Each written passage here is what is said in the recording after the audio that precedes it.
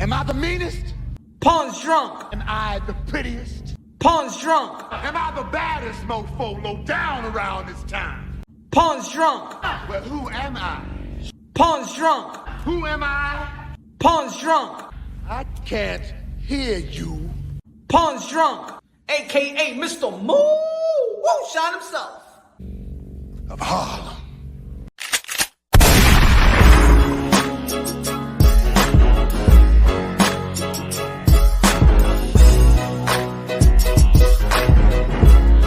You already know this is Pawn, Drunk, Boxing, aka Mr. Moo Shine himself. Ladies and gentlemen, good morning, good afternoon, good evening, wherever you at this side of heaven.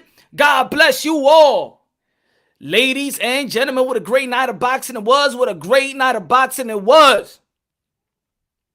Ryan Garcia, one of the phenom in the sport of boxing, set the tone for 2021. Shout out to all the modern day warriors that entertained us yesterday, man. Shout out to Golden Boy Promotions, man, for giving us a good card, giving us some great fights. Great fights, great fights. Avaredo, Gutierrez, go war. Avaredo,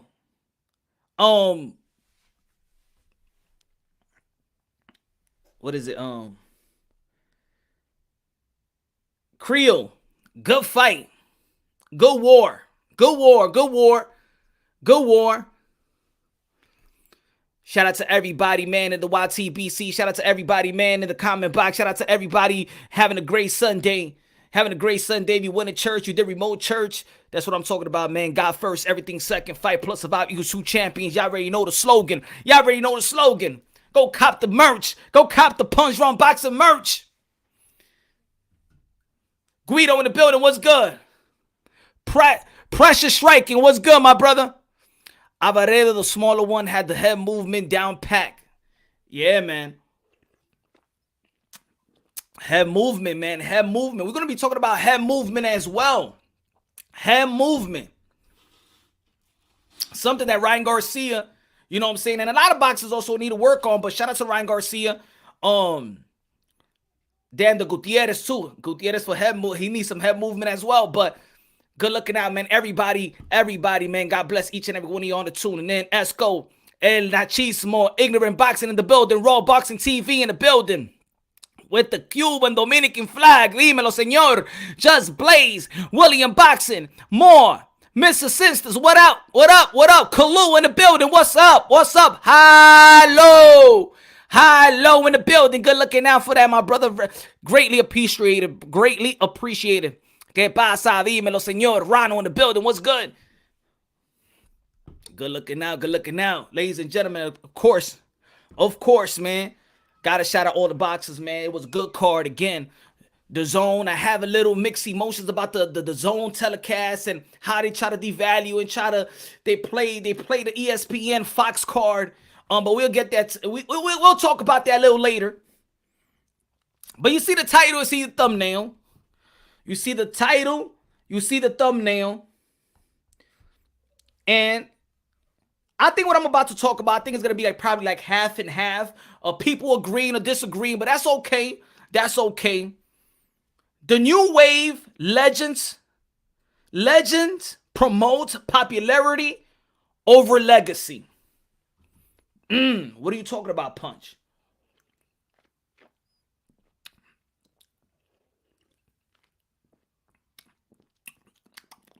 Okay. Yeah. So I'm going to say this, man. Look. Great performance. Ryan Garcia stood up after the second round knockdown. Showed character. Showed grit. Showed that he's a man's man.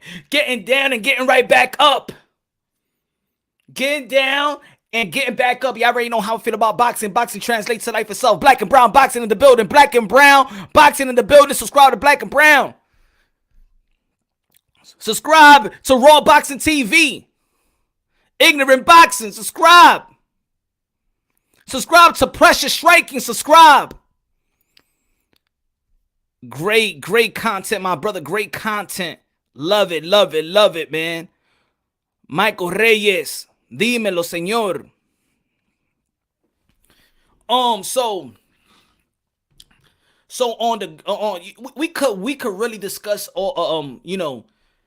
even Luke Campbell as well, because Luke Campbell was actually doing pretty good. But I also stated this when I was doing my prediction. Does Luke Campbell want it? He's always retreating. He is always trying to win you by the point system. When it comes to the professional level, it's just not the point system, Luke Campbell. You gotta go get it. You gotta go win the fight. You gotta take it to him. And I noticed during the Linares versus Campbell, Lomachenko versus Campbell, that Campbell, yes, he could box with you, but he doesn't take it to you. And sometimes you gotta have those type of spots to take it to him. You understand what I'm trying to say? He knocked down Ryan Garcia, in which this is on you to him. It's on you to him. You had to put that type of pressure right back. But no, you got comfortable in outboxing him. No. You got to have the killer instinct in this world as well. And if you don't have it, and you letting that guy get his faculties back in order, that's when you got to swarm him. You got to swarm him. And I think that's Luke Campbell's critique. The pros and cons. Yes, he got good pedigree, but he just doesn't have the killer instinct. He just doesn't have it. He loses the big ones because he doesn't want it as bad as his opponent. That's all.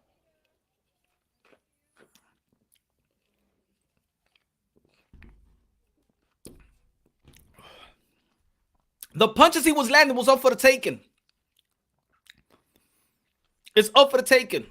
And I said also that Ryan Garcia would have to show us more than just the left hook to the face. Extraordinary left hook to the body, but that's because he was going for the left hook and the left hook. And actually, Luke Campbell did a great job in neutralizing the left hook to the head.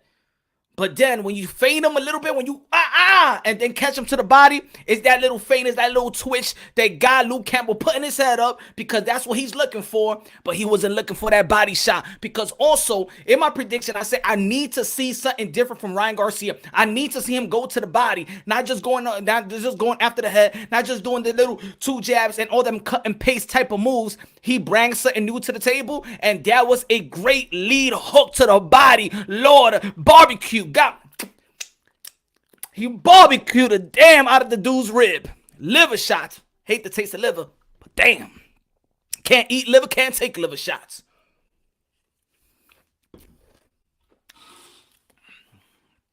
But both of them, 175th in the house, you already know. Punch. That's what JR was talking about when he called him a loser. Oh, yeah, I know. But, we ain't going to call nobody a loser. But I understand what Teofimo Lopez Sr. was talking about when he said that. He just doesn't want it. He said it. That right Red Bull is tasty. Yeah, it is. The coconut one. The coconut one is not healthy, y'all. It's not healthy. But this video is brought to you by Red Bull Coconut Edition. Yeah. Gotta lay off the little drinkity drink. Liver shot, dude. Yeah, man. But I like to say barbecue. I say barbecue in the ribs and stuff like that. But of course, man, them liver shots, you got it, man. This is why I always bring that thing back when people talking about, Thurman can't take it to the body. He could take it to the body, man, because 95% of boxers cannot stand up to those type of shots. No, Nito Donaire stood up versus Inoue. But man, it is hard, man. I'm gonna tell you like this: people take shots better in the head than those type of liver shots. Those type of liver shots, that's when you know, if you have that grit. Much respect. Tony in the building was good. Raider in the building was good. So now Ryan Garcia did what he had to do. Hope it bring more subscriber to the zone. Shout out to the zone. Great card again. Shout out to all the boxers. 2020. Y'all already know we had an unfortunate year. 2020. We're living in the time of history right now. It was an unfortunate year. 2020. Dave was good, and it ended well with Ioka and Tanaka. Shout out to Ioka. Timing is everything. That's what I was saying throughout the live show. I said timing is everything. It doesn't matter how much speed Ryan Garcia had. If you have timing, it don't matter. If you Gary Russell Jr., you're going to have somebody to neutralize you like Lomachenko. You're going to have somebody to neutralize you like Ioka. You're going to have, it's timing is everything. It don't matter how fast you are.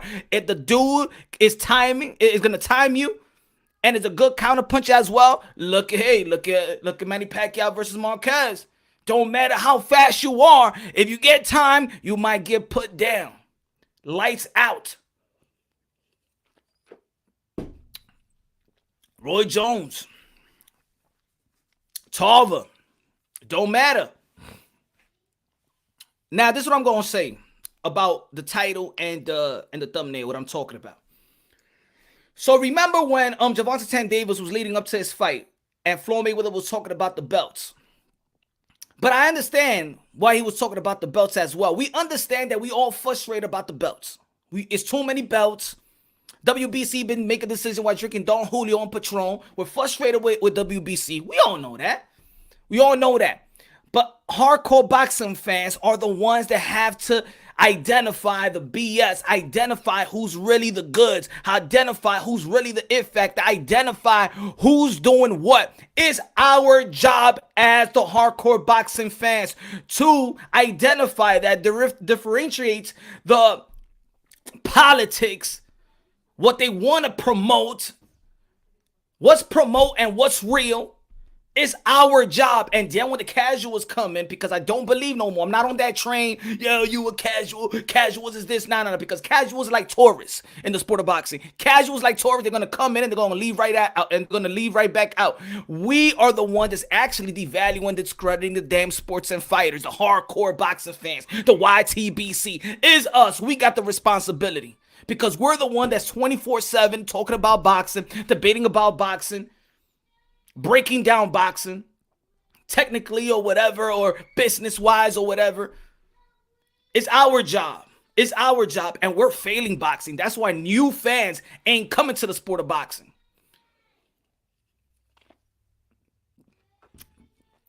What up, D. Hodge? So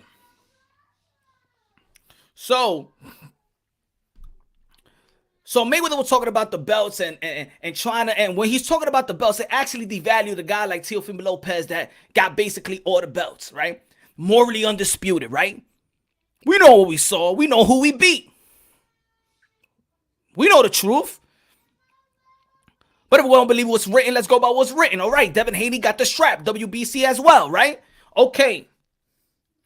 So with Floyd Mayweather, for me, in my opinion, he was devaluing what Teofimo Lopez got when he was trying to say, well, Devin Haney got this and Gervonta Davis got the regular WBA, because he needed to say that to uplift the fighter that he's promoting, in which is Gervonta Davis. So he has to devalue to value Gervonta Davis. Just like yesterday, and just like this week, Oscar de la Hoya, which I was very, very surprised that Oscar de la Hoya is saying it the way he was saying it, because we know that Oscar de la Hoya pride himself. Oscar de la Hoya pride himself in legacy reign supreme. Oscar de la Hoya, the golden boy, the guy that has mastered the art in the ring and out the ring. The man that has created cash cows of boxing, whether he did it business-wise, whether he fought him in the ring. He turned Pretty Boy into Money Man. He got Manny Pacquiao that good luxury type of contract that went from riches to wealthy. We seen him go also promote Canelo Alvarez. Made him a cash cow, a worldwide name. Now we see Ryan Garcia, who he's with, Golden Boy Promotions. Damn it, everything that Golden Boy Promotions turned into damn gold, except for the lingerie. It stayed purple, it stayed brown, black, whatever it was. Not trying to diss Oscar de la Hoya, but you already know, man. He was just having those type of nights. Snippety. You know, y'all done it too. Huh? In the college days and shit like that, huh? Taking a little experiment, taking up the nostrils, huh? Don't be acting like y'all perfect and shit like that. Excuse my language, damn, it's a Christian show. But Oscar de la Hoya said that they need Ryan Garcia.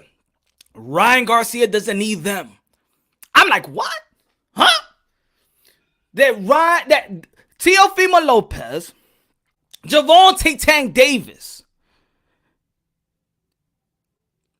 Devin Haney, Cambosos, Linares, Javier Fortuna, Richard Comey, Nakatani the Samurai, that they all need Ryan Garcia. Ryan Garcia don't need them. But we was talking about the champions. Then yesterday, after the party, in the after party of Ryan Garcia, Oscar de la Hoya said that now we're living at a time where this is the first time that champions need to, that Ryan Garcia is so good, and I'm just paraphrasing. Excuse me. That this is the first time in the history of boxing that a guy doesn't need champions. The champions need him.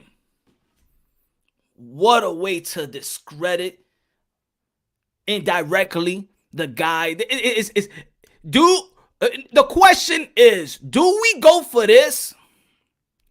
Does this mean anything to people anymore? Because I can understand if the casuals are saying it. I can understand if the fans are saying, I can understand if the telecast is paid to say this. But now we got legendary fighters who legacy reigns supreme in their career, like Floyd Mayweather, like Oscar de la Hoya. Now you already know the Mayweather promotion is pressuring Gervonta Davis. What they say about Gervonta Davis? They don't say nothing about no legacy with Gervonta Davis. They say that he is a star. That he, put butts in the seats. They don't care about legacy. They don't say nothing about no belts when we talking about Gervonta Davis. And then when it comes to the Golden Boy promotions and talking about Ryan Garcia, they say that they don't need champions. That champions need them. So what is this now in the sport of boxing? What is this new wave that we have here? Or what is legacy? Does legacy reign supreme anymore? Because if the legends don't give a damn about the belts, well, damn it, throw all the belts in the garbage. Throw it in the garbage. Throw in la basura, ya. Los títulos, la correa, el cinturón. Tíralo a la basura, ya. It doesn't amount to anything. Now people gonna be like, yo, but you gotta understand, Punch, that this is Golden Boy Promotions. Oscar de la Hoya is just promoting Ryan Garcia to be this. I understand it. I understand that they trying to promote, but it's who the guy that's trying to promote him. We all know that Oscar de la Hoya, everything about Oscar de la Hoya's professional career was legacy reign supreme. Damn it, the dude fought everybody, won and lost. It's the reason. I don't give a damn if you hate Oscar de la Hoya. I don't give a damn if you hate him when he was, what's that, the cocaine? I don't give a damn if he was out there with the lingerie, huh? I don't give a damn. We all know. We all know that Oscar de la Hoya for everybody. He became the cash cow because he fought everybody. Win or lose.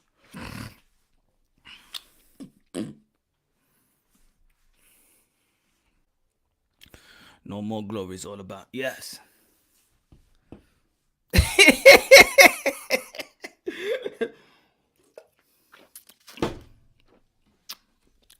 Coño, la gorra, ¿qué? ¿Qué está pasando aquí? So, if Oscar de la Hoya and the Mayweather themselves, they're promoting it. They're just promoting that money, that popularity. That popularity is more important than legacy. That is more important. And this is not, look.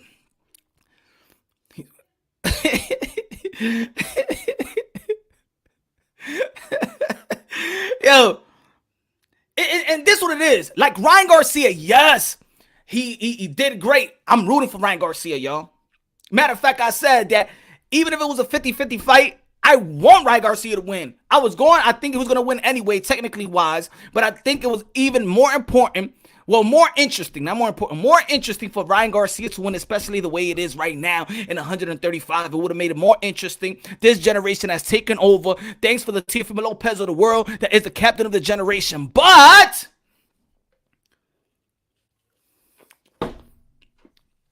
how can a legend say that prioritizes career.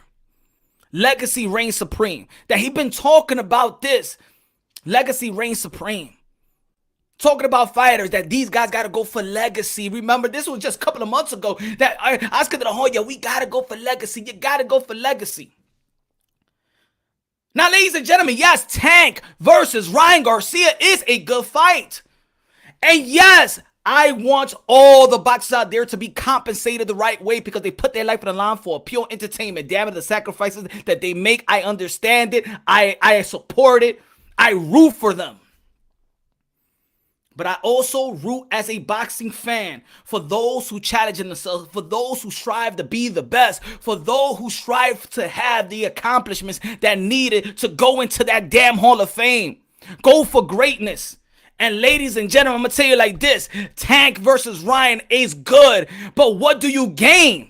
What is the prize? Other than the sport, other than money. We understand it's prize fighting. What is the prize? Ryan Garcia knocks out Tank Davis, and the announcer says, and the new is nothing. Do you understand what I'm trying to say? When the announcer says, and the scorecard come in, 15-13, and Farrell Letterman score 15-13, and the scorecards in 16-12 by unanimous decision, and it's not new. No, no belts going on. And still, sorry, he doesn't have any belts. Ryan Garcia! What a historic event with nothing to show for. Yeah.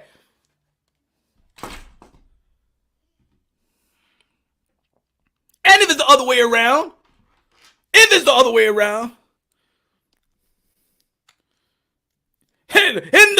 8th round, by stoppage, from Baltimore, Maryland, and no belts.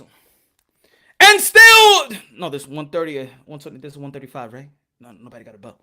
WBA. Where's Mauricio Sotomayor? I ain't even here. All right. And the winner is Gervonta Tank Davis. The question of the night is it a good fight? Yes. It's a good fight. Would it be entertaining? Yes. Would the promotion be good? Yes. The Floyd Mayweather going at Oscar de la Hoya. Oscar de la Hoya going at the Floyd Mayweather. Yeah, the promotion will be good. But what is the gain from it? What is the accomplishment? So Ryan Garcia calling out Tank Davis over his mandatory, which is Devin Haney, is telling you, you know what? Devin Haney's belt don't mean nothing. I want Tank. If not even mentioning of Teofimo Lopez, if he doesn't want this, he does not want this, he don't want none of that, he's calling out Tank. He's barely calling out Haney. The DAZN telecast, Sergio Mora had to come out of nowhere and be like, hey, Teofimo Lopez is the man to beat, y'all. He is the man at 135. And the guy goes, oh yeah, Teofimo Lopez. Like you don't know what the hell you talking about? Who the hell hired you, sir? Oh yeah. If we're going to start this new wave, especially the legendary, if the legends are going to start this new wave, that belts don't mean nothing and popularity means everything, then damn it, Jake Paul will take over boxing because he will bring more fans than any of these 135-pounder. Ryan Garcia did beautifully yesterday, picking himself back up. Beautiful body shot. Beautiful step-up shot. The celebration was too much, in my opinion. The celebration, man, I thought he won. I thought he won the undisputed the way he was celebrating, crying all over the place. Beautiful. But Ryan, my brother, Ryan, I love you. I love Ryan. I love all these young fighters. But that was Luke Campbell. You ain't win nothing. Could you imagine if he beats Tio? Sheesh. or maybe the hard work that he put in. I got it. I think the celebration was so too much, in my opinion. Just my opinion. Like, okay, you beat Luke Campbell, good step up, but damn, not to cry. People got to pick you up like you caught the Holy Ghost. Damn, jeez. Relax. Oh.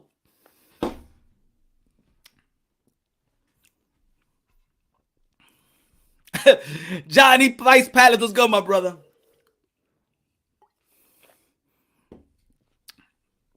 Punch, you can't compare everyone to Teofimo Lopez. No. Nah, Black and Brown, I'm not comparing Teofimo Lopez. I want them to strive for the belts. It ain't even about Teofimo Lopez. If Javier Fortuna had his belts, you understand what I'm trying to say? If he had his belts, if Nakatani had all the belts, I want him to go after greatness. Remember, and the thing is, these people, and a lot of people's talking about it, but yeah, he is the cash cow. He is the money guy. He makes more. Yeah, but he is still not the Canelo Alvarez. He is still not the Oscar de la Hoya. He is still not that. We want them to strive for greatness. I'm going to tell you like this. He's only 22 years old, but Teofimo Lopez is only 23 years old as well. I'm not saying that got to be the next fight, but that's who I'm striving for. Because remember, before that was something on Thursday when he had the interview with Fight Hype, and he said this is not only what he said yesterday, it's what he said before that. He said Ryan Garcia said, like he ain't beat nobody, like Teofimo Lopez ain't beat nobody, like these guys haven't done anything, but then he's calling for Gervonta Davis, who only beat Gamboa, only fought one time in 135 pounds. Only fought one time. Now, good. Go for the money. I understand. But do not shame and do not devalue hardware. Do not devalue what this guy has. You can't say Oscar de la Hoya cannot say that the champions need him and he does not need them. Now you could reword it. He could say that, you know what? Every fight that Ryan Garcia fights, either it's Teofimo Lopez, either Devin Haney, is a big fight. If you say it like that, cool. We know that. But to say that Ryan Garcia don't need them, that Ryan Garcia don't need Teo, that means that Ryan Garcia does not need this. That he does not need this. That sends a bad message to all the young fighters. It sends a bad message to the morals. Of course, it's a sport that really lost its morals and principles. Probably never had it. But if he don't need that, forget about the man that's even having it. If he don't need the gold, then what are we looking at? Then we're just looking at popularity contests. Then Chris Brown, the singer and the dancer, you know what I'm saying, could come out of nowhere and say, I want to fight Ryan Garcia and let's make a lot of money. If it's for popularity contests, then this is why YouTubers, it will take over boxing. Because it will be Jake Paul, and then it will be Logan Paul and KSI, but then there's another YouTubers that's going to be coming out, and there's going to be more celebrities and more celebrities and an NBA star, then that's it. And boxing is infiltrated by guys that don't give a damn about the sport of boxing. It's all about popularity contests. Thriller will take over.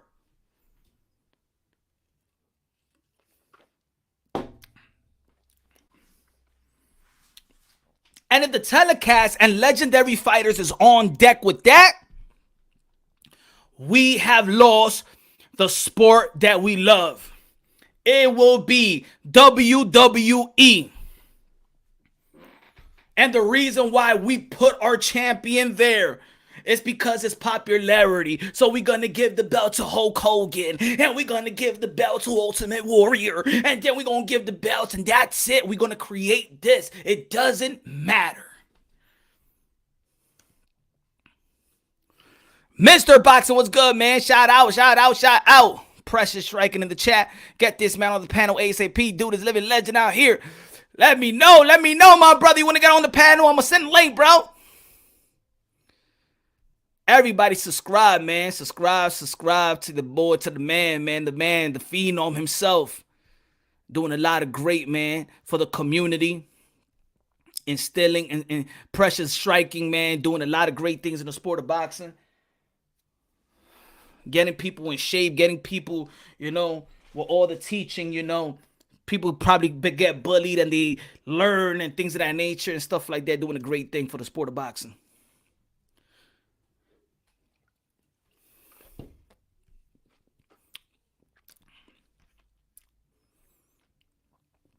I don't think Oscar meant it like that punch. I mean, I think I'm good in comprehending things. What did he mean it like? Because if you're gonna say that he meant it as they need him to get a big fight, no, they don't. No, they don't. No, they don't.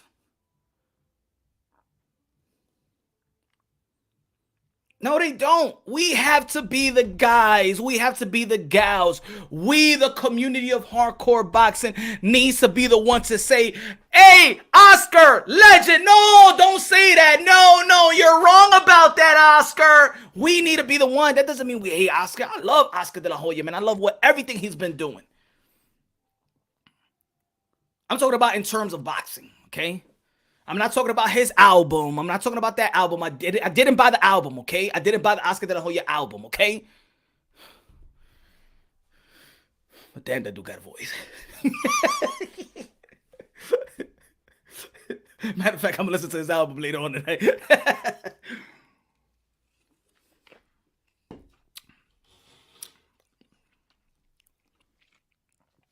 I know.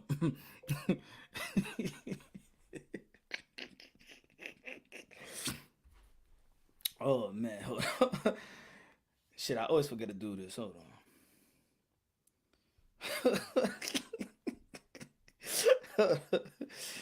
Oh shit.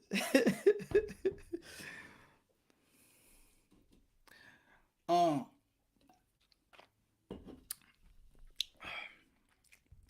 promise I won't buy the album. Hey, he got a Grammy though. He got nominated for 2 Grammys, all right? Oscar de la Hoya got nominated for 2 Grammys. Forget that. Oh, yeah. Damn you, man.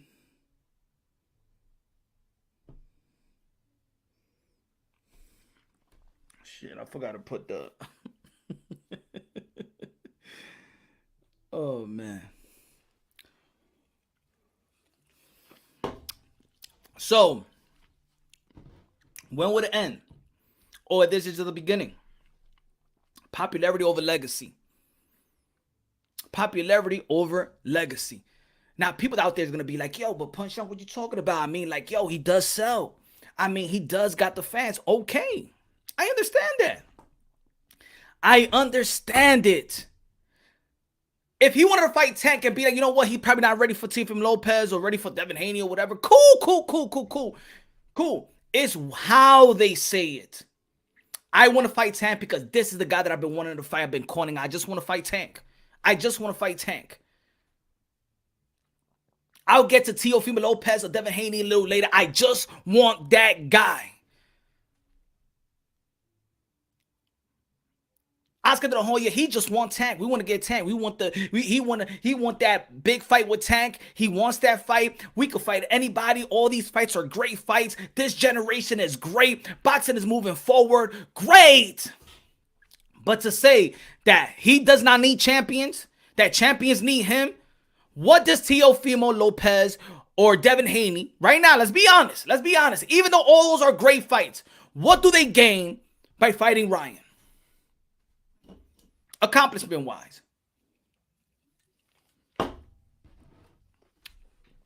That's all. That's basically my argument.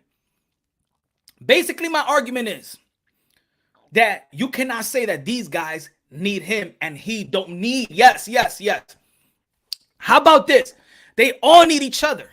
How about that? To say that he does not need him is doing a bad service to the sport of boxing and for the new generations to come. Aren't we tired, of this? Yeah, we want to see the good fights, but we want to see accomplishments. It's either the belt counts for something, either it don't. Either we want to see the look. If belts doesn't mean anything, if belts don't mean anything, then yeah, Fury, you don't want the trilogy with Deontay Wilder, drop your WBC. Anthony Joshua, you don't want to fight your mandatory, then drop the WBO and then fight. Go ahead, fight. Go ahead. Go ahead.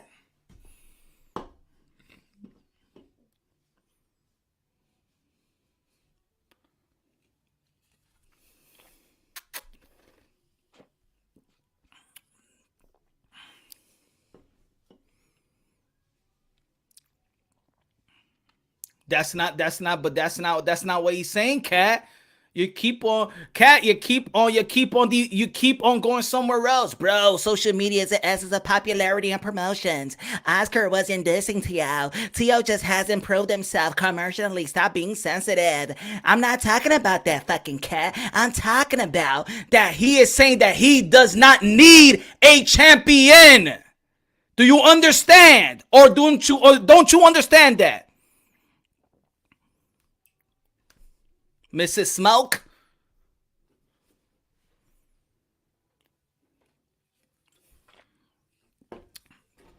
If we say get rid of the belts, then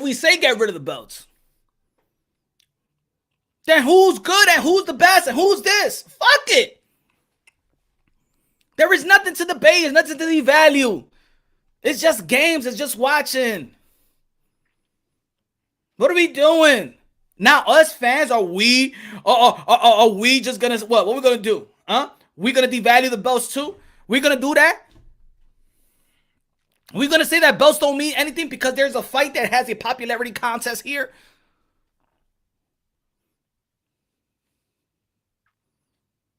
Come on, really? Yeah, people, if y'all not making any sense now. Belts don't mean anything when you don't have them, of course. So it's about devaluing a champion of that caliber, though. A champion that got that caliber of belts. This ain't just one belt we talking about here. We talking about more than 2 belts. We talking about more than 3 belts. We talking about lineal title. Don't you want to be the man? To be the man, you got to beat the man. Woo! Ric Flair.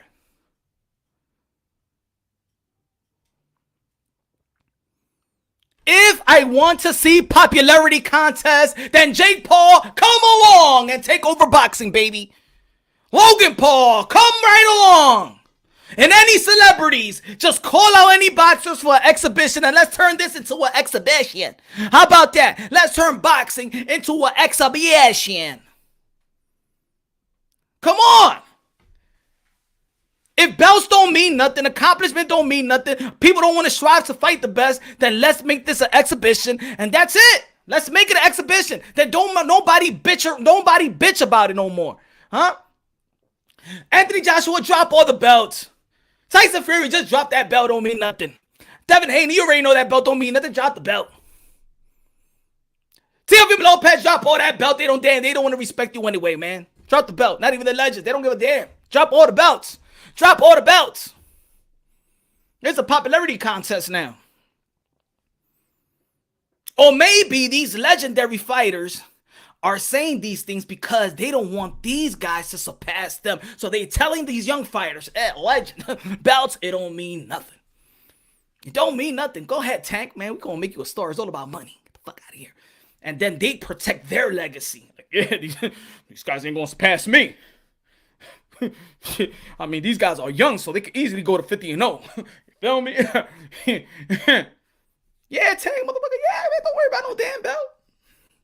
I got 23 of them. Look, I beat 23 champions in my career. Ain't nobody give a damn. Everybody still hate me. Fuck out of here.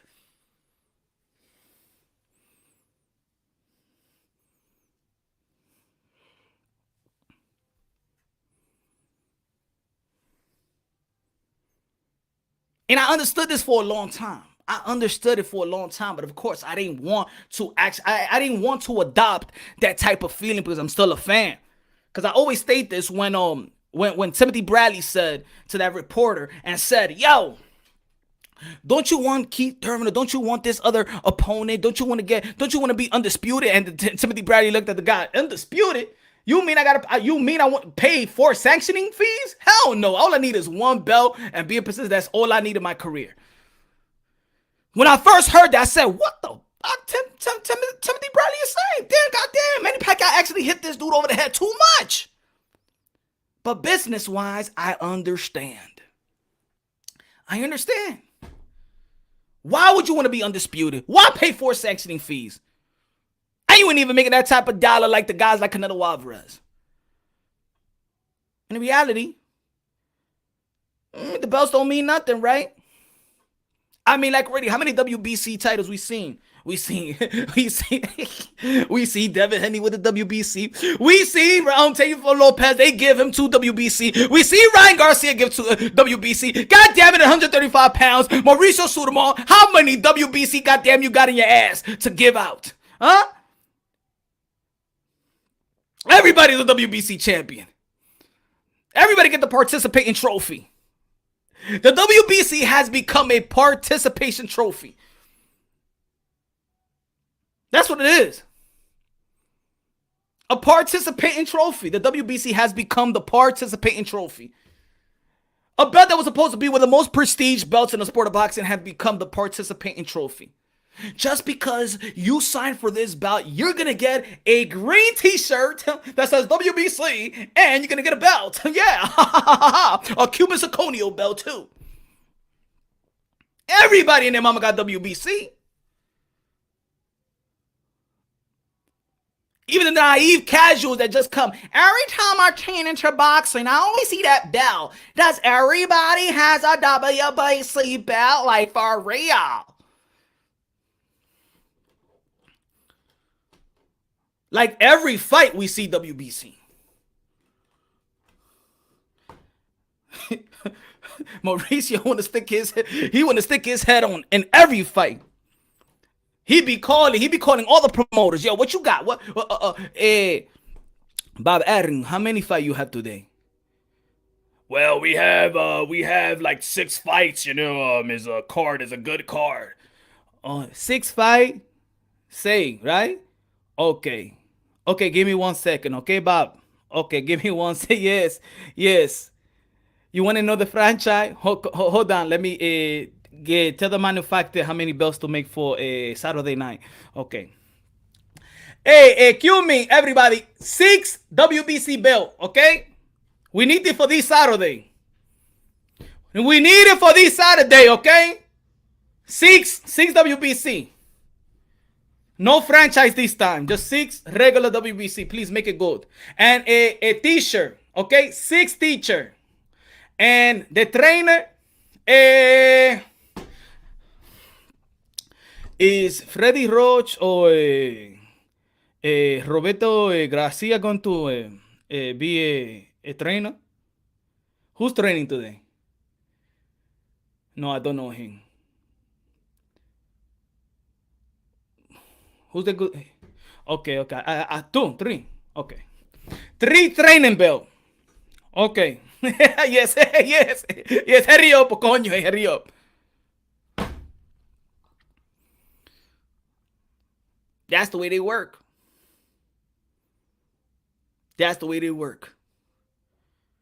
And if we're going to fall into that same stuff like we don't care.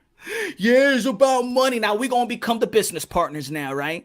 We're the one that's going to be the business partners. Now we're thinking about business, right? Like, yo, now we're going to be the one that's going to be like, yo, but he can make man money doing this. Yo, but he don't make man money. You see, now people are putting values on fighters now. When they hear 10 million, yo, but Teofimo Lopez said he gonna make 10, that he asking for 10 million. He don't deserve that. Who the fuck are you to tell somebody else what they deserve or not? If you tell me, yo, Punch Drunk, your value is this. Oh, you ain't nobody to tell me what's my value. And I ain't nobody to tell you what's your value. If the dude is saying $7 million, or the dude could get $5 million, or the dude could get $50,000, I'm like this. Go get your money. Go get that money.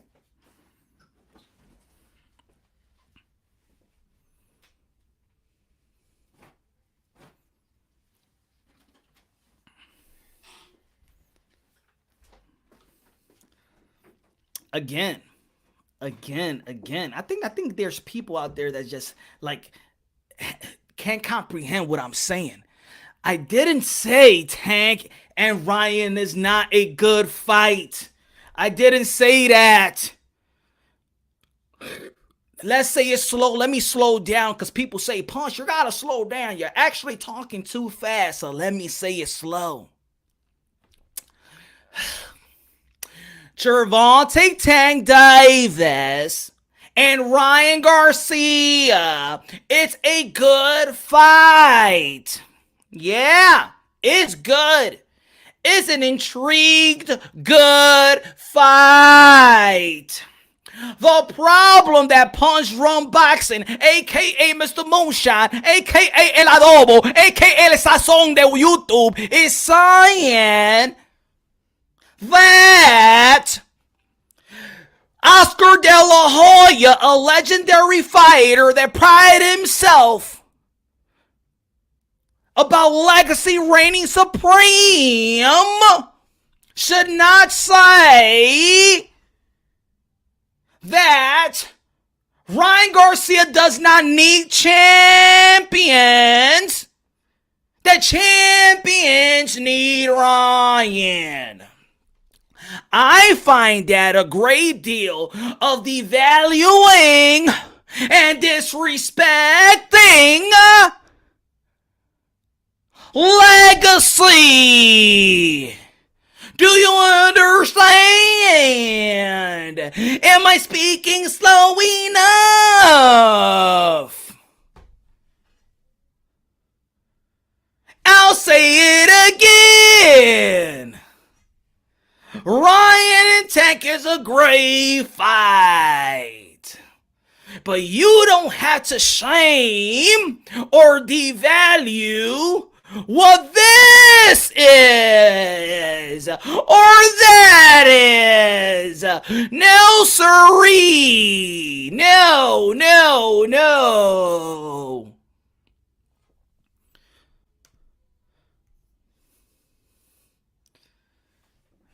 Damn it, I gotta say it slow because I'll probably say it too fast. Probably people can't catch up. People can't catch up. If you saw the DAZN telecast, they only mentioned this guy once. But it's like if he was like a regular guy though. Like if he's just like a regular guy. The problem with Ryan is that you have millions of emotion attached fans supporting something that makes no sense when it comes to the sport of boxing. Exactly. Raw Boxing TV. Tell them. All these fights are good fight. All these fights are good. Right? All these fights are good. All these fights are good. But the guy is Teo. It's just like the heavyweight division. Have you would have thought about it if it was the heavyweight division, right? And it's Anthony Joshua that got 4 belts. Think about it, right? And let's say that these heavyweights is talking about, but I want to fight him. And I want to fight Deontay Wilder. And I want to fight Kawanaki. And I want to fight Povetkin. And then the guy goes, hey, but what about Anthony Joshua? Oh, yeah, and Anthony Joshua. Like he's just a guy there, like in the heavyweight division that hasn't had the gold and the like. Come on, like really.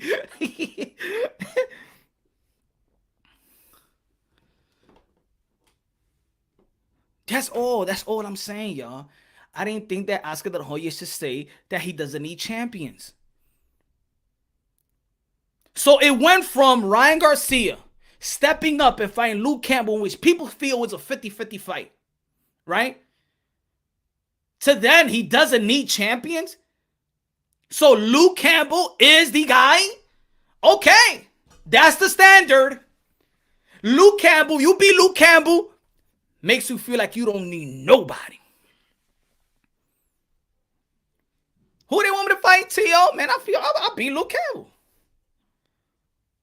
I'm Luke Campbell.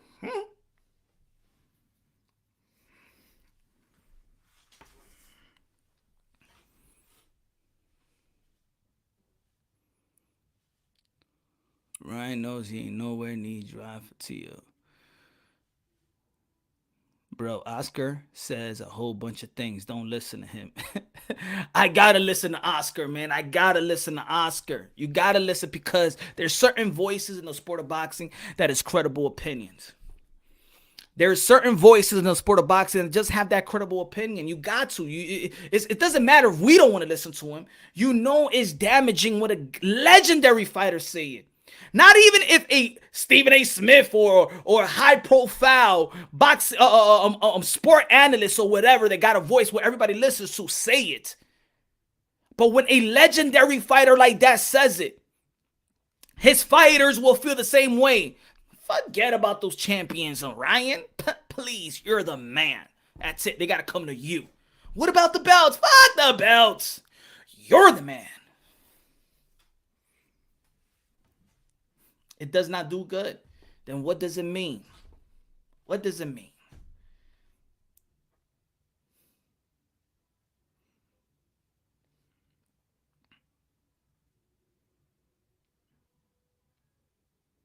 And I'm not going to say that either. No. And I'm not discrediting. I love the performance of Ryan Garcia, yo. Love the performance of Ryan Garcia. And no, I'm not one of those guys that feel like he needed to prove to the world. He needed to prove to the world that he's more than a social media. No. He did his thing in the amateur circuit. This dude is a fighter. He's a boxer. He is a boxer. He's groomed to box. No, he's not this sensation. No, he didn't have to prove nothing to me. He was always good, and he was always one of the phenom in the sport of boxing that's going to push this sport to the next level. That's how I always feel. So I wasn't one of those type of guys that he needs to prove something to us that here's more than a social media star.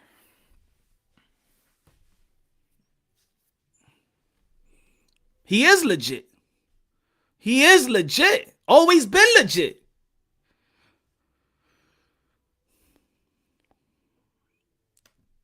He said, Punch, no one is putting pressure on Edgar Berlanga is because they're not ready. Yeah, I understand, but Edgar Berlanga is not saying that Canelo Alvarez or other these guys are I don't need to fight him. Can you imagine if Edgar Berlanga says, okay, put it this way. Edgar Berlanga, he's not selling out so much, right? Right? So if Edgar Berlanga says, I don't need to fight David Benavidez. David Benavidez need to fight me. Let's say David Benavidez had 4 titles and he's in 168. And Edgar Berlanga says, I don't need to fight David Benavidez. Edgar Benavidez have to fight me. What will we say about Edgar Berlanga? Tell me, what will we say about Edgar Berlanga? If Edgar Berlanga says, let's say if David Benavidez had the lineal belt, the IBF, the WBO, the WBA, and a franchise. If he had all of that in 168, and Edgar Berlanga says, I don't need to fight David Benavidez. David Benavidez has to fight me. What we going to say?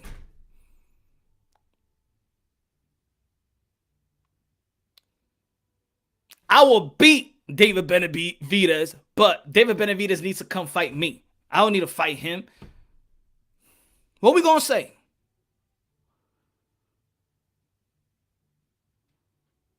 ¿Verdad? Que está fumando una hierba de pinga. 1986 type of crack. That shit, the same shit that Pookie smokes. Come on, guys. Come on, man. I know I'm not talking out of my ass. Come on, hardcore boxing fans. You know what I'm talking about. Come on.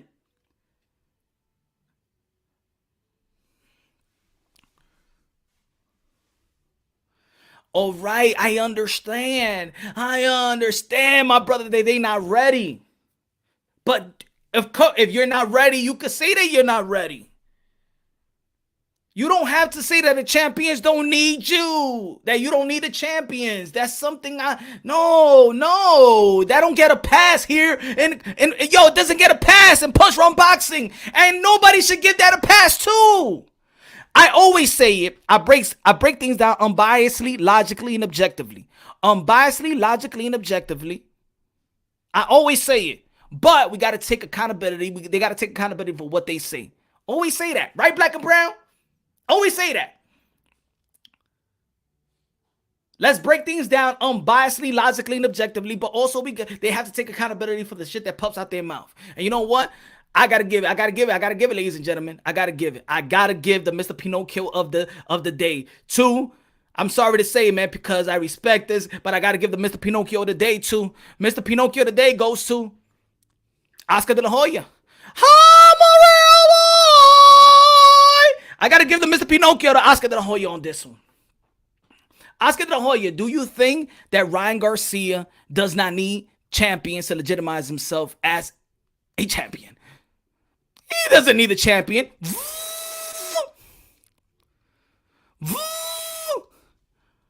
Do you think Ryan Garcia needs Teofimo Lopez? No. I'm a real boy.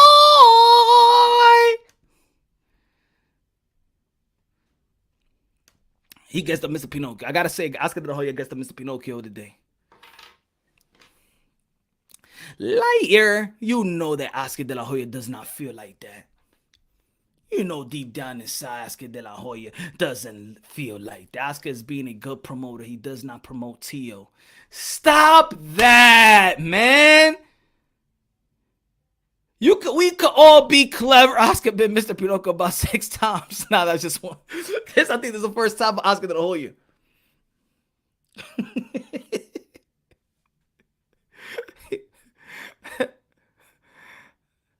Come on, man. You get the Mr. Pinocchio. Do you think Ryan Garcia needs champions or the champion needs him? Oh, the champion needs him. He doesn't need them to become. Come on, that's Oscar de la Hoya. Oscar de la Hoya knows. Oscar de la Hoya been preaching legacy since what? Since day one. Come on, man. Yo, promotion. This is what I'm going to talk, man. Promotion. Yo, promoting does not, great promoting is not to say this thing is trash or this thing is nothing. A great promotion is promoting your fighter, elevating to a good fight. Elevate that to a good fight. Elevate that to a good fight. I could easily say, yo, it's an intrigue fight. Tank and Ryan. It's gonna make a lot of money. Great fight. And then after that, we'll go and we need all them belts. Teofimo Lopez, whichever one comes first. I know a lot of people want the Tank fight. Ryan Garcia been talking about the Tank fight. That right there could sell itself just by Oscar de la Hoya and Mayweather going back and forth. That could sell itself. These guys don't even have to say nothing. Nothing, man. They don't have to say nothing. But you also have to say, but we want the gold. This just been marinated. We want this fight, but we want that gold. We want everything around that waist. We want that legacy fight. Because in the end of the day, Tank and Ryan Garcia, whichever wins, goes home with nothing, I say. Nothing. Nothing. With another good paycheck to spend it on the hoochie mama, the scoochies.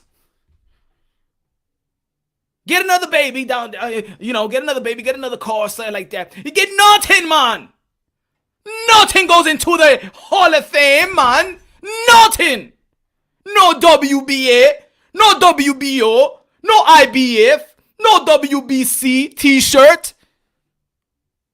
Lineal, Ring TV, nothing, man. You get nothing.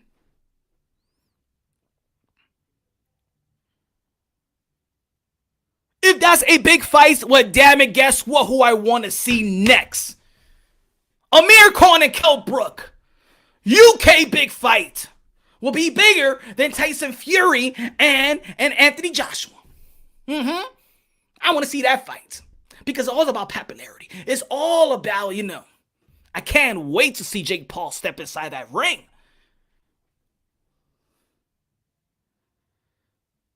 I want to see Jake Paul versus Nate Robinson too. I think he could do better. That might sell.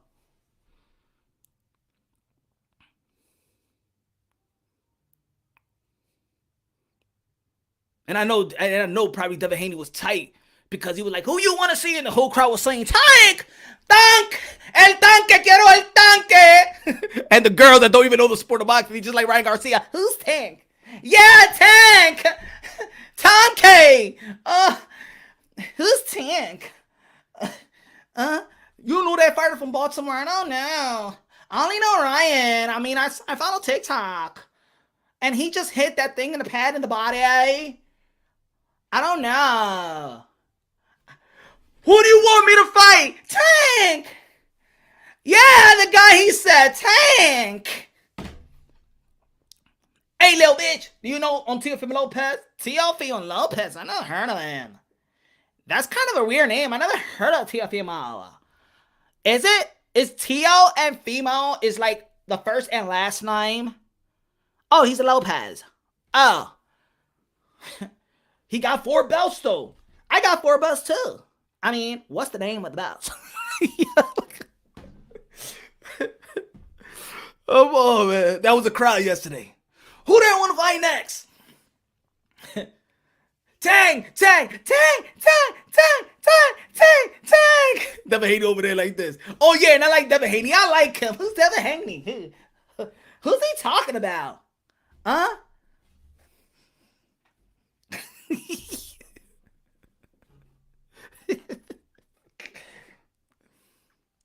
I like Devin Haney too. I'll fight him too. Who's Devin? Kevin? Devin? Tevin? Who's that? I can't say. Fuck, I want Tank because Ryan Garcia said Tank first. I want Tank because he said Tank first. And I think it's easier Tank to remember than Devin Haney. I mean, I never heard that last name before.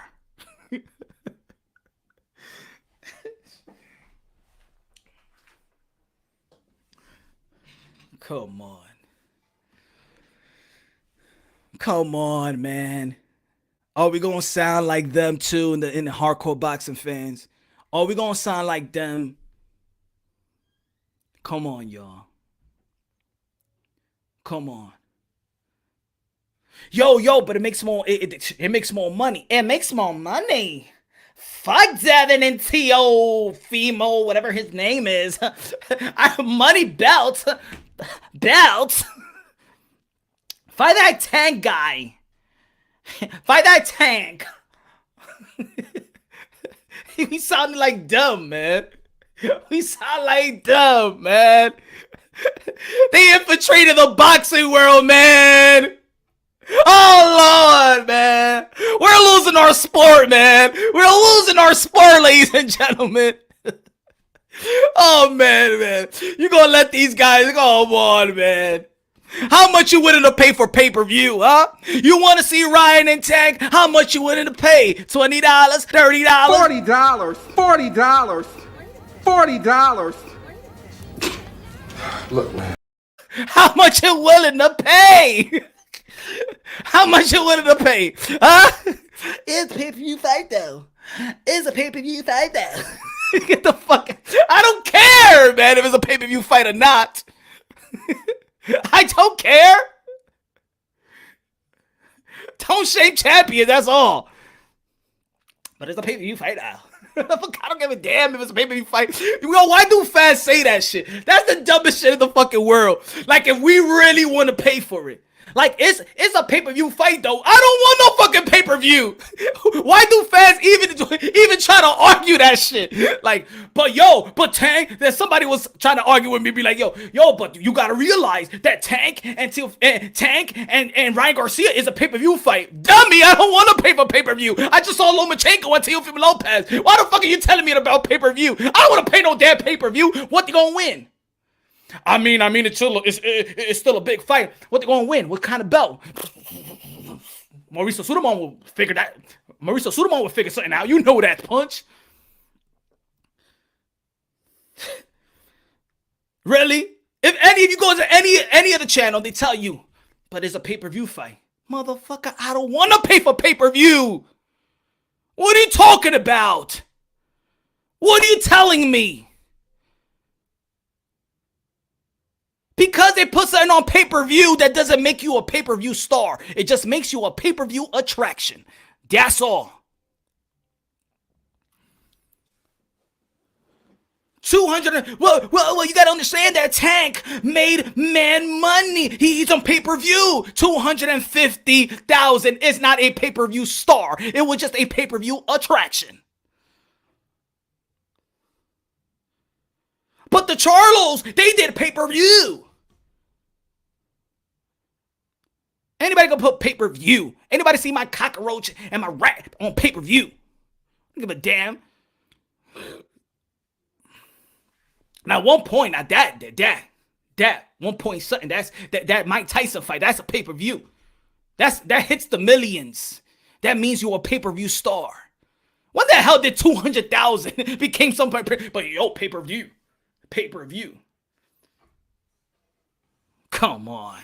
Please.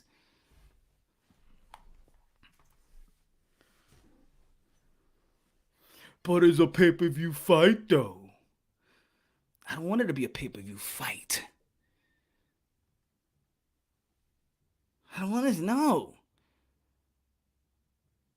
I just saw Loma and Teofimo for free. A legacy fight. A pound-for-pound fighter in the rankings, ladies and gentlemen. Ryan Garcia, nor Tank Davis, is a pound-for-pound fighter. This is a fight with no belt on the line. It's a fight with no pound-for-pound caliber of fighter on the line. I don't care about how popular you are. I don't care. Have the popularity, but have some gold around your waist. Get out of here, man. Is it a good fight? Yes, it is. If it's pay-per-view, am I going to pay for it? I'll pay for pay-per-view just because I respect fighters. That doesn't mean I want to. I just do it because I love fighters. Guess what? Guess what I did? Guess what I did during the Leo Santa Cruz? Everybody that knows me, that follow me, know I do live commentary, right? Everybody that knows me, that subscribes to me, know I do live commentary to almost every fight. Guess what I did with the Gervonta Davis and Leo Santa Cruz fight? I paid for it. Guess what I did right before it actually went on? I fell asleep because I knew that this was a mismatch. I paid and fell right to sleep.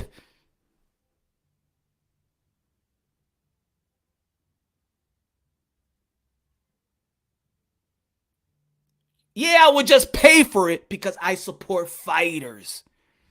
Dumb me, right?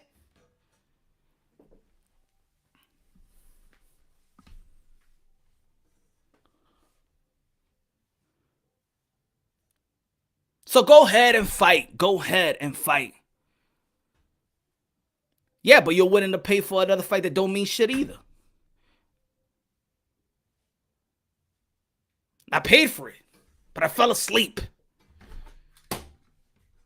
I told you, boxing fans, I told you what we are, man. We're like fucking mistress to boxing, man. They don't give a damn about us.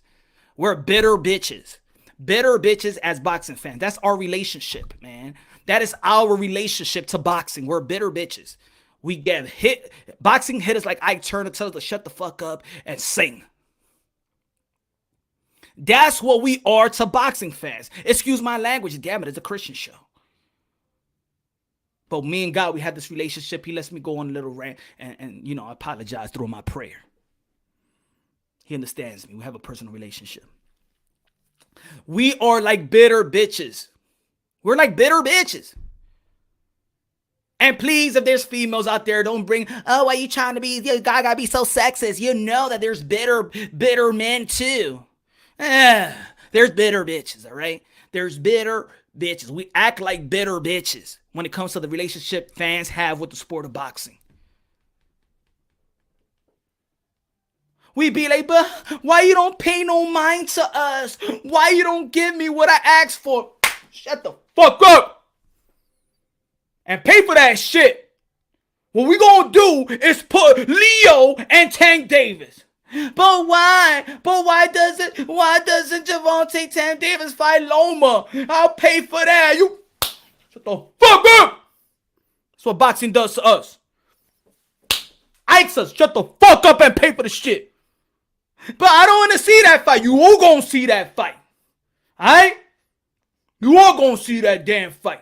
You know what fight you gonna see? But I want to see David Benavidez and Caleb Plant. You gonna see Caleb Plant and Trox, whatever the fuck name that is.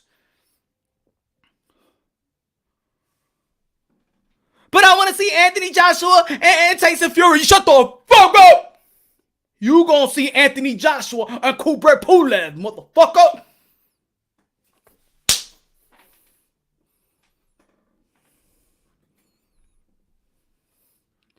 But I want to see Errol Spence and Keith Thurman. Shut the fuck up. You gonna see Mikey Garcia and Errol Spence, and you gonna pay for that shit.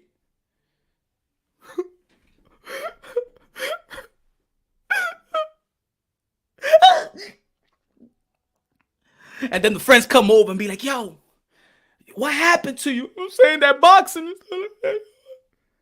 That boxing.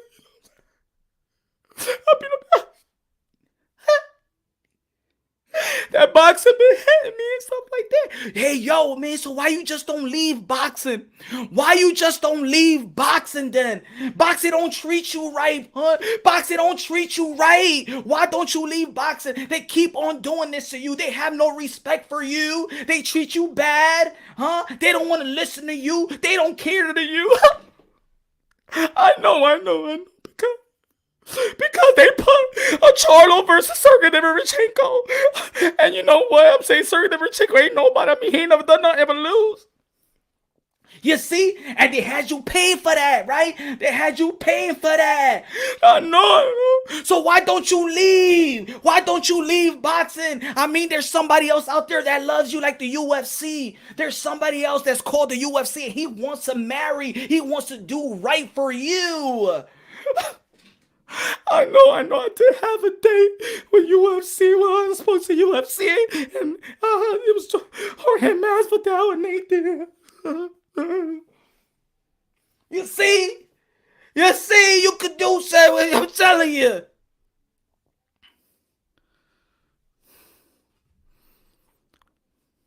Why don't you leave? Why don't you leave boxing? And like a bitter bitch, we answer this shit. Like a bitter bitch, we answer this. Why don't you leave boxing? It doesn't treat you good. It doesn't give you anything you want. It does not satisfy you. Why you keep on with this relationship shit, man? You're getting me annoyed. You're always coming up to me complaining about boxing. And what you gonna do? It's because I love him. You see, you stupid bitch. Right?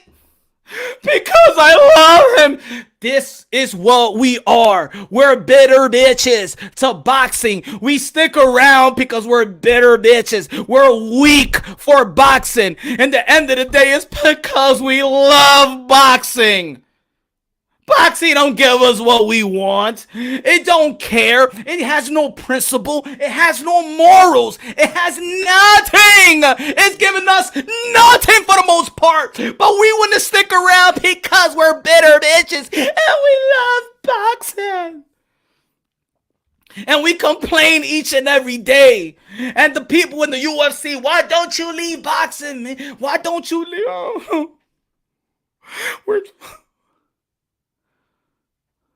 When was the last time boxing fucked you good? Meaning satisfy us. When was the last time boxing did you good? Make you come, multiple orgasm, huh? When's the last time boxing satisfied you? I mean, I ain't get no satisfaction since October 17th. And before that, I mean, I don't even know.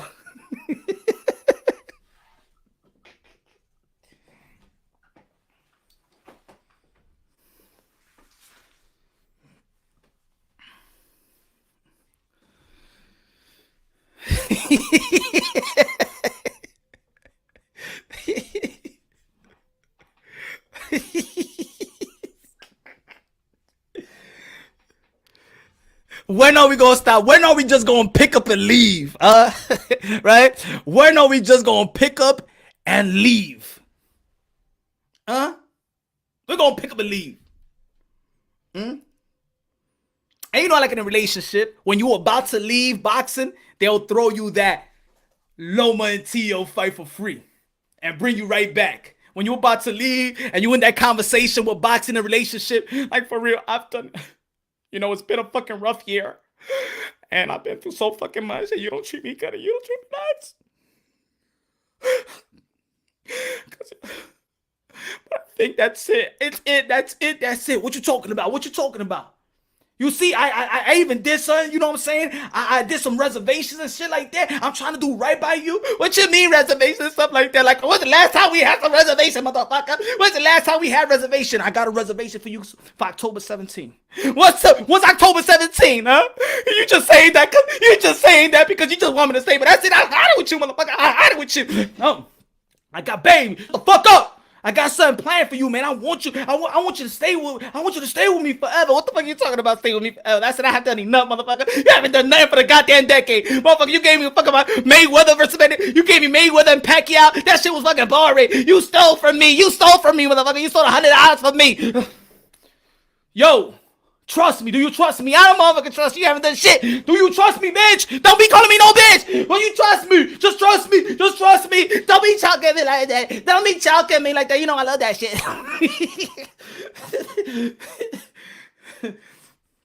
Alright. I got something for October 17th. What the fuck you want? Because I'm leaving. I'm out the fucking door. Motherfucker, I'm out the motherfucking door. Teofimo Lopez versus Vasyl Lomachenko.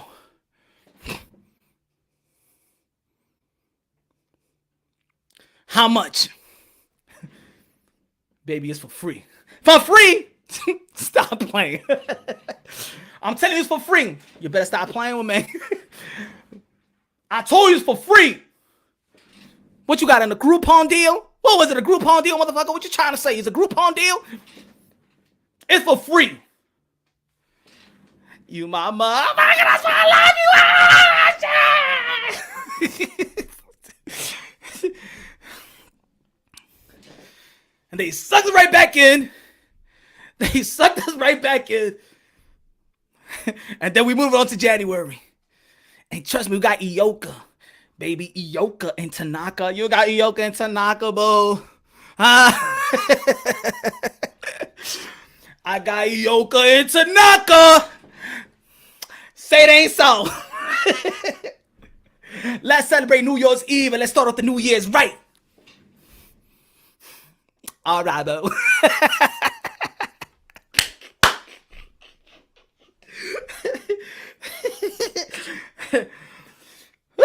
Yoka Tanaka, hey! That shit was free too. It was free. Boxing gave me some free shows. And then, guess what? January 2nd. You mean this is a whole weekend of some? You're trying. Oh, there's a whole weekend of shit. Yeah. Who you got? Ryan Garcia and Luke Campbell. Ryan Garcia and Luke Campbell. How much? It's the zone, bitch. I told you don't be calling me bitch. It's the zone. Only $10, $20. I can handle the $10, $20. I can handle that shit. I got the tip. Boxing. Boxing.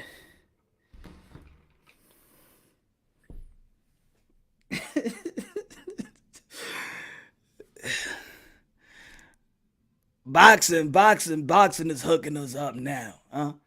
It's trying to will themselves back into our hearts. But we need some therapy. We're some bitter bitches. I said some bitter bitches. I'm telling you, man.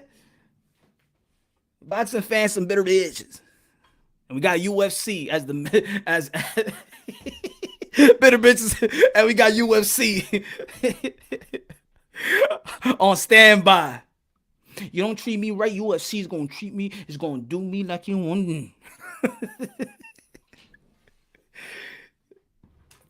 So, let me say it again. Let me say it again. UFC is the side chick. Yeah, mad dog. UFC the child. You know, if you don't treat me right, UFC be calling after a good fight of boxing. UFC be calling like, so you haven't left him yet? You haven't left boxing yet? Nah, I mean, we just had a good conversation and shit like that. We went out and you know, trying to wine and dine me and stuff like that. I don't know. We might work. We don't know, but I still love you.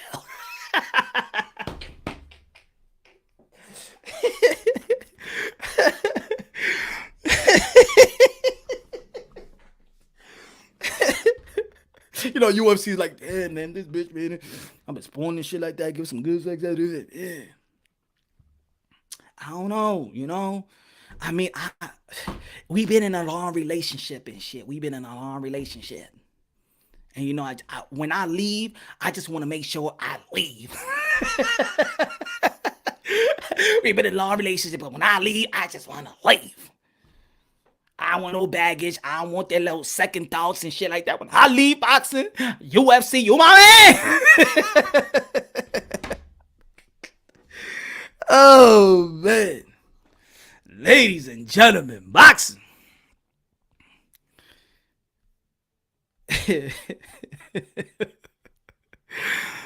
Yo, my boy, hold on. Therapy for crazy. Yo, good looking out. Therapy, yo. Who calling me?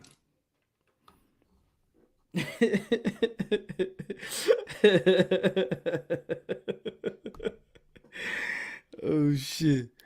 Yo, let me go. G Funk in the building. Everybody should subscribe to G Funky Boxing. G Funky Boxing. Yo, everybody. Yo, yo, everybody, man. Everybody doing their thing on the YTBC, man. Keep on doing your thing, man. Let me open up. Let me open up the floodgates right now, man.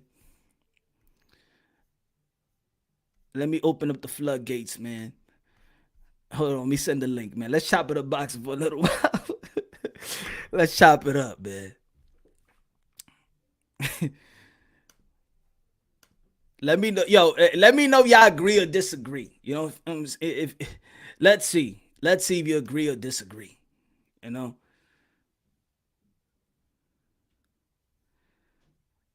Kalua, Raw Boxing TV. Let's check it out. 8 o'clock, 8 p.m. Raw Boxing TV. Don't want to miss it.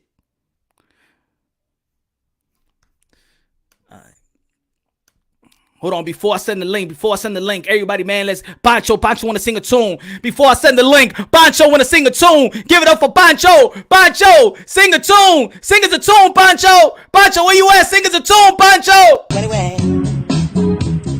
Dennis told me, Dennis let us know. Said it never means me, had a mad bone. What do you mean?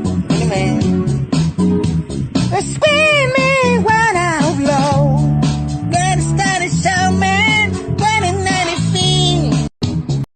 Otra vez, Pancho, otra vez. Anyway,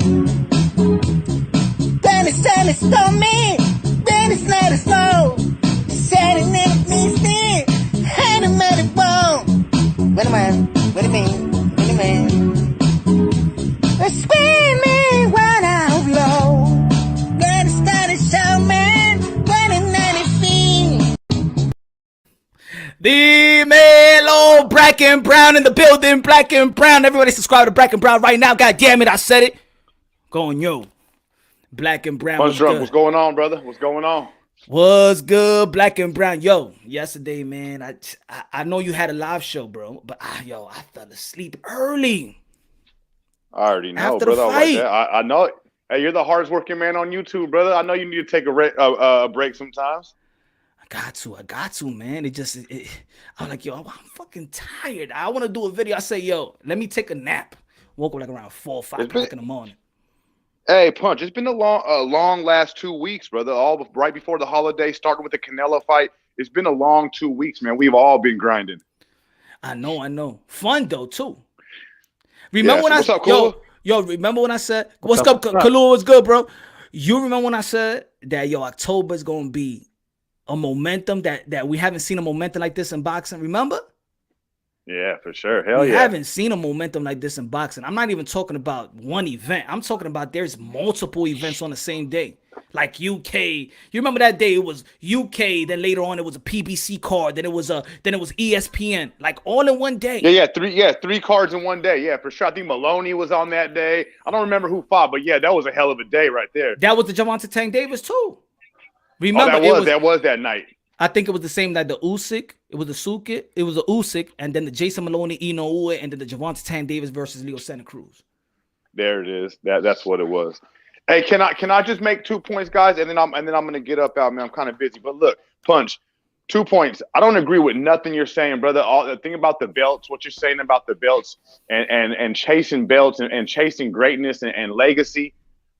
Punch. T.O.'s doing that, right? And T.O. did that for us. That's why we respect T.O. so much, Punch. That's why if you go through these channels and you go on YouTube, half the channels don't got no respect for Devin Haney. They don't got respect for Tank Davis. Not because we're hating, just because they haven't earned it yet. You know, Teofimo has earned it, Punch. That's why we all respect him and love him so much. So that's one thing, right, Punch? My second thing I got to say, Punch, Devin Haney's disagreeing with everything you're saying. Because you're saying that the champions don't need Devin. You're mad at De La Hoya for saying that that Ryan Garcia don't need the champions, right? But Devin Haney is at Ryan Garcia's front row of his last 2 fights. Devin Haney's chasing Ryan Garcia, acting like he needs Ryan. So I get what you're saying, Punch, and I agree with you. But there is another side of the story, and I think Devin Haney's showing us. Devin Haney needs Ryan Garcia. Tio don't need him, but Devin Haney does. Okay, time to take shots. All right, Mr. Black and Brown. Well, Black and Brown, all I was saying is, these fights are good. But yeah, it's true. Maybe Devin Haney probably does need, because we do criticize Devin Haney's in the position that he's in with the WBC, right? Which I blame the WBC more than anything, right? All I'm saying is, there is one. It's who is coming from. In my opinion, a lot of people could say it. A lot of people could say, yo, I've seen it in Twitter. A lot of people could say, yo, Tank and Ryan is a good. It is a good fight. Interesting fight. All I'm saying is to say that the champions don't need them. I mean, how many champions in 135? So you really just talking about this one guy. That's the way I'm seeing it. When you're saying champions, it's only one guy that really got the respect for having all the belts. So it's this one guy, Teofimo Lopez. If you're trying to say that Ryan or anybody else doesn't need Tio, doesn't need the champions need them, nah, then you're saying that they don't need legacy. They don't need to become the man. They don't need to be the man, beat the man to become the man. So that's what I'm saying. I'm really disappointed in Oscar De La Hoya, because we know Oscar De La Hoya preferenced his career about legacy. Yeah, he got his money, but it was legacy fights after legacy fights. And I believe that not everybody could do a lot of blueprints, but that blueprint still stands to this day. It's a good blueprint to make all the money, but make it a legacy fights. And that's what I'm saying. Like Ryan Garcia, Ryan Garcia and Tank is a great fight. But at the end of the day, what are you winning? You're winning the WBA title, and you're winning the WBC champion unification. And I could prove it to you because Teofimo Lopez, it's not a unification. is going up to 140 by the end of the year to fight No, but for. let's- But when that happens, the belt that Tank Davis has becomes a full belt. Right now he has a regular. He won the suit. He'll be elevated. If he then you leaves, have- if he leaves, He's going and to look, leave. look, look, We and know look, he's going to leave. and also Kalua, if he leaves and drops the belt, if he leaves and drop, you can remember he got a super WBA. The super WBA is gonna, you could drop every belt and actually keep the super WBA. Look, Canelo was doing it. Manny Pacquiao hasn't fought. The super WBA lets you be, you could go on fucking rehab. You could go and leave for 2 years. WBA is not gonna say shit. So that's the last belt. If anybody gonna drop, that's the last belt that Teofimo Lopez would drop. Canelo dropped the belt already for a reason. But that's what I'm saying. But how long it took Canelo Alvarez to drop that belt? I did a video saying that, it's about to be the 18th month. They got to do something about it. It's January, right? Well, once he decided it was officially going to be at 168, 50 with Teal. Once he goes up, he's not going back down. So he's going to drop the belt. So if remember they said that they will go to 140, but for the right fight, the right money, they will stay for a fight. And we all know that, yes, these are good fights because of the name. All these fights are good. Tank, Ryan, Haney, Teo. Yeah, all these guys are good fights because they're the names that we have attached to each other. Same generation, same names, and same class. We understand that. Well, not Tank because he's a little older than them, but they all attached. They all spar one another. Even Shakur Stevenson, but he's not 135. But if he was there, that would be another name that we were talking about it too. All I'm saying is those are good fights. But to say that you don't need champions, that the champions need Ryan at this stage, that champions need Ryan now, it's not like he's Canelo Alvarez that's going to a division with no belts. He's not that yet. That's all I'm saying. But I agree with that. What's up, Guido? ¿Qué lo que, mano? Dímelo, mi hermano, dímelo. Yeah, I agree with that shit, you know what I'm saying? Yo, I was disappointed on the commentators. You know what I'm saying? They wasn't giving him the disrespect for Teals is unbelievable. I don't know why they keep doing it. They put it under the rug, man, like he doesn't exist, bro. This dude's an undisputed world champion, and nobody wants to talk about him until Sergio Moore said it about him. You know what I'm saying? Said something about it. You know what I'm saying? Yeah, Sergio Moore. I don't understand what's going on. Guido, why would they talk about Teal when everybody knows Ryan's nowhere near Teal's level? And by the time he gets to that level where he's ready to fight that Sir Caliban, Teal's going to be at 140. So why bother talking about him? It's irrelevant to Ryan's career. Ryan's career, and anybody who's been a fan of him, has known for about 2 years now, the fight that we want to see is Tank Davis. He's been saying Tank Davis for 2 years now. It's sort of like with Teofimo Lopez and Loma. Since Teal came on the scene, he said Loma. And so all his fans, all they cared about was Loma. Same thing with Ryan Garcia's fans. He had to give us what we want.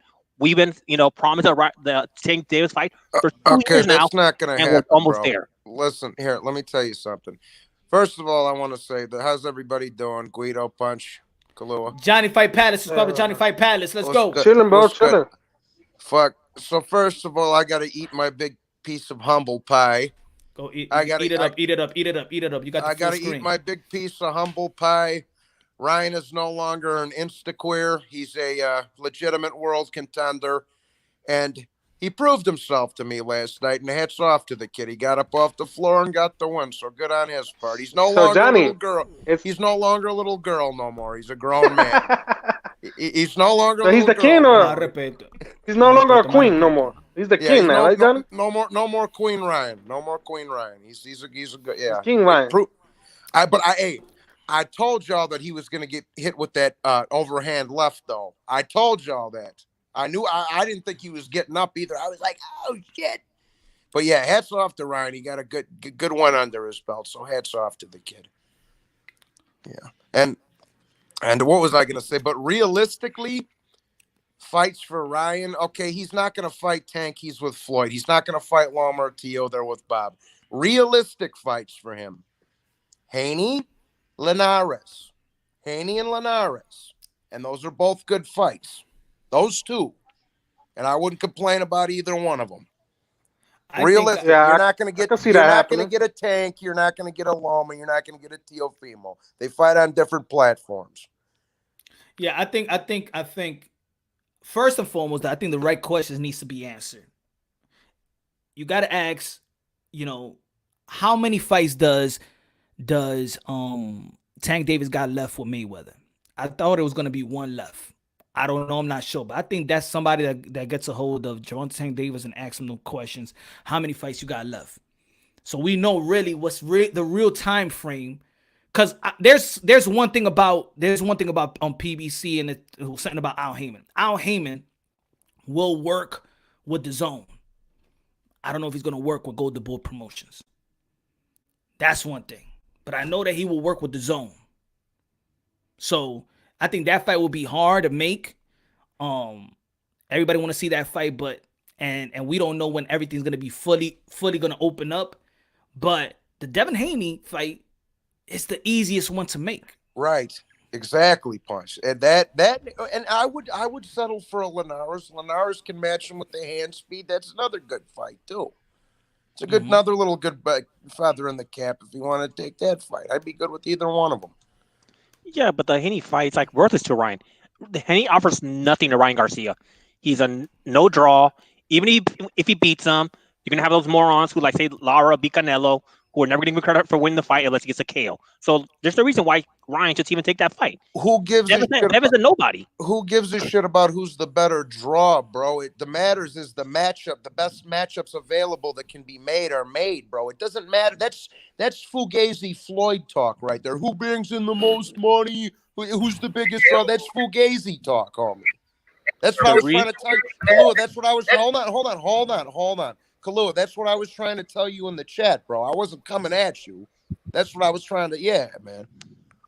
The reason drawing matters is because Devin's style is boring as hell. Nobody wants to watch it. We want to watch exciting fights. So then it the only way matters to boxing Devin. comes back up if we get exciting fights. Haney doesn't do that. Haney bores people out. He got booed, when he fought on the Logan Paul pay-per-view. He got like booed as well, like after he won 12 rounds versus Gamboa. The guy needs to fix his image. The guy needs to do some work, and the guy needs to become exciting, or else, you know what? They're gonna phase him out, and he deserves it. But my point. This what I'll say also is that we can't look at these fights like one guy is the star guy. Let's say you might not want to see the Devin Haney fight versus somebody else but a Devin Haney fight and Ryan Garcia is a good fight. We don't have to wait for Devin Haney to become this big star. But a Devin Haney versus Ryan Garcia is a big fight for this generation. Exactly, Punch. That's what I'm saying. And realistic, I'm not saying what's going to happen in 2 fights or at the end of this year, early next year, none of that. But as it stands right now, him, Haney, and Linares are all in the same weight class, and they all fight on the same platform. Those should be easy fights to make, though. The reason, and I give my phone. I give you a good example. Demetrius Andre. If he fights that guy Wellington or whoever was going to fight, was it a big fight? No. A lot of people say ain't nobody want to watch Demetrius Andre, but if Demetrius Andre fight Charlo, is it a big fight? Everybody gonna watch that fight. So the matchup is big. Yeah. Devin Haney alone might not be big, but the matchup with Ryan and Ryan and Devin Haney is big. And if you in the sport of boxing, you follow the sport of boxing, that's probably the most marinated matchup of all of boxing, even including Spence and Bud, because we know their history. We know Devin Haney, Ryan Garcia's history as a match. So every time we do talk about Ryan Garcia, we do bring up Devin Haney because of the history. I think Ryan is calling out Gervonta because he knows Gervonta is not going to fight him, and then when after a while he's gonna say, "Oh, Gervonta is ducking me because Gervonta is not sending the contract or whatever." But he knows he's gonna fight Haney. He knows that he fought to be a mandatory. I think it's just all for show, and that he's gonna fight Haney. He's not gonna fight Haney. Haney offers nothing to Ryan. Period. Even in his career, if he wants, what does Ryan offer? What does Ryan offer Haney? Ryan offers him a big name, a big platform to show off himself. But Haney himself offers nothing to Ryan. I'd rather see Ryan fight. So he's not going to fight Haney, right? Why did he fight? Why did he fight to be the mandatory for Haney then? Okay, then why don't you pay attention to the actual boxing timeline? I'm asking that fight got why built. Did he fight to be the mandatory I didn't cut you for off. Haney? Don't cut me off. I didn't cut you off. Do not cut me off. Go ahead, Okay, Kulu, if go you ahead. follow Go if you follow the timelines, that fight got booked in first, and then they brought that in afterwards. They didn't actually. We're actually fighting for the mandatory. If Ryan wanted to fight Devin Haney yesterday, I mean on Saturday, he would have fought him on Saturday without needing that mandatory. Now let me So flip. that's how you know it's bullshit. Now let me flip that Wait, on you wait, real quick. wait, Let me wait, wait. flip that on If you he real wants quick. to wait, Look, hold can I, on one second, I one want second, to homie, rebuttal one second, to one him. second. Now Can I let me rebuttal? let me Can I, flip that. wait, Johnny, can I rebuttal? So Oh, go listen, ahead. I'm sorry. if he wanted to fight Tank, right? Like Punch was saying, Tio went the easier route and he went to the IBF route. Why didn't Ryan go to the WBA route if he wants to fight Tank so much? Okay. Now watch this. Watch this. Watch this. Now, now I'm gonna flip this on you because to show you how easy this is. Okay, why would Triple G unify with Andrade? Andrade offers him nothing. He ain't a big name. Fuck out. I could do the same shit with that, dog. You can do that with a lot of these fights. Why He did does AJ? Why offer would him AJ something. fight? He does offer him something. He's a champion, man. No. What I'm saying, I'm making that to Kalua's point, motherfucker. That's not because that's what he just did. You could do like, bro, that's the dumbest shit I've ever heard in my life. Oh, he's not a name, so we can't fight him. Yeah, Fuck out of people here. just Hold saying on, that for so their favorite fighter can duck. Like, listen, man, why don't you want your fighter to fight the best? Like, the reason a lot of these fighters don't have a good resume is because fighters literally ducking. Like, ducking is a thing, man. Hold on, let me get everybody else on the panel. Man, Chad, what's good? Chad in the building. What's good? Come on, Major Key Box in the building. Chad, what you think about this, Chad? Salute. You know, much respect, Moonshine. You know what I'm saying? I don't know what proof you run it. You run it. All you got to do if you ever run out of fuel, on the side of the road, you just grab some moonshine, put it in that fuel tank. You get going to that next gas station. So you just roll with moonshine. You just keep on rolling down the road. He keep on keeping on. Moonshine for real. He got the right angles. He throws the angles. He brings in panels that are very knowledgeable. He's for real. He's a real straight up gangster. Much respect. Much respect to Garcia last night. I thought he put on a hell of a show. You know, he came in, like I was saying, God rest my father's soul. But if we watched a fight together, he would have hated the kid coming into the ring. But come the third round, he'd say, "This kid's for fucking real." Son, don't fuck with the pretty boy sitting there because he'll rip your fucking head off. Yeah, man. Much respect to Garcia. Much respect to Mr. Moonshine and the panel. Much respect. Thanks. Much respect for Chad. It's like I say, man. It's all the time. It's not all the time winning or losing, but it's how you win and how you lose. And the way that he won, picking himself from the canvas, it shows a lot of character from Garcia. This ain't this pretty boy guy that you're just gonna walk through. It's a guy you're gonna hit him with your best shot. That's what you call behaving like a fighter. He behaved like a fighter. He didn't panic. He just went stick to the game plan. You know what I mean? That's what you call behaving like a fighter. You know? Yeah, And people are criticizing him that he got a weak chin. You know what I mean? Damn, boxing fans never happy with nothing, man. You know what I'm saying? That guy came back, man, and beat the fuck out of Luke Campbell. Yeah, the guy would have lost. What the hell you want fucking Garcia to do? You know what I'm saying? Punch. If he would have lost, you imagine what they would have been doing to him today on social media. You know what I mean? Like if he didn't get up from that shot, he took Campbell's best fucking shot on the fucking. Johnny would have been a celebrity by the day. Everybody would have been a celebrity. The reason Johnny would have been a celebrity today. His shit would have been viral. The reason Johnny would have been popping bottles all over, huh, Johnny? Yo, when he got dropped last night, I was screaming, "You motherfuckers better give me my turned into the Hulk. You were the Hulk. You changed. You got fucking your head. You turned like you were having a The reason their people are saying, "Oh, he has a weak chin," is because Luke is not known as a big puncher. Hey, it's a good placement shot anyway. But yo, Kemar, Major Key Boxing, Kemar, what you think about the fight? Well, did you see that highlight when he got dropped on ESPN on Instagram? Like it had like 20,000 comments. They were all happy. And then when I ain't see that. Yeah, and then when he won, they were all like, it's fixed. Oh, it was funny. They saying that? Yeah. Like I haven't, to be honest, I haven't been like really trying to check everybody I else's. said that last night, but I was just trolling like a motherfucker. I'm like, that was a fix. You was Hey, drunk. Punch, I told you last night they were gonna say that. Last night I was like, they're gonna say that Campbell took a dive. But you if you look at the on the Instagram app, you're gonna see they're all celebrating, they're all happy. Oh, you see a hype job when you know it was funny. You can see he learned a lot from Reynoso. Those body punches, man.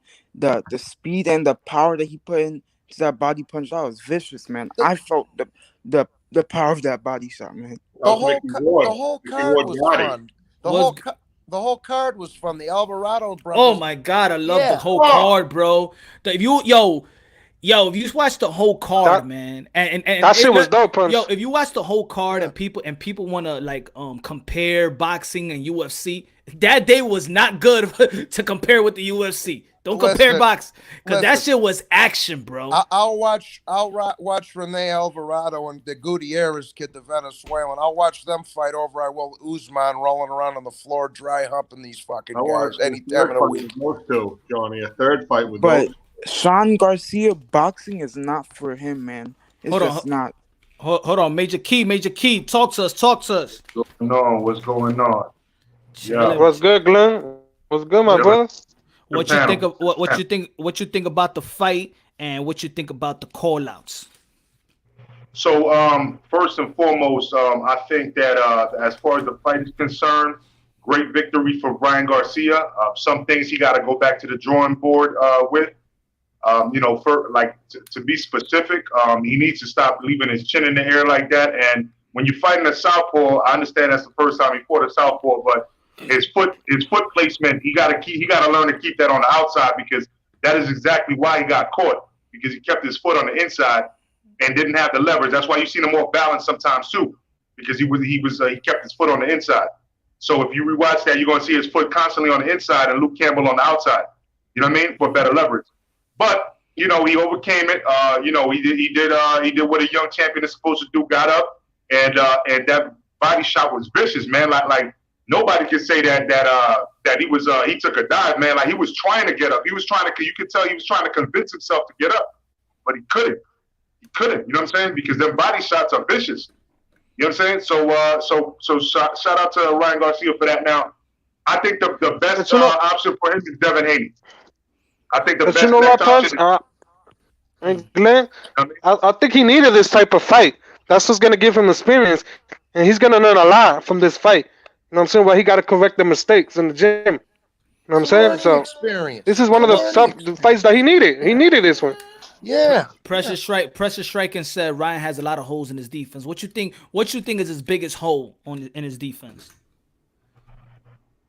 Yeah, like I said, he keeps his chin up in there. He drops his hand. Yeah, because that. He needs to keep he's his relying hands on up more. speed. He's relying on his speed and power too much, because of the fact that he's young. He thinks that he's on a different level, but not realizing that this is professional boxing, and some people are going to time you perfectly. You know what I mean? So you have to keep your hands up no matter what. Even if the guy's slower than you, he might time you better. Oh, So And I said that, like, yo, timing is everything. Doesn't matter. Yep. You could be the fastest. You think man, you're gonna look get at time. Pacquiao Marquez. Look at I think- Pacquiao Marquez. Marquez was his kryptonite, because Marquez wasn't the fastest, but he was a great timer. He was great at timing. Throw a 100-mile-per-hour fucking fastball. It looks impressive, but you throw it down the fucking middle, they're gonna hit that ball fucking 400 feet.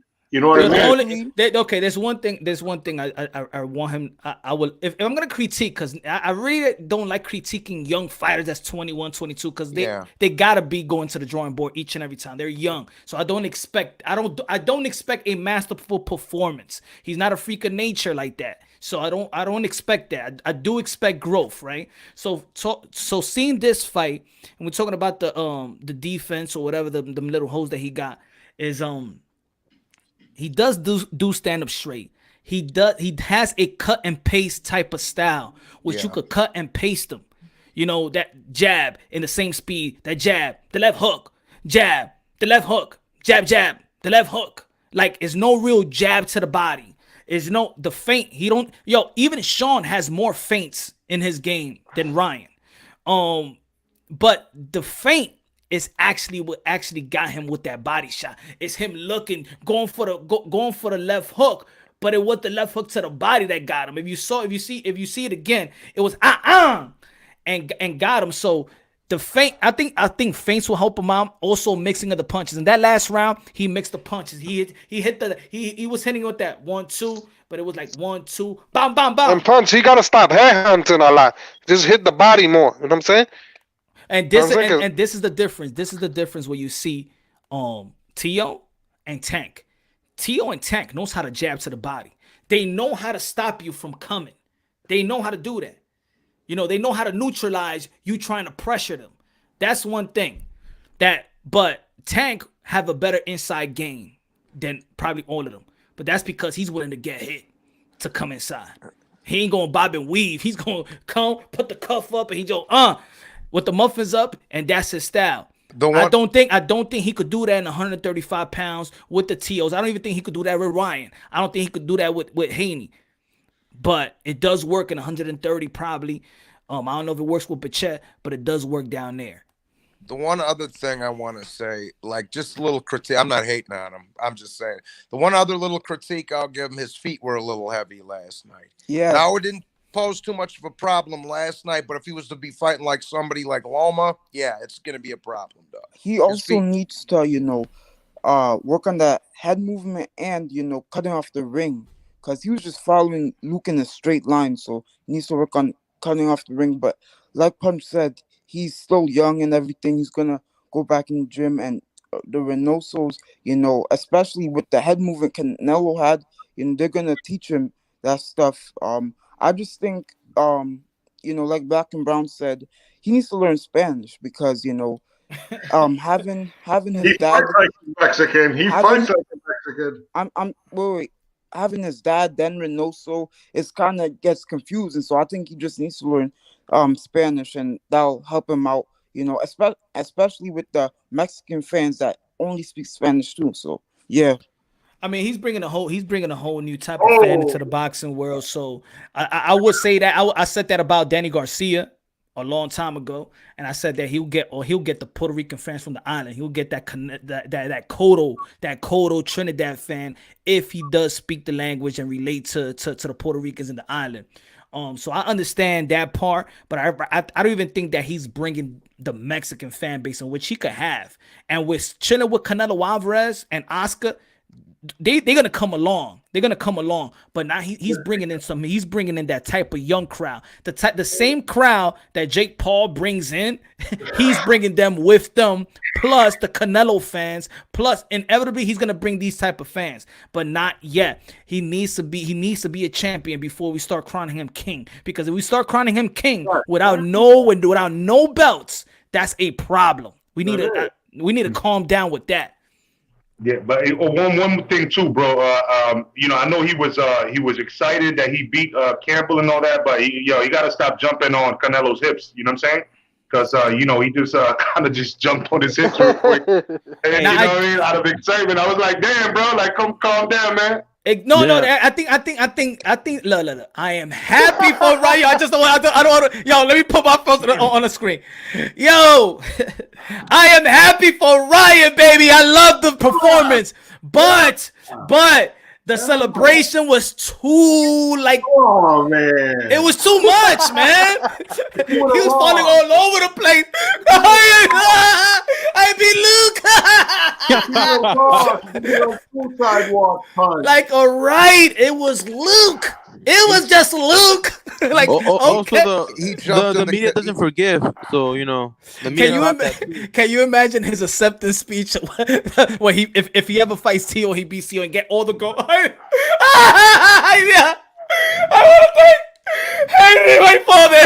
I want to thank Lisa, my mother. I want to thank Oscar de la Canelo. Thank you, Canelo. Eddie.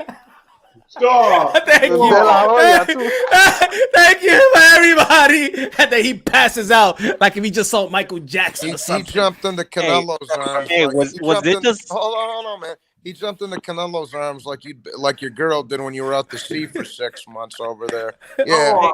Hey, was it just me, or was Ryan more excited about Canelo coming into the ring than him winning the fight? I could have sworn he was celebrating, before Canelo came in, he just flipped. I don't know. I just think that celebration. That celebration was too. It was too much though. The entrance was too Estaba un much. poco It's raro. either yo, it's, Vamos a decirle así. no, it's Estaba un poco either raro. it's either that, or you know how athletes be like, I don't read whatever they say about me. It's just that all the hate that we all know he does get. He listens to it and probably he just felt like a overwhelming emotion. I mean, he was crying, y'all. Like he was. That was like, remember when Floyd Mayweather won his first title? That was fake. that was glory more. right there, you know. He punched, but after the second round, that knockdown when it was everywhere. It was trending, bro. So I guess he felt that. I don't know. Okay, maybe it was that. Maybe he was. Maybe it's this. Maybe he was so proud of himself that he found something about himself that he didn't know. Yeah. That him getting knocked down and him getting back up. He went through an adversity that he never thought could happen to him, or he never experienced it, like he said, and he climbed another mountain that he never. You know, maybe it was Is that. it me or does Ryan seem a little fake? Like, you know, the stuff he was saying, the stuff you were saying in the post-fight interview was kind of cheesy to me. You know, I'm not saying that he doesn't mean it, but come on, man. Like, you're a fighter, man. You're not you're not like a teacher or nothing, bro. Give an example of what's fake. No, I don't think he was fake. I don't think he was fake. I just the only thing. He ain't fake. Garcia ain't ain't no fake. Fucker. He a gangster motherfucker. He'll rip your fucking head off. That motherfucker for real. He goes straight ahead like Alexis Aguero. That motherfucker a bad motherfucker. Whoever fighting him better get him now before he learns a little bit of fucking footwork. Yeah, he has. I think he has the. Say it again, I Chad. agree. He's gonna improve a lot more. Say it again, Chad. Say it again, Chad. You better get him now, or he gonna learn. He gonna learn a lot of wrinkles, a lot of tricks. Yeah. 22 and he's still growing. And he's still you know what it is too. You know what? He got Bernard Hopkins, Oscar De La Hoya, and Canelo. He got those three legendary fighters in his corner. That's what I've been telling Tank fans. You know, like why wait? Wait for him to get better. You're like, get him right now. I think he has the maybe he wants Tank right now because maybe he'd rather get Tank right now where he probably think that he's not fully dedicated to the game. Yeah. But also don't let Tank be dedicated to the game either. Because if Tank gets dedicated, like we all know, look, for how many we all talk boxing here. But you know what? We don't critique Tank like that, his skill set. Because deep down inside, even the people that don't like Tank knows that Tank is a special fighter. Yeah, he's too small for lightweight, man. And the only thing we talk about, and the only thing we want to critique Tank is if he's gonna be focused and determined. That's the only thing. You got Hey, don't forget, I was underwear away from winning $50 off a Tank missing weight. That's how much we don't respect his work ethic, but as far as his skill set, ain't nobody betting against that. Look at like Racket Brown said, Pun Teofimo was crying in the interview, but he won belts, man. He won. He was the undercard. Everybody thought he was gonna lose. You know, he won a lot of stuff of Black and Brown. I'm just saying that being Luke Campbell, it was just overboard, bro. I'm talking about head over heels, emotion running through his body and sensation. But okay, look, it's all right, man. I don't want to take it. Do you really think Floyd's gonna give Tank the Ryan fight? Like, let's be honest, guys. I think so. You do? I think he wants, like, Tank. Gotta get him now, Floyd. Gotta get him now. I think so. I mean, look. If Mayweather is all about what he says, and all the people that's actually disagreeing with me about the Tank and about the money stuff, if Mayweather's about money and everybody coming to me trying to disagree with me, but that's a big money fight, but that's pay-per-view, but he's bringing on, if it's all about the money, then this is the money fight. This is what Mayweather been trying to get Tank and he's the money guy, right? Oscar De La Hoya said that he doesn't need champions, right? Champions need him. So it's a money fight, right? So if it's all about the money, make the fight right now. The only thing that's gonna stand in the way is the zone. Is Showtime. That's the only thing gonna stand in the way. But what else? I just don't see that happening. They're gonna have too many egos gonna be in the way. You know what I mean? Who's the boss? Who's the A side? You know what's next for Tank? That's exactly what I was gonna say. What Guido just said said right now. That's the big question mark. That is the big question. What is next for Tank? Ryan, if Ryan beats Haney first, right? If he beats Haney first, then they're going to negotiate because you know Floyd Mayweather is going to try to say Gervonta Davis the A side.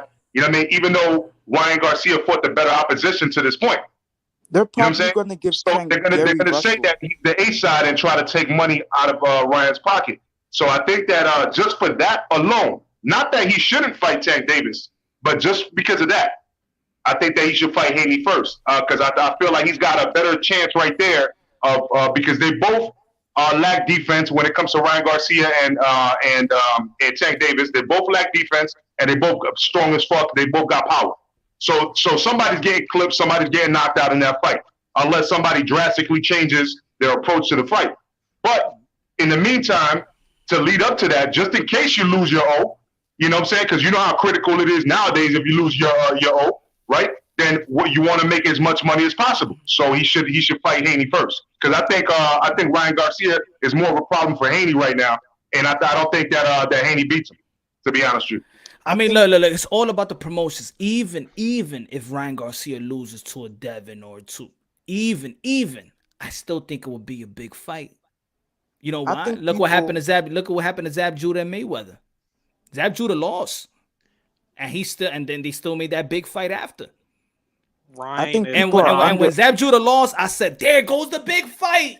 I remember when Zab Judah saw, "Damn it, there goes the big fight," and the big fight was still there. So I think there's power in the promotion with Mayweather and De La Hoya because that's his. They could go at each other all day and people gonna listen to that shit. Okay, I wanted to get this off my chest. I think people are discrediting Haney a lot, man. This guy has real skills, man. This guy is sharp, man. He's not performing. What do you mean he's not performing? I said, look. I said, this is gonna be remember, everything is about timing. Remember, Tio fought, and then after that, I said, whoever outperforms who with Tank. Hold on, with Tank, then you had Devin, and then you had Ryan coming on the back end. See, Tank ended with a great knockout, right? Ryan Garcia ended with a great knockout. Devin Haney, 12 rounds with Gamboa. People ain't not calling for that fight. People don't remember that fight. The Zone didn't gain subscribers over that performance. So now they're not even talking about Haney like that. Haney is the youngest out of them all. You have to understand this. They're the same age, man. 22. No, but the months he's youngest. But and I saw Haney, I think he needs to train by himself. Maybe him training with his friends or something. Maybe that's what is getting him off track. Maybe he needs to get a better trainer. We saw Bill Haney is not a good trainer. I'm gonna say this right now. First and foremost, we can't put that on people when they still undefeated. You know what I'm saying? So we can't. That's. I wouldn't say that about any trainer. Like, he hasn't lost yet. He hasn't get touched really, right? No matter who he's been fighting, he's doing a great job. His father's doing a great job putting up to this point. Teofimo Lopez, a lot of people talk about Teofimo Lopez Sr. He's done a great job. Gervonta Tank Davis, Calvin Ford has done a great job. Ryan Garcia's part, Henry Garcia, he's in the corner too. He's in the corner with Eddie Reynoso. It's not like he's not there. Danny's old man. I understand that, but I think Haney needs a trainer that will help him with his punching properly, like his punch placement and everything. And that would be great for him. Fucking punch placement. He just needs to fight somebody. Let's go. Yeah, that's all. Yeah, that's all. He don't come on, man. He got the Mayweathers that helped him out. He got Floyd also to help him out. He got a lot of people that has helped out. Haney is good, but if amateur career where he beat Haney. No, Haney beat Garcia 2 out of 3 times. They're 3-3. They're 3-3 in the amateurs. Get it right. No. If you pull up BoxRec, I'm just going by BoxRec. I don't know if I can get it right. It's 3-3. All right, 3-3. So we beat him 3 times, right? But then you look at it even deeper. Haney beat a guy that beat Lopez in the amateurs. But that's all different. That's all fucking different and different. But if you look at the hustlers, you just look at the program, you see if a 2-year-old colt beat the 2-year-old colt, then you go to the 3-year-old if they go to the Kentucky Derby or the fucking, you know what I'm saying? You go up in class. But as a 2-year-old filly, as a 2-year-old colt, right? Mm. Haney was fucking fighting the best. He was 3 for 3 against Garcia. He beat a cat that beat Lopez. Like, anytime you beat Teofimo Lopez in any fucking fighting match, you a bad motherfucker. I don't give a fuck who you are. But on box track, I'm just going by box track. Mm-hmm. Haney beat a guy that beat Lopez. And Haney went 3 for 3 against Garcia. Haney is not by no means a tomato can, but he needs to fight somebody. And he needs to fight now because everybody's losing interest. The real boxing fans are losing interest. And his old man are losing interest in his game. Nobody cares about their amateur career at this point. Come on, they're professionals. Nobody His cares. only option right now is it's the same reason. Like, take a look at how many bowls did freaking what's his name Tom Brady win in college? None. He was there for 4 years. He had nothing. Came to the NFL, became won his first Super Bowl year 1. Nobody cares about the amateur career. That's reality. I care about different rules. I care about the amateur career. I care about the. You know why I care about the amateur career? Because looking at the amateur, that's when I said this is the reason why Teofimo Lopez is gonna beat Lomachenko, just by watching amateurs. I didn't watch nothing of the professional that told me this is the way that he gonna beat Lomachenko. I needed to watch the amateur fights so I could say he's gonna outbox Lomachenko. Amen, Moonshine. Amen, Moonshine. These young fighters, they're not gonna tell you in the professional level because you gotta see that their last fights in the amateurs because they're fighting great amateur fighters. It's like Keyshawn Davis. You got to watch the Keyshawn Davis versus Andy Cruz. You got to watch these fights because you got to understand there's certain amateur like the Golden Glove, but then there's these other tournaments that is worldwide, the Pan American Games, the Olympic trials, and all that. Those are the type of fights that they're gonna meet each other in the professional level as that fight. If we're gonna see Devin Haney and Ryan Garcia, where we gonna go back? What fights we're gonna go back? We're gonna go back to the amateurs, right? That's why we always mentioning it. So the amateur is very important. They really don't grow in the professional level as much, So some fighters do, but some fighters, there's some fighters that they like Canelo Alvarez. His amateur career was professional. He was growing in the professional level, just like Deontay Wilder. Amateur career. They remember who you get in the ring with. When you rock in the ring with whoever, you fucking 9 years old, you fight somebody, you remember them your whole fucking life. I don't care if it's amateurs, a street fight, a boxing match, Pro-Am, Can-Am at the boys club. You remember that for life. Those motherfuckers fought 6 times, as someone's saying. Haney and fucking Garcia. Come on, Haney, let's get it on. Let's fight. I want to see him fight. Yeah, I want to see that fight. I think that's the main fight. Yeah, that's the main fight. Yeah. His only option right now to make a statement is on Fortuna. I mean, all those are good fights. I'm not saying that Tank and Ryan is not a good fight. All I'm saying is that in the end of the day, nobody's winning nothing. I don't know if I want to fight one of the best. If I think this guy's the best, I want to win something after it. I want something. When it goes if you ever see BoxRec, or you see their resume, and then you see right next to it what they won, and it's nothing. It's just blank in the bottom. Yeah. That's what you're gonna see. You're gonna see Ryan Garcia, and you're gonna see Gervonta Davis, and at the bottom it's gonna be blank with nothing. No, but you're not going to see that with fucking Garcia because he just beat an Olympian. He beat a guy that went with Lomo, Linares. He fought somebody. He proved to the world and to the true boxing fan that he's legit. Tank. No. What I'm saying is when you have Oscar De La Hoya saying that champions don't need that he doesn't need champions. How? I never heard that type of line, bro. That's when the career is true. Also, Punch, if the fight was to happen, Ryan and Tank, what weight would it be? 130 or 135? 135. 135. 35. You think Tank would allow that? He's the 135 That's the, WA. if they fight for the money, yeah. If the money Tank would be talks. happy at 135. He go, wow, I have a hamburger, really? Hey, I'm gonna chime off real quick, bro. My kids just got here for the week. You know what I'm saying? So thanks for having me on Punch. Yeah, have a great afternoon. You too, my brother. Easy. All right, later, Major. Yeah, if Garcia can't get the Tank fight, he's got to Comey. That'd be like the second biggest fight he could get outside of a Tank. Will be Comey. I don't know. I think they don't want to take them type of risks, man. I might as well. I just don't know if I see an approach of somebody just want the money right now, because I don't know. I would say, yo, this what I say, yo. If I was in that position, if I was in that position, I'd be like, yo, I could fight Tank, I could fight Haney, but I want that. I want the gold. I want all those gold around me.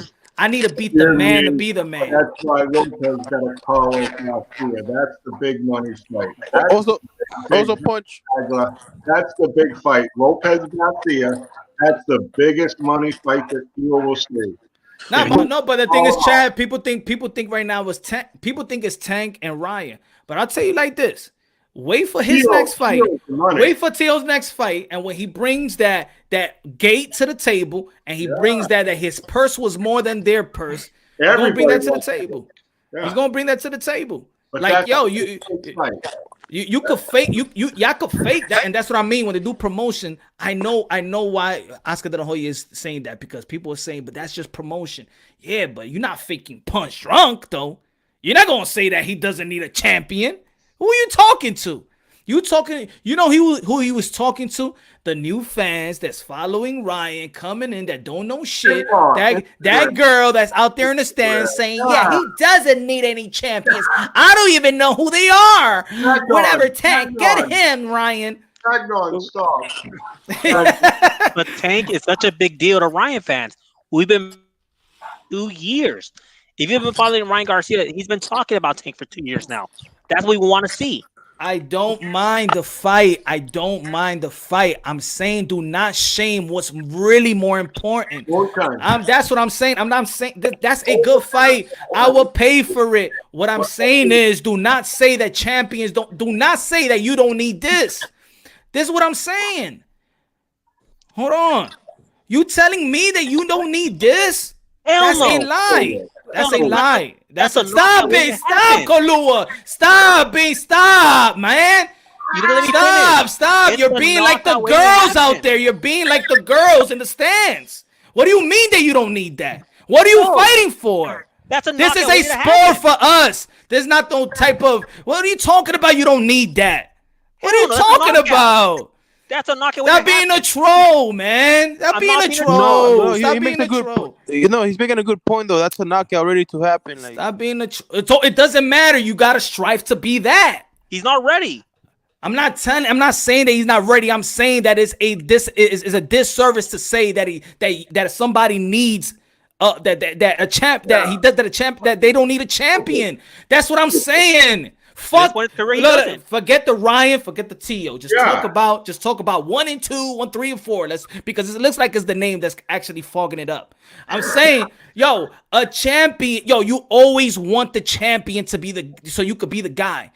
And this is not just a champion that got 1 or 2 belts. This guy has it all. And that's the problem. The only champion we could talk about has all the belts, and it'll be Ryan will get demolished. We're not delusional. But Ryan fans aren't delusional. But you still can't. But why advertise? All I'm saying is there's other ways to promote a fight. There's other ways to advertise something. Oscar De La Hoya, that he says it constantly about legacy. All of a sudden he woke up and have this type of fight and says that legacy is nothing. Just so he could promote Ryan? No. Hey, you know what I want to see? Rock. We can't. You know what I want to see? To piss the fans off, I want to see Ryan and Gamboa. Oh my God. Moonshine. Ryan and Gamboa, they should go at it. Lopez. I'm not being I'm not being harsh on Ryan. It's not Ryan, bro. I'm saying Oscar De La Hoya. Oscar De La Hoya, a guy that we all respect, that we all know that legacy reigns supreme. It's hard to hear Oscar De La Hoya saying that. It was weird. That's what I'm saying. Ryan can say anything. because fighters is gonna devalue each other. Fighters do that all day. I'm not worried about what the fighter is saying so much. I mean, the way that Ryan said it the other day, I'm like kind of like trying to say that he ain't beat nobody, that he was, and saying that Lomachenko was small, but then you fighting, but you're trying to call a small guy like Tank. That's what I don't get. You know what I'm saying? But I understand fighters are gonna devalue it, but not a guy like Oscar De La Hoya. No matter what, if he's a promoter of Ryan, you can't say that shit. You're foolish. You're being foolish. I know, but then people eat it up. Yeah, he's playing. And then it takes like you, Chad, to line them up right. Line them up. Well, Moonshine, you know the connection with Lopez, right? With Teofimo, right? With Chad. Is the guy, right? I made some money with Teo when he fought Lomachenko, right? The trainer that used to work with Lomachenko, Joey Gamache from Lewiston, Maine. He got fucking almost killed by Arturo Gatti. I think he won some money. You know, he was a world-class lightweight fighter. He stepped up. Arturo Gatti almost killed him. But Joey Gamache is a great fucking trainer of the angles of the, like I'm telling you right now, Garcia should look up Joey Gamache because Teo's been working with him. I know his old man loves him, but Joey Gamache left Lomachenko's camp and he went to Lopez's camp. Right? And Lopez said, Gamache said, nobody hits fucking harder than fucking Teofimo fucking Lopez. And he just left Lomachenko's camp. He was in with these motherfucking warrior motherfuckers.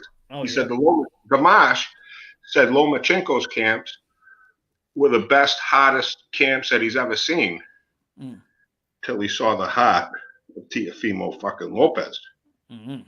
So this guy that's been a boxer his whole life from my home state of Maine, Joey Gamache, that's been with Lomachenko. Okay. He's Lomachenko. Now he's with fucking Teo. Telling me, word on the street up here, that fucking Lopez will fucking knock this motherfucker out, right? From Joey, from Gamache, right? Yeah. And Punch wants to fight. And Gamache had been around every motherfucker. I'm telling you, Joey Gamache is legit. You look him up. Look up the guy. Look up the guy. For sure.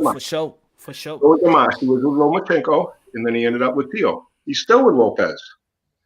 For sure. Lopez is legit. He's the baddest 135 out there. He is the baddest fucking dude I've seen fight in a while. He's legit. That's facts. Hey, for sure, I'm keeping. Thank you for the info. I'm keeping it consistent with what I've been saying even throughout the week. When we're talking about something that is not even between these guys, I'm saying this shaming stuff. I don't like it. I don't like the shaming stuff. Let's build up. We build up. Any fighter, we don't give a fuck who you are. When you throw those gloves on, you get in that ring and you fight. We get respect here at Punch Drunk. We go. Exactly. No shit. I don't like that. You can't fight no champion. No. But the La Hoya, bro, he knows it's a suicide going with Teofimo. He already knows. Yeah, that fight's not gonna happen. They couldn't even know, but yo, even to promote a big event, you gotta look at the future, right? Like sometimes you gotta say, you just can't say that this don't mean nothing, bro. You just you're telling the whole world, man, as Oscar De La Hoya that got a credible opinion, man. You're telling the whole world that boxing is not about belts and accomplishment no more. Even though that we may say it, each other, we say it, right? Sometimes that's the case. Sometimes it's not the case. But now, if you have legendary fighters now coming out and saying this, and Floyd Mayweather don't give a damn about it, and he try to devalue belts, and you already know he's not pushing Gervonta Davis for legacy. Now you got Oscar De La Hoya is not pushing for legacy. Then then we don't gotta care about belts anymore. We don't care about accomplishment. It's all about popularity contests and who's more famous than who and who got more followers than who, and these guys are gonna fight, and that's it. Thus, Jake Paul. Punch. You're punishing Ryan Garcia's generation because of these trash who are 30 right now, who haven't done shit forever. So now you're forcing these young guys to evolve faster than they should.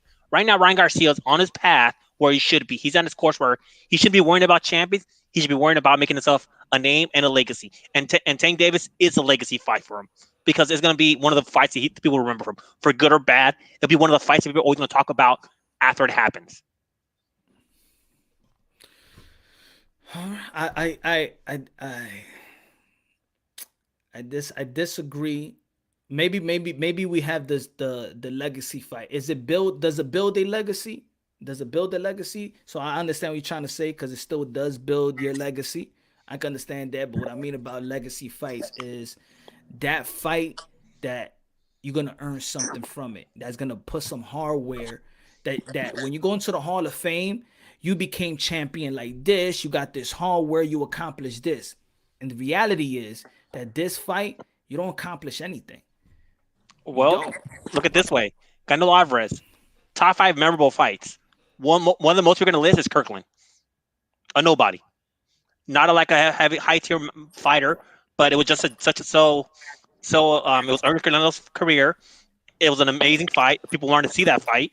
They got the fight, and it was a devastating knockout. So to this day, after all these champions he has fought, people take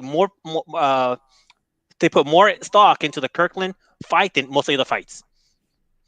Okay, look at this. Let's say in the heavyweight division, right? They're talking about Tyson Fury. He needs to fight the trilogy to let go of the belt, right? Or Anthony Joshua, if he doesn't fight Usyk, or the WBO mandates him, and he needs to fight. If he wants to fight Tyson Fury, he don't fight Usyk. He got to leave the belt. In my opinion, if all the belts is not on the line, then I won't even care if the trilogy with Wilder, because I want to see undisputed. I want to see the heavyweight undisputed fight. You take away 2 belts. Yeah, it's a big fight, but it's not undisputed. It takes away from it. It takes away from what it's supposed to be. But would I want to see it? Would I pay for it? Yes. Would it make a lot of money? Yes. Would it be that type of that it should be with all the gold around that the winner takes it away? I don't know, guys. No, would y'all want to see all the belts on the line versus Anthony Joshua and Tyson Fury, or no? It's not the same thing. You're talking about people who are at their prime versus 22-year-old prospect. It's not the same world. And we have undisputed already at 135, who is Teofimo Lopez, who everybody says is the best. So going after champions, you're going up against Teofimo Lopez. That's it. And, no. And but Ryan Garcia fans know Teofimo Lopez will KO Ryan Garcia pretty quickly. But Kalu, I'm not saying that he needs to go after. All I'm saying is don't say that you don't need a champion. The champions need you. That's the statement. That is the statement I'm not rocking with. I'm not saying that he needs to go chase Teofimo Lopez right now. I'm not saying that, he should call Teofimo Lopez after the fight. I'm not even saying. I'm saying that you shouldn't start this type of a movement of that you don't need champions, that you just got to have a popular name and you should be that guy. Because if so, you're going to have a bunch of YouTubers come into the sport of boxing, and that's all we need to do is popularity contests. So we can't let that rock. We have to put emphasis on these titles. We got to you got to have that standard as a champion. Theo and his dad are so against the grain of everything, of every promoter. You know what I mean? Like they're their own entity. And I think that's why Joey gravitated to Lopez. My fault, guys. Okay. Don't time nobody out, man. Okay. I'm gonna do that. No family member. Hold on, let me get the super chat, my brother. All right. Rob. Ryan Tank is the bigger money fight because they both have the casual fans' attention. But Ryan and Teo or Haney is a better legacy fight. Your thoughts? Hey, that's what I've been saying. I think Ryan and Teo is a legacy fight. So I'm keeping it consistent with that. I know it's a big fight. I don't know how much big of a money fight it is because it's still a crossover promotion. It's still a heavy negotiations, and look what Oscar De La Hoya said, that he's the guy. Nobody is we the one that takes control. How about if Showtime and PBC says no, Gervonta Tank Davis is the one that take control? Because they're gonna be like, where is Ryan Garcia's pay-per-view buys or something like that? So it's going to be heavy negotiations. Oscar De La Hoya, Al Heyman. You think it's going to be easy to make this fight? Come on, guys. And that's what I mean. This is not the type of fight that is crossover promotions, Wilder and Fury, crossover promotions, Pacquiao and Mayweather. This is Ryan and this is Tank. Tank did 200 or something, and I think they probably said he did. He probably did less than that. Right. Ryan Garcia, we don't know any numbers because it's the zone, so nobody knows how really big this guy is. Nobody really knows it. We just know by the social media IG followers. That's how we know. But tell me, what's Ryan Garcia's last gate or viewership? I'll tell you. Do we know it? How many subscribers did the zone gain by having Ryan Garcia? Do we know that? I do know Ryan Garcia versus Luke Campbell on YouTube is at 2.6 million views since yesterday. Okay, I'm saying, so we know that is good numbers. We know that's a good fight. Ryan Garcia, Tank Davis. Good for boxing, Punch. It's great for boxing, my brother. All these people that would have never knew about Cool Hand fucking Luke if it wasn't for this pretty boy from fucking California that could throw fucking hands. Look, he's good for boxing. Right, wrong, or indifferent. You don't have to like his style. Yes, he goes straight forward in and out. He fights a fucking Ryan Garcia, Tank Davis is a great fight. A great fight. I will pay for it. It's a great fight. But it's not the legacy fight. It is a legacy fight. Okay. It's not the 135. You got to go through this man. Hear me out. Facts. How much bigger is Ryan Garcia versus Teofimo Lopez if Ryan Garcia knocks off the boogeyman, Tank Davis? How much bigger is that fight all of a sudden? What, the Lopez and Ryan? Ryan fight. How much bigger is that fight? Of course, it's always going to be bigger because they're still growing. Exactly. Like I said, you're punishing these 20, How am I punishing? What am I saying, Kalu, that I'm punishing? What am I saying? Let me see if you're still getting my point. Go ahead. Because you're expecting too much of them right away when they're still trying to build their legacy. Ryan Garcia is not a Teofimo Lopez yet. His next fight should be either Tank Davis or a Comey, which is a tier just below Lopez, and then he could fight a Lopez. But until then, he should keep Lopez out of his mouth because it's just a knockout waiting to happen until he's at that level. Okay, Khalil. So tell me when I'm actually dissing, what I'm dissing him. I'm saying about the statement. I'm saying about the morality, the principle. I'm saying that you cannot say that champions need you. You don't need champions at this level of his career. But that's what I'm saying. You cannot devalue this. You can't. You can't say that. That's all I'm saying. I'm not saying that you can't fight. I'm not saying that you can't grow. I'm saying that you saying that they don't need that champions that we don't need champions. The champion needs us. Nah. I'm talking about the statement. I'm not talking about his growth. I want him to grow more. We know by watching yesterday that he needs to grow more. We even know by Teofimo Lopez, he still needs to grow. Devin needs to grow. Shakur Stevenson needs to grow. We're not even talking about the technical. We feel like there's some fighters that are gym rats. I believe that even without us saying that they need to grow, they will grow. I'm not saying none of that. I'm just saying that in the end of the day, the ultimate prize is to go to be the best and to go for the gold. It's to accomplish the gold. That's the ultimate prize. Yeah, but Teal's, nowhere and you keep near. chasing the money. You end up like Keith Thurman versus Pacquiao. And if you try to climb a hill way too high and they're getting burned and being dropped down, you're done. You keep on chasing the money. You chase the money. You end up like Kell Brook, Triple G. Okay. Ryan Garcia has been chasing Tank before Teofimo Lopez was anybody. Teofimo Lopez has been a thing since October. Yep. Ryan Garcia has been telling his fans, we're going to get Tank for 2 years now. He's trying to deliver on his promise of 2 years. That's why I keep comparing Ryan Garcia to Tank Davis like Teofimo Lopez to Loma. If Teo would be anybody but Loma for all those belts, it wouldn't be the same. Why? Because his fans never had a situation for 2 years where tell you we're coming and we're gonna take you out. And that's what Ryan and his fans have been saying for 2 years now. So this is a bigger legacy fight for Ryan Garcia than any other fight. Maybe Teal, but I don't think Teal's the champion. But Teal's gonna knock him out. No, I think I think he will take it as one of the best fights of his career, man. You saw him yesterday. Imagine if he beats Tank. Yeah, he beats Tank, yeah. 2 years. Imagine how he'll celebrate. 2 years in the making. We're talking about 2 years. 2 years. Imagine. I can't imagine. 2 years. His fans been hearing, we're going to take out Tank Davis. We're going to take out Tank Davis. Tank Davis, we're coming for you. We're coming for you. And now he's like, Tank, you're next. Good. This is all we want. That's all we're waiting for. So this is the most important fight. Okay with that. I'm okay with that. Everything you're saying, Kalu, I'm not disagreeing. I'm okay with that. All I'm saying is go for that fight. But don't say that you don't need no champions. That champions need you. Because Teal doesn't gain anything by fighting you. Fucking stupid talk.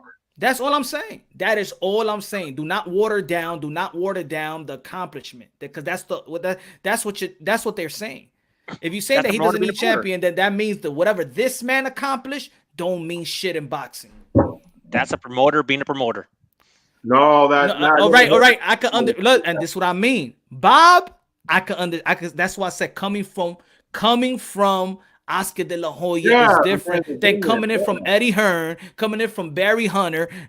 Not Barry Hunter. I'm sorry. What's his name? I don't know all those assholes. Frank Warren, coming from Bobby Arim. I could expect that from them. Punch drunk. I'm punch drunk too, man. From Oscar de la Hoya, I don't. Because he in a bunch of interviews when he's talking about fighters, they're not fighting each other. These fighters don't want to go for legacy. They don't want to go for legacy. I fought everybody. These fighters don't want to go for legacy.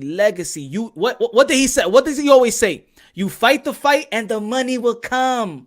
You fight the legacy fight and the money will come. So why he don't talk like that about Ryan right now? Hey, guess what? You fight the legacy and you fight Tio. And the money will come. Punch is pretty simple. Oscar just lost Canelo for not doing what Canelo wanted him to do.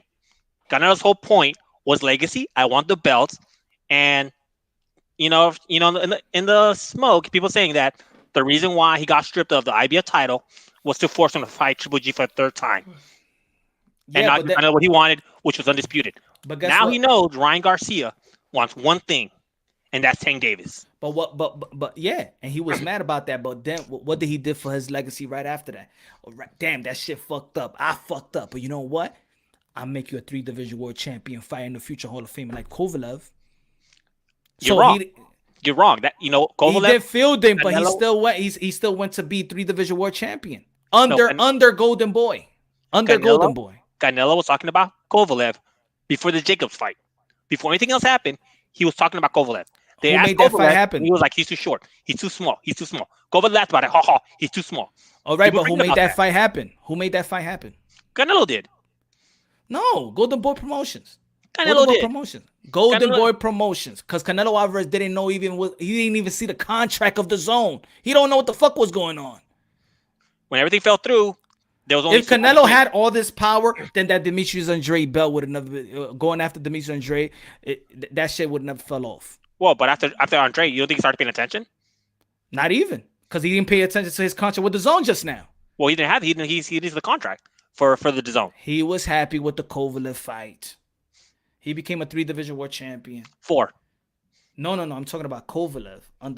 When he became 4-division, that's it. He left this past weekend. He wasn't with Golden Boy. Well, it's arguably already a 4 because when he beat Smith. Whatever his name is. Not Fielding. No.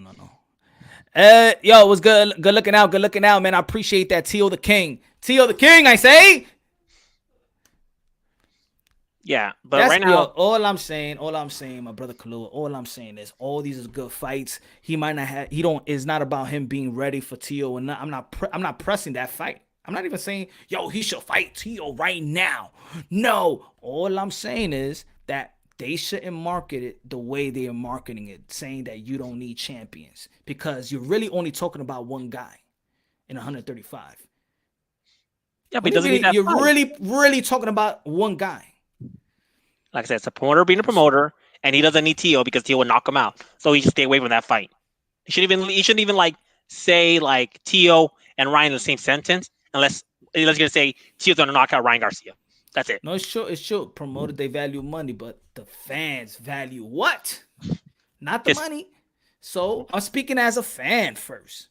And I'm speaking as a Ryan Garcia fan who there's appeasing to. We want Tank. That's all we care about is Tank. Oh, I got it, Kalua. I got it. You wasn't talking as a boxing fan. You was talking just as a Ryan fan. I'm talking about as a boxing fan too. This is both. You things. said as a Ryan fan. No, don't switch it up, buddy. No, what I said was he was speaking to Ryan fans, and the Ryan fans want Tank Davis. He wasn't talking. I like Ryan Garcia. Oscar wasn't talking to boxing fans. He was talking to Ryan fans, and Ryan fans want one thing, and that's Tank. Saying, guy, don't worry about it. There's no type of champion out there for him. If the champion wants him, they gotta come to us. The WBA champion is Tank Davis. He has a Cállate. 135 Cállate, WBA championship. Cállate. Hey, wait. Once he goes to 140. Cállate, que lo que es esa mierda que tú estás hablando. Does it not? Will not become the full champion at 135 when he moves up. Oh man. So, and Ryan already has the 135 WBC belt, which is probably gonna be elevated higher than Devin Haney's at any point. Like Ryan told Devin when he came in with the belt.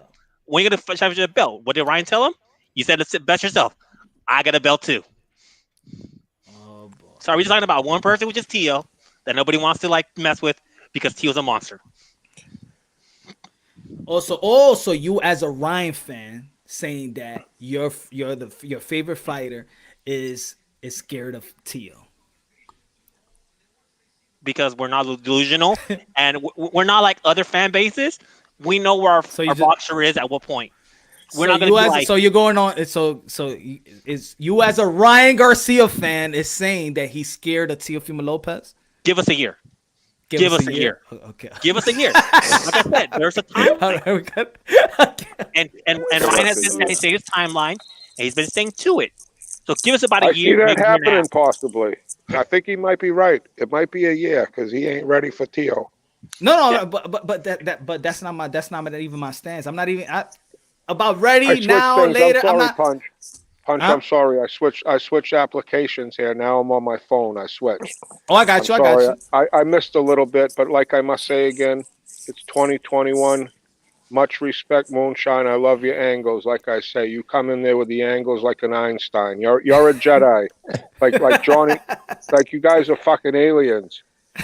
But I respect your opinion. Bert Sugar, God rest his soul, would respect your channel greatly, Moonshine. Thank you. I appreciate it, Chad. I appreciate it, my brother. Much respect to you and every day, Moonshine. Much respect to the grind. It ain't no joke, and much respect. I have no money. I'm trying to get a little fucking ticket so I can super chat you guys, but I don't want to super chat and let anybody get the coin. You know I got you. Fucking some way we get the number. I'll send you not a Valentine's is coming up. Maybe a Valentine's card. Oh man, for Moose, that little Valentine gift, man. Chad, all the love and the hearts and stuff. My Valentine's Day present is Valdez Burchelt. That's my Valentine's Day. Valdez right toast. He's toast, Johnny. Yeah, he's fun though to watch. He's fun. Probably, yeah. Hey, Chocolito's the fun one. Chocolito's the fun one. Estrada. Yeah, that's a fun. Who you got? Who you got there, Punch? Damn, shit. You go. All I know is gonna be good. I mean, oh man. I'm gonna guarantee you one thing in that fight, regardless of who you're picking. I think this. I'm gonna say I think Estrada wins, but I'm rooting for Chocolatito. This is what I'm gonna say to that fight, dog. Regardless of who comes out on top, I guarantee you it's gonna be a fight of the year nominee. I guarantee you, bro. Who you got on that one, Johnny? I'm still thinking about it. Yeah. This is not me. Don't certify my prediction. I think I got Estrada, but I'm rooting for Chocolatito. I'm rooting for the whole fight. I don't give a damn. Really. Yeah. I think this is a fucking fight that I can fucking enjoy. I don't gotta do no damn prediction and pick a fighter. Sorry. I'm just saying. Like this is the type of fight that I'm enjoying it. Yeah, that's one I just want to enjoy. I got no horse in a race. I don't think I got a horse in a race. I just feel like, Yeah, because we got a little cold period coming up. A little bit of coldness with the fight game. You know what I'm saying? At the end of the month, it starts picking up. We got a couple of weeks a dry spot, though. Yeah. The UK is shut down again. Yeah. Isn't? Oh boy. That's why I'm wearing my mask. Someone was in the chat. Someone was coughing, so I figured I'd put my mask on. Even worse, boxing is to be banned, even though like Eddie has like the most strictest like COVID lockdown rules possible. Even with that, it's still he can't do any fights in the UK anymore. He has to go overseas. Yeah, man. Yo, so what y'all hearing about? What y'all think about that? If we have to see the trilogy with Wilder and Fury. That's not gonna happen. Fury pound his head in. If they fought again, Fury pound his fucking head in. It's not gonna happen. I go for Wilder, man. I don't give a damn. No, stop it. Stop it. You stop I'm it. rocking with Wilder, man. I want the Wild man. The Wild man, man. I'm fucking Wilder, man. Make a wish. He's a make-a-wish puncher. There's a difference between being a fan and being delusional. At this point, you're being delusional. Let me be delusional. Okay. Can a man just stay being delusional? Let me be delusional. You run a top like boxing podcast. People listen to you. Actually listen to you. So you saying Wilder when you know it's being delusional, it's going to turn out bad. See, but I keep it real. I could say that. Yeah, Tyson Fury. that's If the I break it down, that's the beauty of boxing. That's the beauty of the sport. I could say Tyson Fury has all the intangibles to be Wilder. If I break it down, the prediction is Fury wins. I'm rooting for Wilder. I could say that, right? Yeah, that's fair. But saying that Wilder's going to win, that's like, we know that's not happening. I hate these fucking heavyweights. I'd much rather talk about Ryan and Tio and Tank and Chocolatito and all these other guys anyway. Want to know why? Because they're actually fighting each other. That's why. hey, but they fighting each other. But Wilder and Fury also fought. It's not like they. Yeah, but they're not fighting again. That's why it's a trilogy. My point being, the top dogs ain't the heavyweight ain't fighting consistently like some of these other guys. I want to see the Gutierrez and Drago, whatever, the Gutierrez trilogy from the fight last night. You know what I mean? Trilogy, Gutierrez and that kid he fought last night. What a fucking card Oscar put on last night. Much respect to Golden Boy. That was and looking at the scorecard, bro, I had it at 115-110. The score was 113-112, meaning he needed that knockdown. Yeah, I had him winning. Like he needed 3 knockdowns to win that fight. I ain't see it like that. No, I didn't either. Yeah, I had it a little wider than that myself. I think I had it 114. I want to see a third fight of that more than I want to see Wilder and Fury. I got the scorecard right here in my face. Like I had him win. You know what I'm saying, Puncho? I want to see that fight, that trilogy more than I want to see Fury Wilder. Did anybody disagree with the scoring? I thought I was scoring spot on. Which one? Yeah, for which Gutierrez won the fight. The guy who won from the other country. What's his name? The darker skin one. Nicaragua. Yeah, Nicaragua. That guy. What you talking about? The darker they both twins. They both twins. Yeah, there's twins fighting. The second fight was the Nicaraguan versus one twin won, one twin lost. The twin lost. Yeah, you know, I had it scored that way. How about you guys? Say it again. I said I had it scored that way because of that knockdown. How do you guys have scored down? I had it 114, 111. I had a 115, 110. Yeah, I thought it was a little wider than that. But I could understand because I did have like what a fight. I had two swing rounds. So I can understand. But damn, hey, Creel with the other brother. What a fight that was. That Creel and the other. He was a machine. Yo, that's what I was saying on the live. I said, the way he's fighting, he's struggling life. He's struggling. Like you could tell a fighter when you be like, damn, he came from the dirt.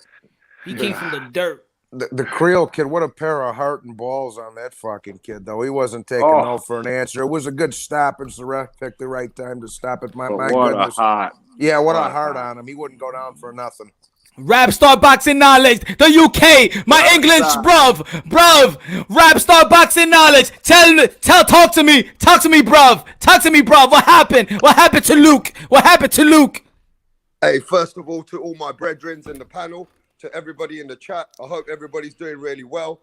Listen, I just want to ask you guys one thing, and it's a simple question. A lot of people have emailed me today saying, Rapstar, they think that Luke Campbell took a dive. They think that Luke, I mean, I know it's bad. There's a lot of conspiracy theories going on. But let me ask you this, Moonshine. When Luke Campbell knocked him down, he did not go with he didn't come forward anymore. He went on the fucking back foot. And let me ask you this as well. How can Luke Campbell knock you down like that, and he knows he's an immature fighter, and not go in for the kill? I mean, even in the same round, he was on the fucking back foot. You know why? Because it's something that we know about Luke Campbell. Like I said, he plays the point system. He doesn't have the killer instinct. He's just trying to outbox you. And I'm like, he just doesn't have the killer instinct, man. He just doesn't have the killer instinct. Yeah, that was for him not to go at a young fighter like that. He's never if he studied Ryan Garcia, he should know that he never been floored in the professional level. So there's something that he never went through, and he needed to go and really, he ain't wanted that bad. He just ain't wanted that bad. And that's the thing about his critique. People know that Luke Campbell just doesn't want it that bad. He just want to outbox you, want to outpoint you. He still think this is the amateurs. That's how he fought the fight. That's how he fight. And Rapstar, homie, I was screaming at the computer when they went into the third round. I was screaming, jump on him. He's still hurt. Jump on him. He just decided to keep boxing off the back foot. So that's on Luke Campbell. Bro. Yo, Matt, good looking out on that. We just spoke about that, my brother. What does the panel think about Chocolatito Estrada? I got Estrada, but I'm rooting for Chocolatito. That's the way I have it. I think right now, but it's not a stamp prediction. Well, let me ask this then, Punch. Let me ask you this. We saw raw talent yesterday. We saw a young guy who's a bit immature. He's very excited in the ring, and he doesn't seem to be that composed. When he could have took 4 or 5 seconds, waking up, he came up straight away. And then he became an aggressor. He's got a lot of heart, but he can't be there for the taking against Tank Davis or Teofimo Lopez. He cannot keep his chin high like that, Punch, because this kid has got a lot of heart, but those guys punch like beast. That's a different kind of a fighter, bro. Those people will put him to sleep. I'll have to disagree on that one. First off, because the kind of punch that Ryan took against Campbell will not happen against Tank because of the height and the way he positions his chin. His chin's not going to be there for that same counterpunch because of Tank David's height. And let me add something. A lot smaller. Sorry, so that won't happen. Sorry, I wanted to add on this one. Yeah, and then I'm going to add on. Go ahead. Yeah. Now, what did Ryan Garcia just fought? A southpaw. If you would say, what's a good fight to prepare for Gervonta Tank Davis? It would be a southpaw. He probably fought the best southpaw in the 135-pound division right now, right? Other than Lomachenko, of course. Yeah. So he already got fighting a southpaw, which a lot of people wanted to critique and doing a breakdown is what type of southpaw fighter. He hasn't fought no southpaws in his career, right? He got Luke Campbell under his belt and knocked him out. Now another thing, the height, like Kalua said, also that left hook is right there for the taking. His left hook is lined up. Is lined up. Now, also got to remember, Gervonta Tank Davis' defense is not like that. Once he figure out that you don't got that pop, fuck it. He'll get hit so he can land that punch that he wants to. So he can land that punch he wants to land. He'll go after 3 rounds. If he doesn't feel like you got the power, he'll put the muffins up and he'll go on the inside. I could see. Oh, I'm sorry, Punch. Now I'll say this: if he's gonna get hit by Ryan. He's going to get hit by Ryan. That's something for sure. Is Gervonta Tank Davis going to get on the inside and hit Ryan and go to the body? Yeah, but I know for sure that he's going to hit Gervonta Tank Davis. Here's the thing. Here's the thing with that fight. Like Kalua said, the styles make fights. Luke Campbell and Ryan are eye to eye, base almost. Tank's down here, okay? Now, so you could say, so was Leo. Ryan's bigger than Leo. He's got more reach than Leo, probably about the same reach as Leo, but he's a bigger puncher than Leo. If Ryan hits Tank with those same shots Leo was hitting with, he's going to bed. But on the flip side of that coin, if Tank hits Ryan like Luke hit him, he's going to bed. I'll tell you one thing: if that fight ever does happen, it doesn't go the distance, one way or the other. One way or the other, somebody's gonna go. One way or the other, in my opinion. Yo, if Leo Santa Cruz, which is not known for speed, could hit Gervonta Davis anytime, Ryan Garcia is going to put his hands on Gervonta Davis. Johnny, you 100 moonshine. That's 100 proof. That's fucking 100. That's moonshine. That'll fucking white lightning shit. Yeah, that'll fuck you right up. You're right. And did people not watch the Tank versus Santa Cruz fight? I could have swore like most of the fight, Leo looked smaller than Tank because he was crouched down so much.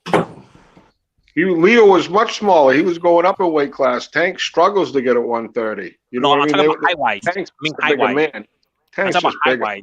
No, Tank, because Tank is very short. I'm talking about height-wise because the way Leo fought, he was literally crouched down the whole time, which pretty much put him if he eye stood to up eye with straight, Tank. he would get killed. If he stood up straight like Garcia, he's gonna get hit. It wouldn't have Now, lasted. remember, as this long guy- as it would've. Now remember, I look at fighters also when it comes to the mentality is that he wants Tank. He wants Tank. Yeah, And if he keeps on calling, it's almost like when Tio wanted Lomachenko. They want him. They studying him. They want him. They looking at him. They going to the fights. They want this man. Ryan Garcia wants this man. And when you want somebody that bad, I think he's going to do whatever it takes to finish Gervonta Davis. I mean, that's just one fighter that he feels he Punch, wants. To me, Tank Davis has got man strength. He's 27 years old, right? Ryan Garcia's growing, and Ryan Garcia's getting better as he goes. To me, I know that fight's going to be Tank Davis, Ryan Garcia. But if you ask me, I think Tank Davis is ready now. I think Ryan needs one more fight. That's just my personal opinion. But the other thing is, I want Rapstar. to say this as well to all of you. We have never seen Luke Campbell ever been dropped like that. We've never seen Luke Campbell be knocked out. We've never seen that. So now, where do we rank Ryan Garcia? How do we rank him in the top 5 of the lightweights? Do we put him ahead of Devin Haney now? I want to ask you this question because in England, they're ranking him ahead of Devin Haney now. How do you feel about that? He should be ahead. He is ahead of Devin Haney. Devin Haney hasn't fought a top 10 contender. Ryan just did that last night. Yep. It's that simple. He's 3 behind Loma or Tio and Loma. Behind Tio and Loma. And if you could also throw Linares up there just because he's been around for so long, whatever. But yeah, I'd say he's 3. I'd say he's number 3. Yeah. Yeah, people thought I was joking, but before the fight happened, I got to tell people when Ryan beats Campbell and knocks him out, people are gonna rank Ryan's belt over Devin Haney's, and it's already started. But we're not ranking the Just belt. because. We're hold on. We're not ranking the belt. We're ranking who have you fought, bro. Yeah, that's more important, Kalua. Yep. Yeah, but when there's 2 champions who have the quote unquote same belt, but you rank one champion over the other, that means you value his belt higher than the other champions. Did Devin fight a top 10 contender, Kalua? Yes or no? Does he fight at the top 20? Did Devin fight a top 10 contender? Yes or no? Has he fought a top 20? Gamboa was top 20? Mm-hmm. Where was he ranked? 20? Number 16, 15, 14. 15. Luke Even Campbell's after a he got better knocked out by even after he got knocked out by what's his name, Tank, he's still ranked 16. Yeah. Yeah, so that win alone puts him over Haney. Rankins. I watch the fights. I see with my own eyes. You know what I mean? I just see a kid beat a fucking gold medal winner, kid that goes with Lomachenko, fight Linares. I haven't seen Haney fight nobody. I haven't seen Tank fight nobody. Exactly. That's just what I've seen. I don't know about the rankings. Exactly. I don't even check out the rankings. I check out Moonshine. I check out Johnny. I check out fucking Mini Max. I don't know. Blue Blood's all right too. You know what I mean? I check out these boxing channels. That's my rankings. Yeah. That's what I'm talking In my eyes, my own eyes. Yeah. And that's what it is. Even with the eye. Yeah. Even if you don't even follow the rankings, just looking at the matchups. The eye test. The eye test. Yeah, man. And and this is why, I stressed it. Shout out to Bill Haney. That's why I even stressed it to Bill Haney on the channel. Performance. If we would have just stopped Gamboa, bro. If you would stop Gamboa.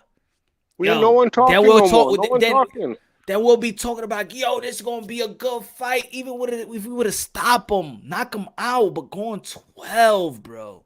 going 12, and it was like almost he could go to the Gamboa could have gone to the club. Yeah. He's singing like Pacquiao and fucking he's singing after Karaoke. the fight. Gamboa did go to the club with Devin after that night. Yeah, that's just they had the arrangement. It's like, all right, we don't hit each other, we'll hit the club afterwards. Nah, but if Devin would have had a devastating knockout of Gamboa and did it better than Tank, you would have heard a lot of Garcia fans, including myself, talking about, oh, we want Devin. Exactly. And that's why I said it was about performances. If he would have done to Gamboa and Tank, because people was looking at that fight to gauge Haney and Tank, to gauge it. He didn't do a good job gauging it. So now Ryan Garcia comes back and we were like, yo, he had the best opponent out of the two, right? And we were just talking about if he beats him in a decision, would it be a better win than both Haney and Tank? And we said yes on the panel that time. He knocked out Luke Campbell in the 7th. Nobody's ever done that to him. So now Ryan is high. Now it's about performances. That's why he wants Tank, man. Tank is easy work for Ryan, I think. 6 in the building. My boss 6 was good. What's going on? So what you think? Beat him, maybe. Easy work, no. What you think about the fight and what you think about the call out? It was perfect, man. It was everything that you would want for someone like Ryan. Answered all the check marks. Yep. Look at all the criticism he was getting on that, saying that Luke Campbell's going to kick his ass and he bit off more than he could chew. He got knocked down, got back up, and then he was no longer the prey. When he got knocked down, he got back up. He went on predator mode. That was me, Dempstick. I was like, this fucking guy's gonna get his face broken. He's a little Instagram. I thought it would go 12 rounds, maybe 7-5, 8-4. I wasn't expecting that. That was me. I was talking all this shit. That's why I came to Punches earlier and ate my humble pie. But you know what? That's why Garcia wants Tank, because Tank's 5'5", Garcia's 5'10". He's not gonna hit him with those uppercuts like that. And at the same time, people sleep on it. Ryan Garcia hits pretty damn hard too.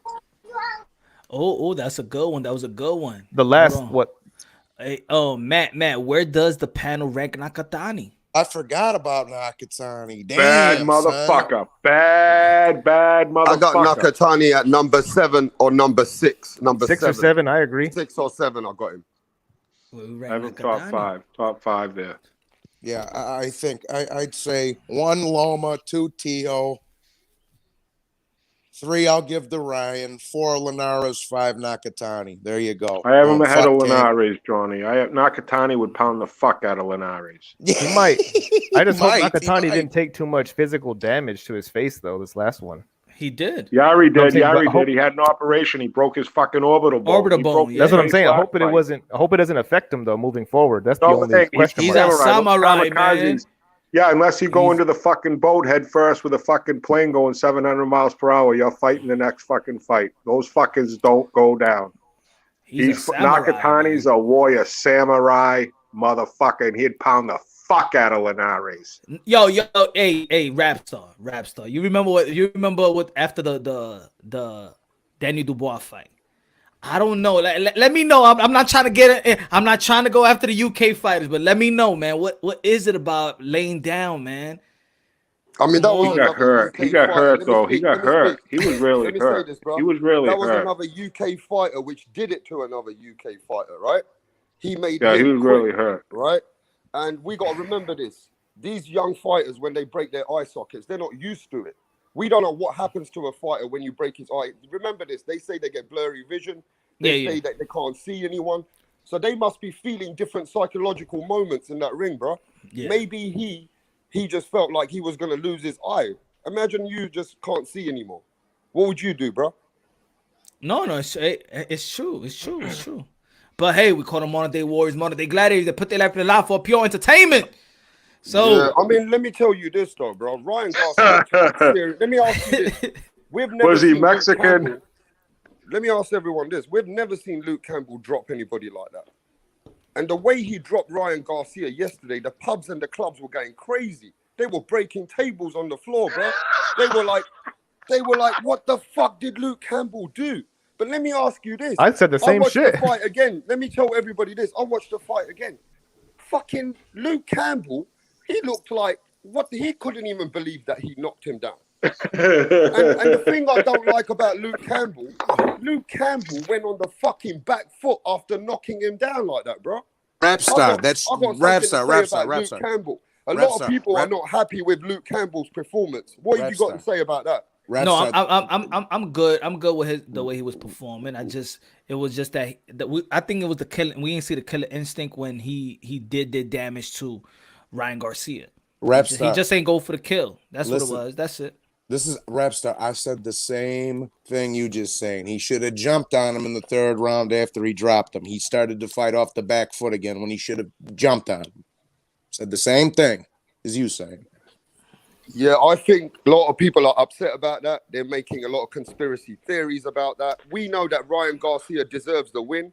He's a true warrior. He showed everybody he could deal with adversity. And I think that experience for him, Moonshine, is going to be the best experience for him to come better as a fighter on the next fight. I think he's going to learn a lot from this actual performance. Yeah, exactly. That's championship level right there. You got hit, you got knocked down by a gold medalist who was at range, set him up with the body shots, came up with the left hook, got up, and continued to fight. That's just something you have to learn on the job. You can't train that. Yeah, but if now that Garcia has it in his back pocket. If I was Teofimo Lopez, I would think Ryan Garcia's easy money for me. That's just my personal opinion. I wouldn't doubt that. I wouldn't, because I'm also the type of person, I don't like to analyze the one fight and then go to the next one. Look, it's just how many people said, look at the Nakatani fight, yo, he got exposed, and then the next fight, look what he does to Comey. Ryan Garcia could do the same thing, right? You know, he could end Gervonta Davis or it's hard because we always say style make fights. So I think when we talk about styles make fight, we gotta be consistent with that as well. Like, not every fight is gonna happen. Not like, yo, but he knocks him down. Let's see what he's gonna do. Yo, look at Manny Pacquiao and Floyd Mayweather. Yo, he knocked him better. Look what Manny Pacquiao did to opponents, and Floyd Mayweather went to a decision, and then they fought each other, and then what happened? That's what I'm saying. With Tank, he's not gonna do that to Ryan Garcia. It's too damn tall. Mm-hmm. No, but you can't say that, bro, because like Tank Davis, he goes to the body. Tank Davis is ready to take anyone's power. You can see that. Well, that's the thing, though. But Tank Davis, he's never faced somebody with that kind of power and speed that Garcia has. He's never faced that. Especially the speed. And vice versa. Technically, Ryan hasn't faced someone who hits it just as hard.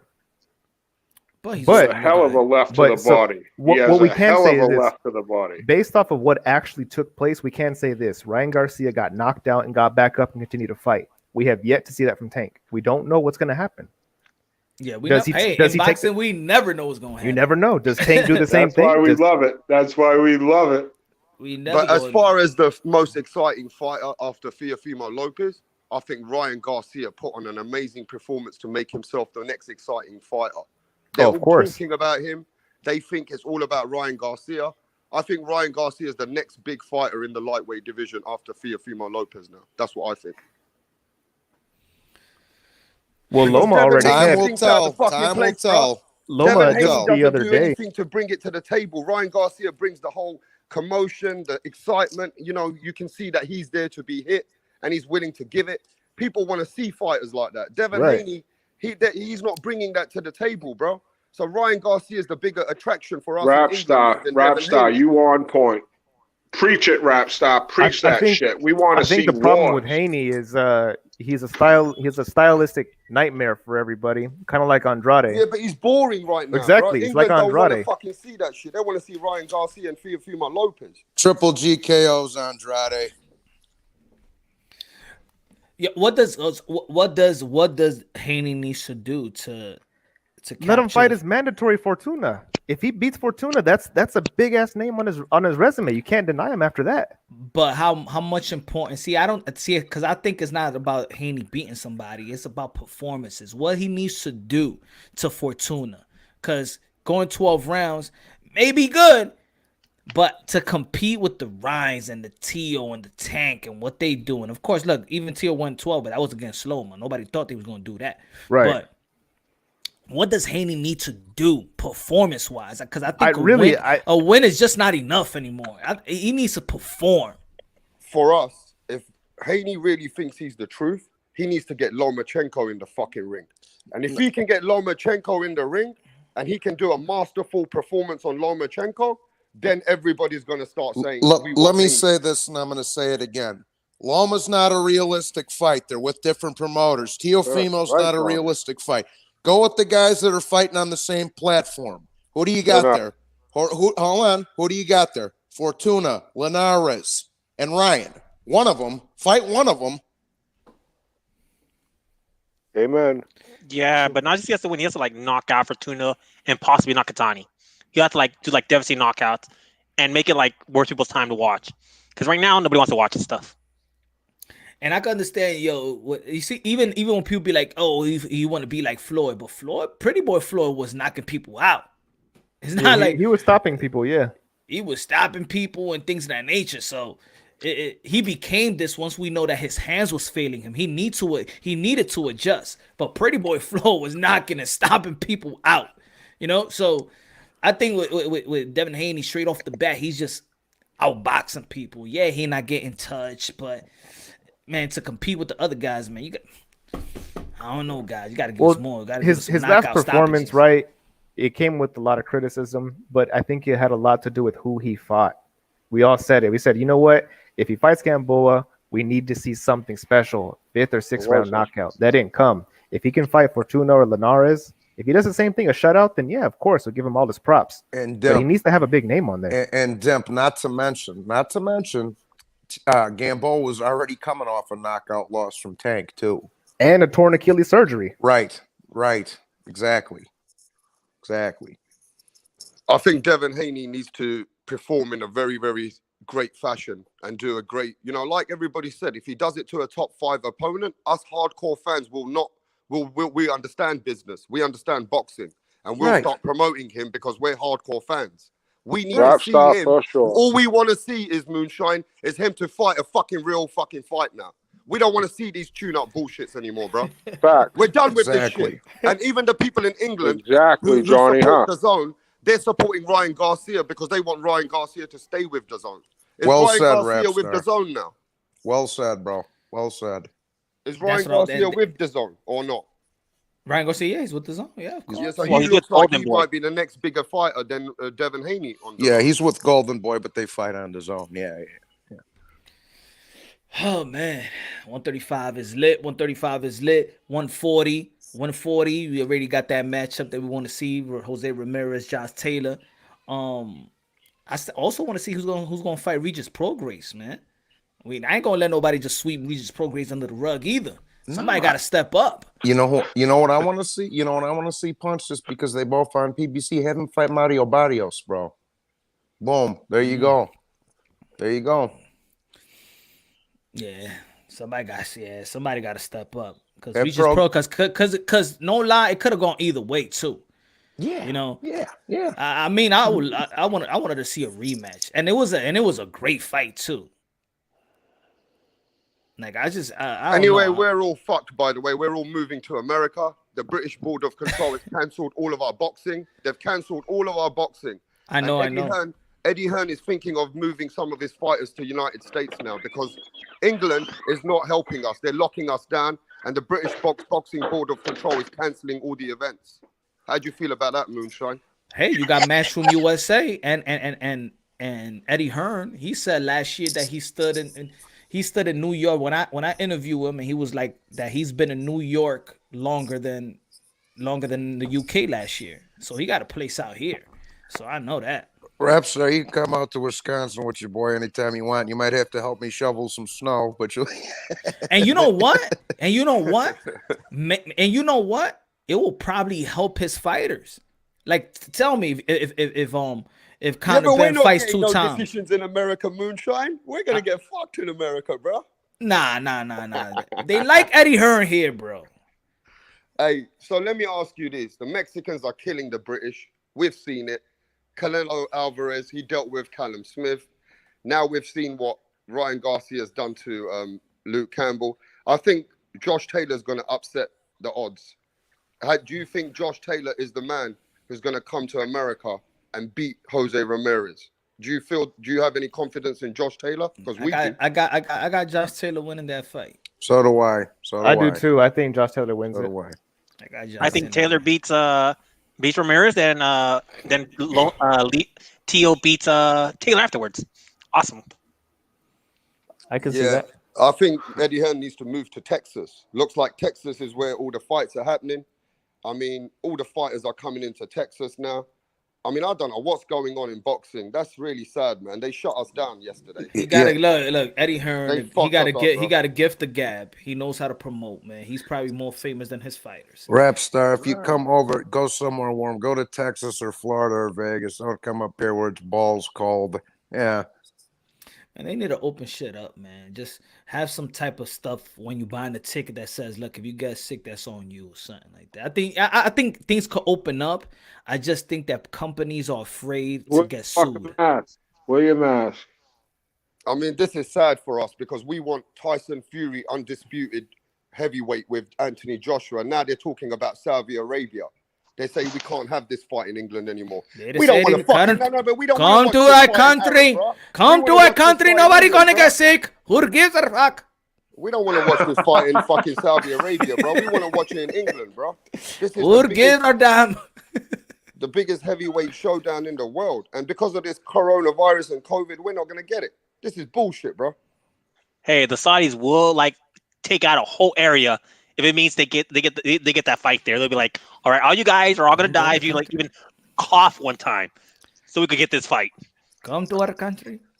Come to our country. Now, to be fair, that Fury AJ fight shouldn't be anywhere but England, and he shouldn't be anywhere but England. Oh, they will chop Eddie Hearn's head off. The British fans already said if Eddie Hearn takes this fight out of England, they want to put his head on top of the fucking what's it called, Buckingham Palace, bro. There's like 100 million reasons for it to be in Saudi Arabia.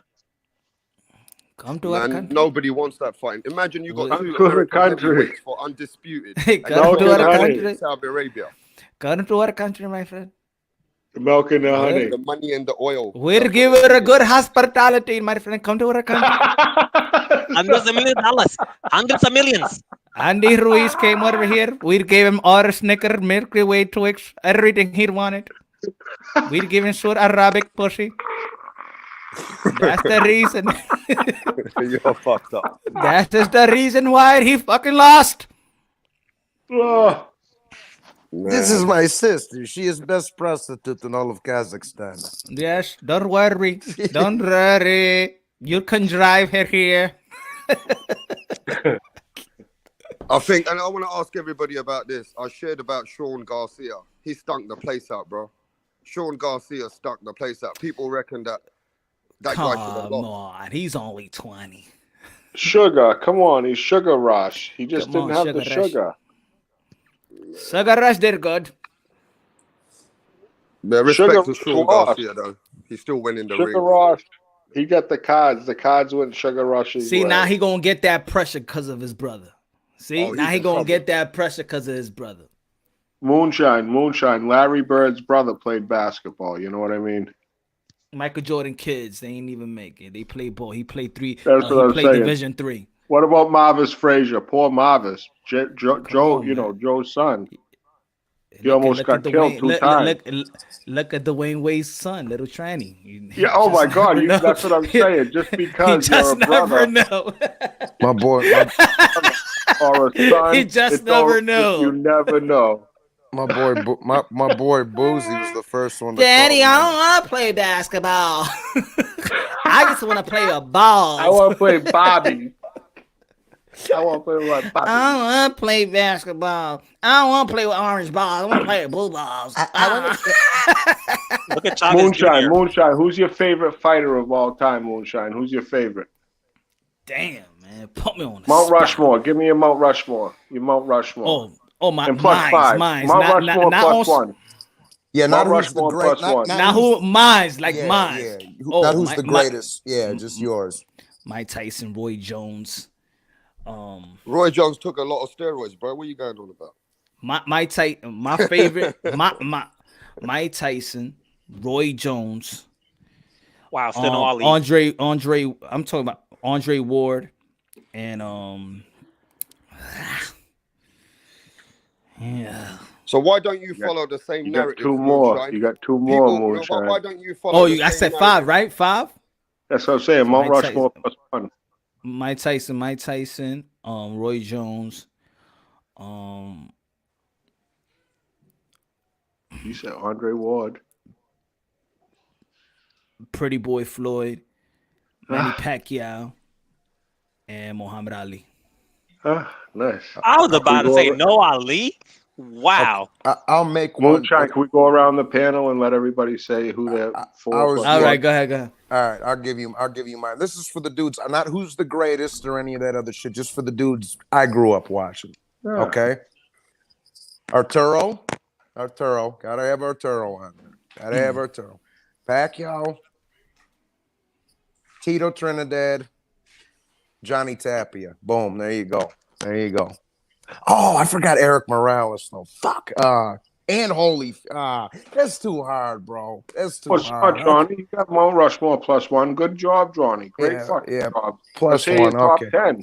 Fuck the Mount Rushmore. What about what you, Rap Star?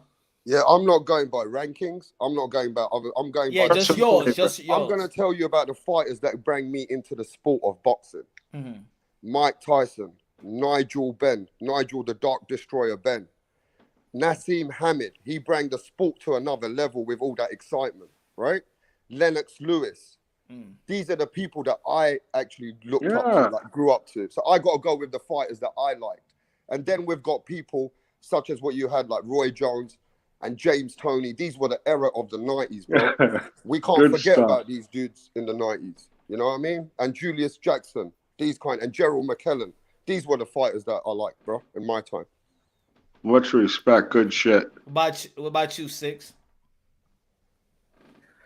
Pacquiao, Marquez for sure. Ali. And it's a tie between, if you'd say top, like, Mount Rushmore. I love watching highlights of Sugar Ray Leonard. And I also like watching Roberto Duran too. Okay. But Pacquiao, Marquez, Tyson, of course Ali, and then again like a bonus honorable mention, either Roberto Duran or Sugar Ray Leonard. Great shit. Tyson, Ali, Canelo, Oscar, Mayweather, and honorary mention is Pacquiao, because I put Mayweather and Pacquiao head to head. Why now? I'll ask this question: Why? Let's say my era wasn't Ali, right? But why do I have Ali? Why do we have Ali? Because he touched. No, let me tell you why. Because he touched you, even though he wasn't your era. He touched you when you watched him. Hey, yo, that's how.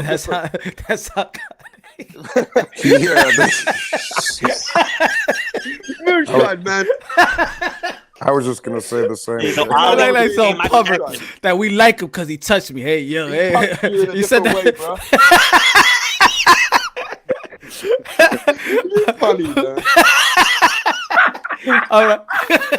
Carlos Baldomir touched me. All right, I understand what you said. I understand, but then you said it too much. Like, yo, because Ali touched you. I'm like, say that. Pause. Hey, spiritually, brother, spiritually. Okay, all right. We need a $40 or a dancing Canaan. He said, "You know why, Punch? Because Ali touched you. I'm like, hey. Calm down, Ramstar, with that. He got that hand touch me, man. Look. $40. Ali didn't touch nobody. That was for Elijah Muhammad to do. Ooh, yo. No, but as the wisdom of the man and the way that Ali was in that era, you know what I mean?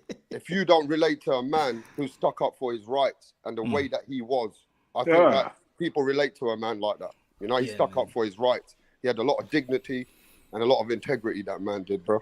Yeah, man. Moonshine. So I'm 51, right? My favorite fighter of all time. None of you guys mentioned him. Marvelous Marvin Hagler. He fought every fighter. He unified the middleweight division. He 5 or 6 years, and he fought all comers. And he never went down. He broke guys' fucking hands, hitting them in the fucking head. You know what I mean? This guy never went down. Hagler, Mickey Ward. I just love fucking Mickey. I'll go through a wall of fire for him. I don't even know how he survived Gotti. I don't even know. I mean, God bless Mickey fucking Ward and God bless Arturo Gotti. That was the greatest fight I ever seen in my fucking life. That first Arturo Ward. No, Arturo Ward. Right. That's the fucking what I call it. Arturo Ward fight. What the fuck was that? You know what I mean? So I got Hagler. Yeah, but if you've been watching boxing Mickey, from then, man, Ali, you must remember Duran, Arguello. Yeah, I was just gonna say that, bro. Alexis Arguello, what a fucking motherfucking warrior. God bless Alexis Arguello. Oh my God, oh my God, Alexis Arguello. Oh my God, that's all I can say is oh my God, Alexis Arguello. Oh my God. And not to mention Arguello was the classiest dude of all time too, or one of them. Yeah. What you think? One fighter. One fighter. Manny Pacquiao. What the fuck are you talking about, man, Manny? One fighter. Just name one fighter. What's one fighter you feel like he could have been way so much more than what he was? Emmanuel Burton, Emmanuel Augustus, the drunken master. That I see him fight 5 times. I see him fight Mayweather. He went in there like he had so much skill. He had that cat twitch Garcia fucking shit. Emmanuel Burton would go, and he had so much talent. If he could have been reined in, he would have fucking pounded the fuck. He would have had a much better record, and he would have been more well known. But Emmanuel Augustus, I think, is the most underrated boxer that I think that ever lived. The record per se. And I'd love to hear everybody else's opinion. Well, I've got to say this. If you've been watching boxing for a long time, the most underachieved boxer that I've ever seen is Edwin Valero. Edwin Valero, he was ready to fight Manny Pacquiao. People had Edwin Valero beating Manny Pacquiao, and he was coming up. But because of the conspiracy theories, the ties with the president, and people said that he killed a few people, they killed him off.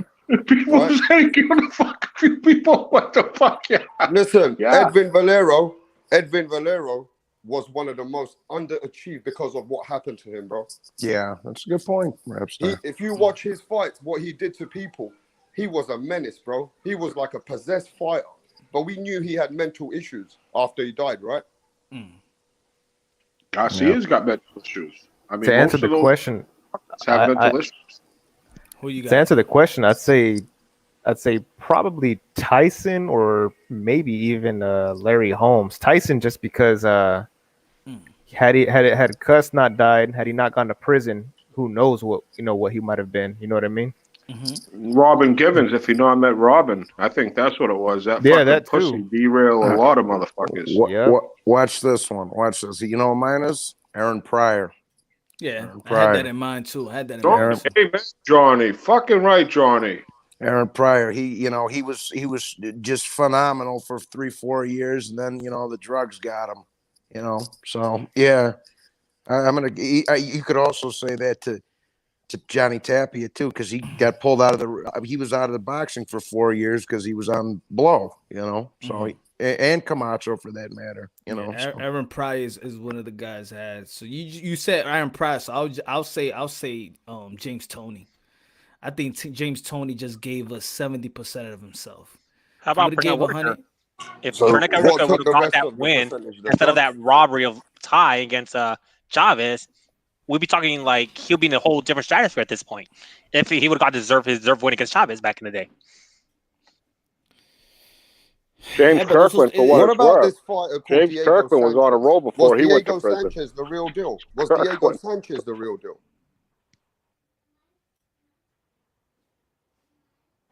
You mean Diego Corrales, homie? No, who was that guy who died when he was young in a car accident? Yeah, Diego Corrales, you're thinking of, bro. No, that was who fought Floyd Mayweather. The other guy. Salvador Sanchez. Yeah, Salvador Sanchez. He was but he passed away. That's unfortunate. I wasn't really talking about fighters that they went through their career, but they just could have done so much more. Yeah, so much more. And like I say, Augustus, I see him fight. You know what I mean? He was so entertaining. Like I never see nobody more unorthodox and more fucked up going into the ring. He got suspended for marijuana. Moonshine one time down, he was fighting at Hampton Ballroom Arena. He got suspended. I'm talking to him before the fight. I get all fucked up drinking martinis and all this shit, right? I get zigzags and I throw him onto the ring before the fight. It was on ESPN. My friend was fighting the headliner. And I throw the fucking zigzags on the ring. I got fucking carried out by these fucking bouncers right out the side door. I watched the fight. That's when Augustus fought. Augustus was a headliner. My friend was a co-feature. And I got kicked out for throwing zigzags out to Emmanuel. And he got shot. I think Emmanuel got shot by a gun and he's all fucked up somewheres. Oh shit. Like Frankie Randall just passed away. I don't know how he passed away, but what a warrior that dude was. He was 59, I heard. Yeah, I know the surgeon, man. Frankie Randall? I mean, what a bad they say dude that he some was. of the boxers are psychotic. How do you feel about that? Do you think some boxers, they have to have that crazy X factor about them? I said that the other day. If you're trying to find a boxer that's on some normal stuff, like remember what they do for a living. They get punched in the head for a living. Yeah. Most of these guys been getting punched in the head ever since they're 10 years all old. Fucking time. So by the time they hit the retirement years, I don't expect. I don't even. Even the people around them. Look at Tio's fucking nose. You know what I'm saying? Tio been punched a fucking long motherfucking time. Tio been punched every fucking day. But Tio's punched more than he's been punched. So you do the fucking math. Tio is the fucking man. He's my pound for pound best fighter in the world. Teofimo Lopez, I believe, is the best pound for pound fucking fighter in the world. He beat the best pound for pound fighter in the world. I don't know how you not become the best pound for pound fighter in the world. Because there's somebody called Canelo Alvarez who doesn't win more than both Tio and Loma put together. That's why it's weird to see. Manny Pacquiao with his faculties on intact. Because 70 plus fights. And Hagler, even Hagler's got his faculties. Yeah, but also you know how that works. Also, like they could genetic. I think it's genetic almost. No, and it's also look at through time the way that when they get older it just comes out. You get slower. Look at Shane Mosley. Shane Mosley was alright, and then he retired. But every year when you see an interview with Shane Mosley, you'd be like, yeah, man, he got slower. Yeah, he's punchy. Right. He's getting punchy. Yeah, I was just every couple of years you'd see me a little bit slower, a little bit. No disrespect to him. Yeah. Slurring. And I'm telling you, I'm sick of these fucking promoters making all the fucking money. These fighters need the fucking money. These guys are the guys putting it on the line. These fucking guys riding around in fucking jets all over fucking the world. And these fighters are in a fucking cold fucking damn gym boxing their fucking brains out and they're getting paid fucking peanuts. It's a shame. It's a shame, Johnny. And honestly, it is. They talk about underpaid athletes. There's not a more underpaid athlete in the world than a fucking prize fighter. And I give commends to any fighter that's getting fucking paid.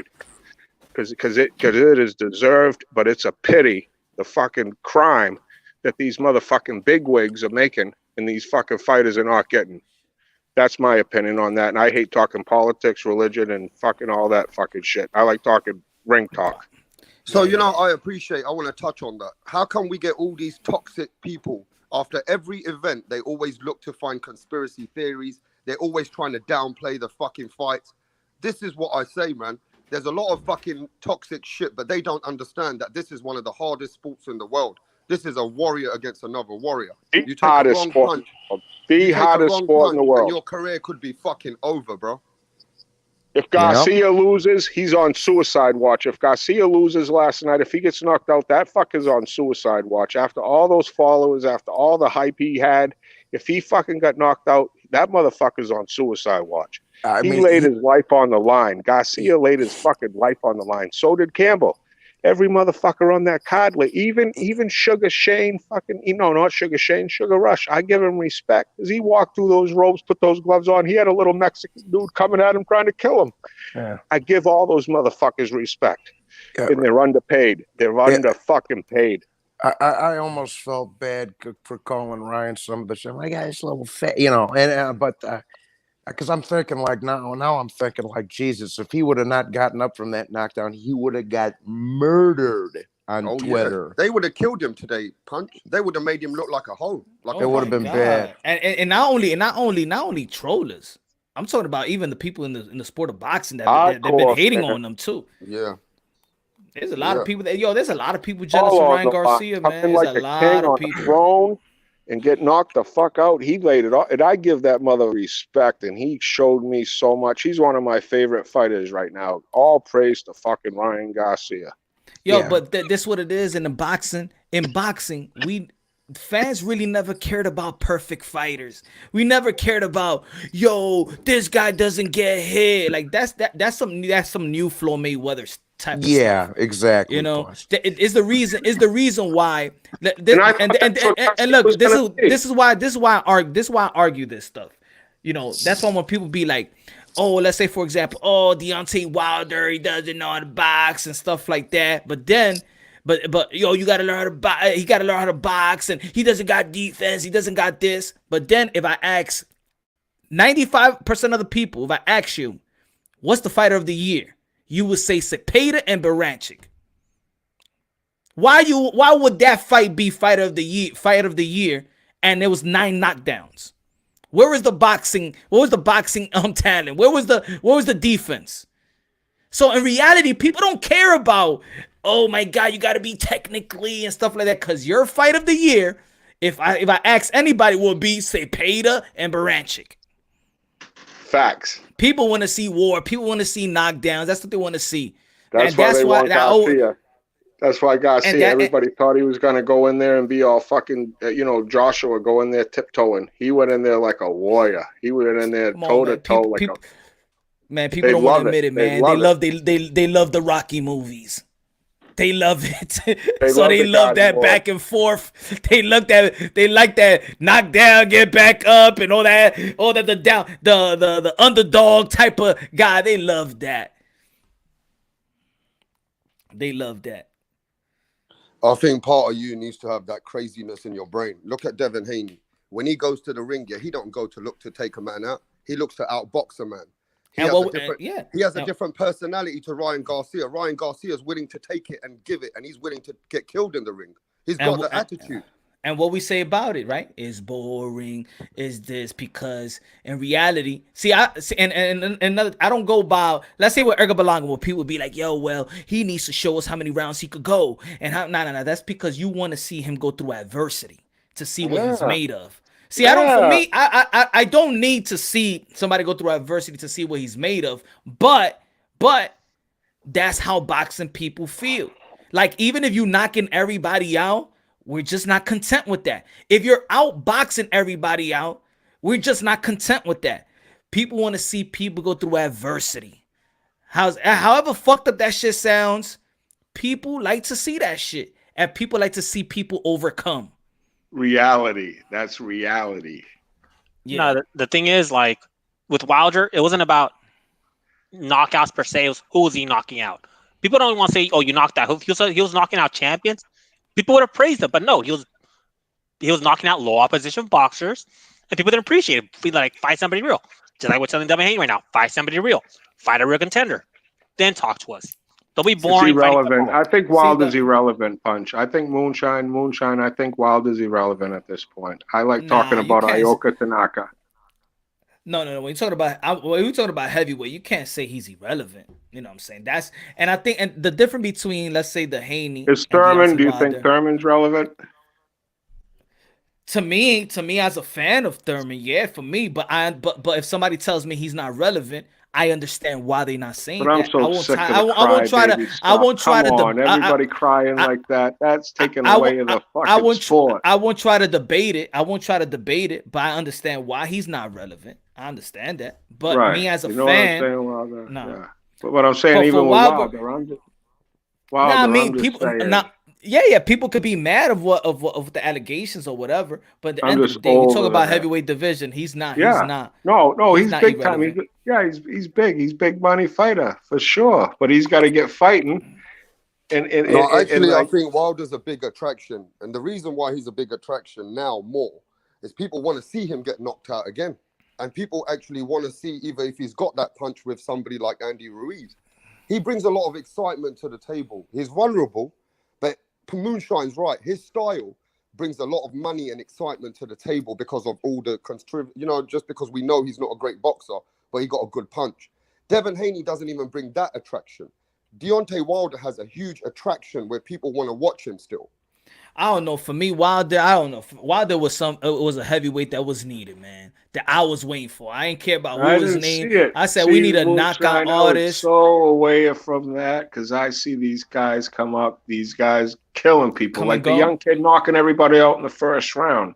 The Berlanga, the guy knocking everybody out in the first round, right? He's so vulnerable to get fucking whacked. If he fights someone tough, he's gonna get fucking sent fucking to Coco Land.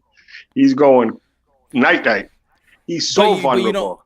But you know why? But you know, I don't even see. I get the Wilder hype because the KO is huge, and he goes in there just to swing on those punches. I get it, but I'm done with the heavyweight division for now. Okay, that's just my opinion. I respect it all. I think I agree with this guy. Wilder's on his last legs. Wilder's on. He's 35 years old, but but he's on his last legs. The different last stages. Yeah, bro. 35. But the difference 35. between the critique that Wilder get, that they're like when they say they don't fight nobody. The difference between Wilder and guys like Shakur Stevenson and these other fighters, they are groomed to this game.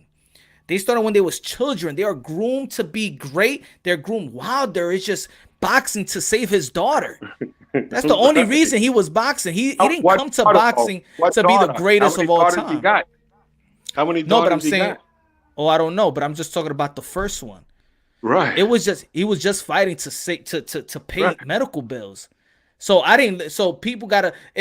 In boxing, that's why I like the journey. I just don't like the fight. I like the journey. What this guy's coming from. This is what Manny Pacquiao. We know his journey. That's why we respect Manny Pacquiao more because of his journey. His struggle is a storyline. But for me, the same thing with Wilder. If Wilder was groomed to fight and to be the best ever, then we'd be like, damn, why he hasn't fought nobody? But his professional career, his professional career was long, fighting a lot of fighters like that because he didn't have a large stint in the amateurs, just like Canelo Alvarez. But then at the same time, you can't go around saying you want to bother your resume and you're comparing yourself to Ali because you're fighting low opposition. No, he compared himself to Ali because he made 10 defenses. Still, I respect it all. Ali was fighting real those are fighters. Overrated.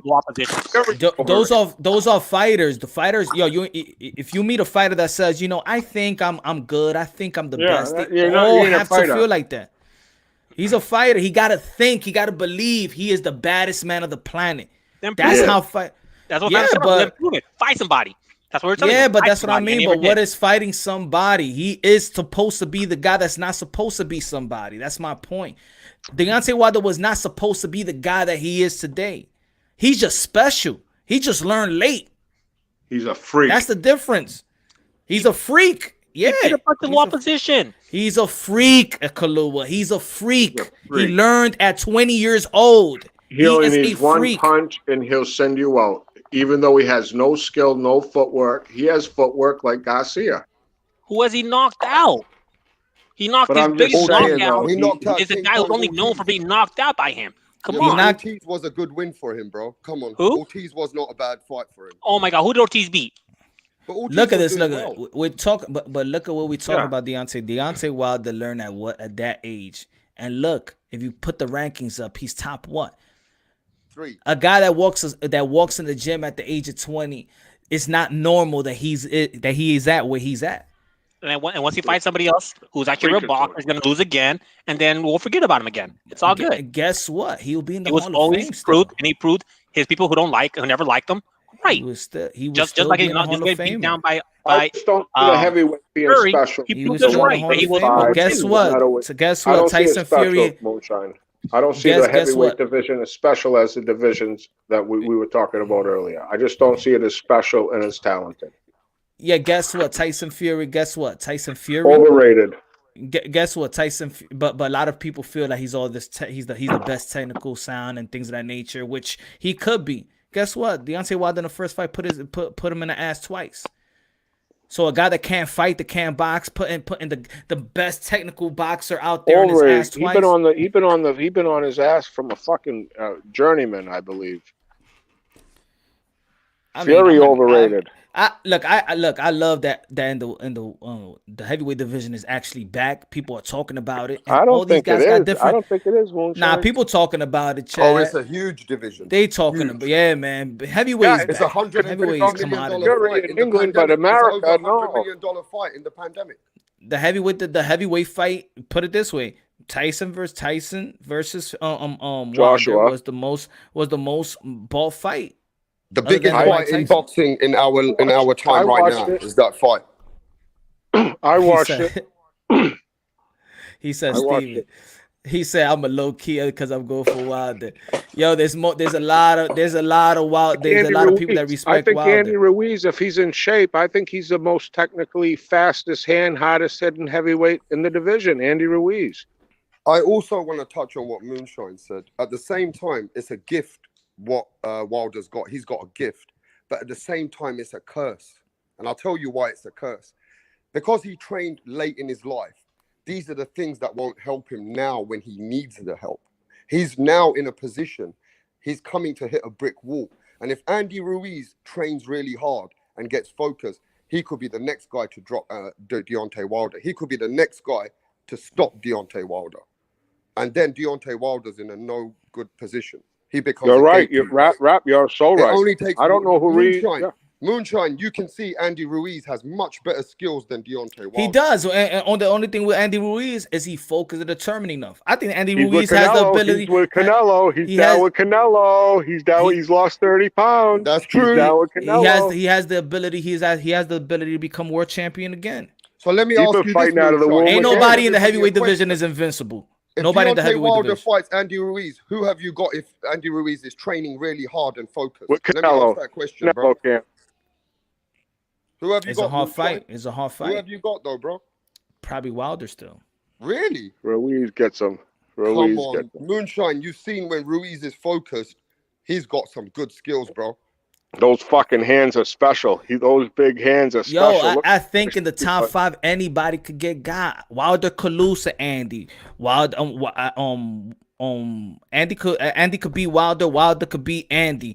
Wilder could beat Joshua. Joshua could beat Wilder. Tyson Fury could lose to Wilder. Wilder could beat. I think in the top 5, any given day, anybody could be. Ain't nobody ahead of, in my opinion, head above shoulder anybody in the top 5 in heavyweight.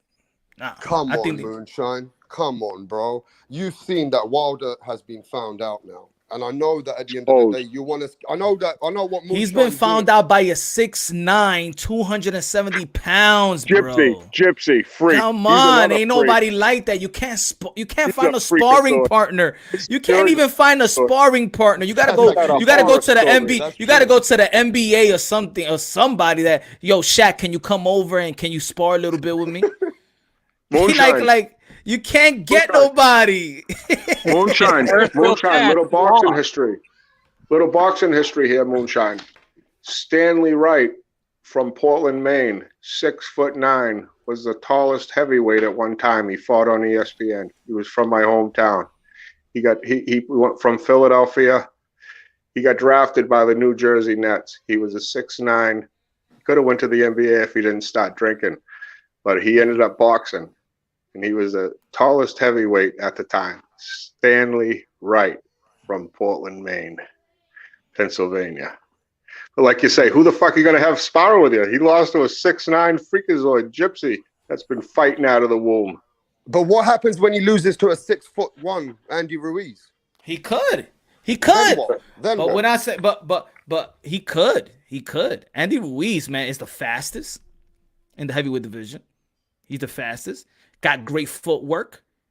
He knows how to move his body. He's been that way, so he's comfortable with it.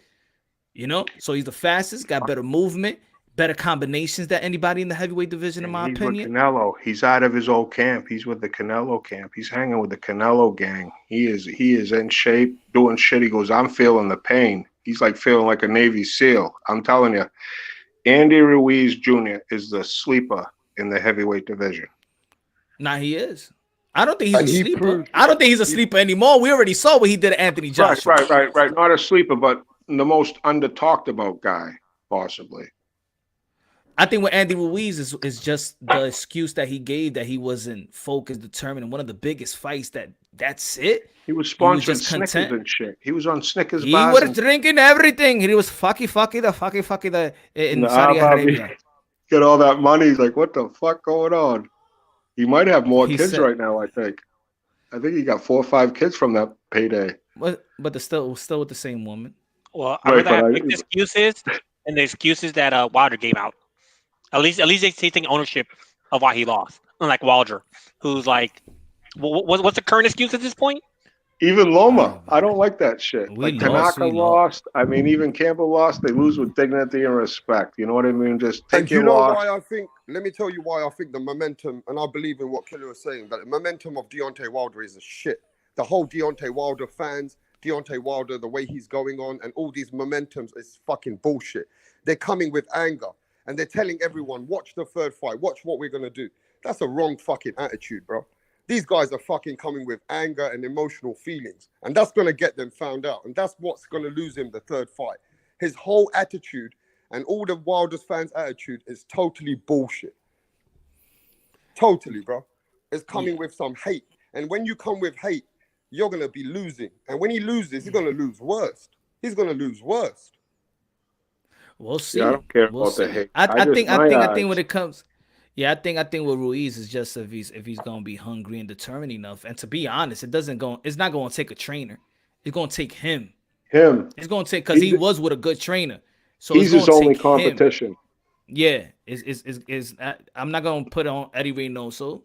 You know, it's about him. Does he want to work? Does he want to accomplish what he accomplished before? You know what? He wasn't ready to accomplish. Yeah, he beat Anthony Joshua, but he wasn't ready to be a champion. Not mentally. He wasn't ready. He got His it, hands but he wasn't ready. He wasn't hands- ready to maintain was being ready. His brain wasn't. I go head, heart, and balls. Like I go head, Yeah, heart, he- and balls. If you get those turned- three he lined turned- up, Moonshine. He turned to Roberto Duran.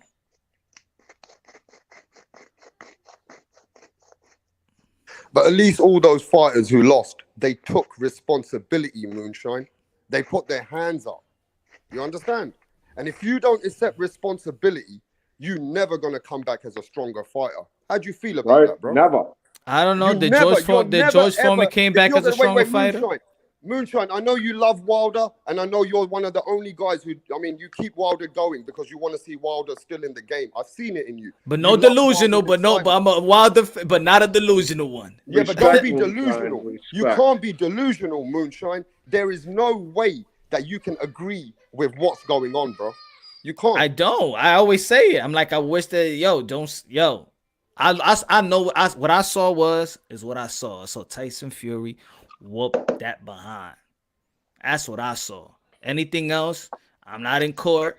I don't got no evidence. Or I don't want to talk about that. I want Wilder to get back in the gym. I want Wilder to sharpen up tools or put more tools in the toolbox. That's all I care about as a fan. That's all I care about. I don't care about anything else. And all Wilder cares about is twerking. No, but what I'm saying is, if you don't accept good for boxing. responsibility, Wilder's no, good but if for you don't boxing. if you don't respect the responsibility and accept that you lost, like you got Tay Jones coming on shows, you got all these people. We haven't lost. What kind of bullshit are you talking? You haven't lost. So your mentality is a fucking piece of shit. If you don't put your hands up, let me tell you why, bro. If you don't put your hands up and accept that you lost, you are not coming back as a stronger man. You're coming That's back a as a fact. weaker man. That's And that's facts, fact. Moonshine. That's because you got a lot of yes men, you got a lot of dick riders, and this is not helping Wilder. Wilder I needs know. to go back to Jesus and get the right people around him and just come back. Wilder doesn't have God in his life right now, bro. There's something wrong. Something's wrong, bro. But that's what that's what it is. Cause it don't matter about even if everything came out solid, right? Let's say if everything came out solid, everything even the cheating, let's say it doesn't. I'm even looking at the Luis Ortiz fight. I wasn't happy with the Luis Ortiz fight. Even if he knocked down Luis Ortiz, I was not happy because Yeah, he but lost don't- every don't- single round. But stop protecting this fighter like the rest of them are doing. They're fucking Wilder up. You guys are making Wilder look like a bigger bitch than what's happened. He looks like the biggest bitch in American boxing right now. Yeah? And we got to keep this real. This fucking pussy-ass Tay Jones and all these guys going Hey. to the barbershop. No, I'm going to call names, bro, because Rapstar's got a fucking thing to prove to these guys. If you guys are going to live on your sleep and you're going to speak on Beauty Shop for 2 hours saying that Wilder hasn't lost, you guys are pushing a wrong narrative. You guys are Look pushing what the the fuck wrong they're energy. talking about. People are laughing at this situation in England, Moonshine. We're laughing at this. I'm not lying to you. You guys are making Tyson Fury look like Superman, like he's a superhero, bro. Yeah, you They're don't scared say of Fury, bro. don't They're say all we, fucking man. scared Don't of say Fury. we. You know who's making it. Don't say we. You know we. Fury's the godfather for all of these people right now, bro. He's their godfather. He's the fucking, you know what I mean? He's the real dude, bro. And let me tell you something. They can't take it that a white gypsy man came over there and slapped him the fuck up, bro, like a little bitch. And the way he slapped him up, bro, I'm not going to lie to you. Everybody, when he saw that, man, they said Wilder got found out, bro. He got beaten like a little hoe. Now, that's not our fault, bro. That's just the way it is. And you got to accept it. And if you accept it, people are ready to start following Wilder and say, come on, Wilder, come back. But they're not pushing for him to come back because he's hiding like a little bitch. And he's talking shit, bro. We got to keep this energy real. You guys are out there trying to say, oh, we feel sorry for Wilder. What happened to Wilder? Oh, my God, he's our godfather. Why did they do that to him? That's the worst thing you can say. You fucking bitch-ass fucking pussies, bro. Yeah, I'm calling you all out. Because you guys are fucking Wilder's mentality up. How the fuck can you even talk for Wilder? You pussy-ass bitches. Hiding behind fucking avatars. Fuck you. I'm going to tell everybody straight, bro. Wilder fans have fucked up Wilder's momentum. Yeah? Why? I'm not going to lie. You're going to make Wilder fucking into suicide situation, bro. This is bad. What they done to Wilder is embarrassing. It's fucking embarrassing. All right? They should stop. So you feel like they should just stop talking and say, just get back in the gym and sharpen up the tools and the same shit that I'm saying, right? Yeah, because you can't go on all these other platforms and say, oh, Wilder's never lied before. He's like the president. He's the best thing that's ever come. The Wilder's been lying from the fucking first time when he told you that he wasn't going to fight Anthony Joshua. Then he fucking agreed to everybody, yeah, Anthony Joshua's fight was on the table. So he lied about that as well. And then they said, oh, we haven't seen Wilder for 8 months. At least believe in what he's saying. He's been hurt. He's been sitting at home psychologically depressed, but now he's come back to talk to the people. Motherfucker, he was twerking after next week. Motherfucker was twerking in front of his children, bro. So why the fuck you don't keep the same energy? Don't fucking lie to us, bro. You lying little piece of shit, fucking lying behind Wilder. You just can't take it. Wilder got slapped up.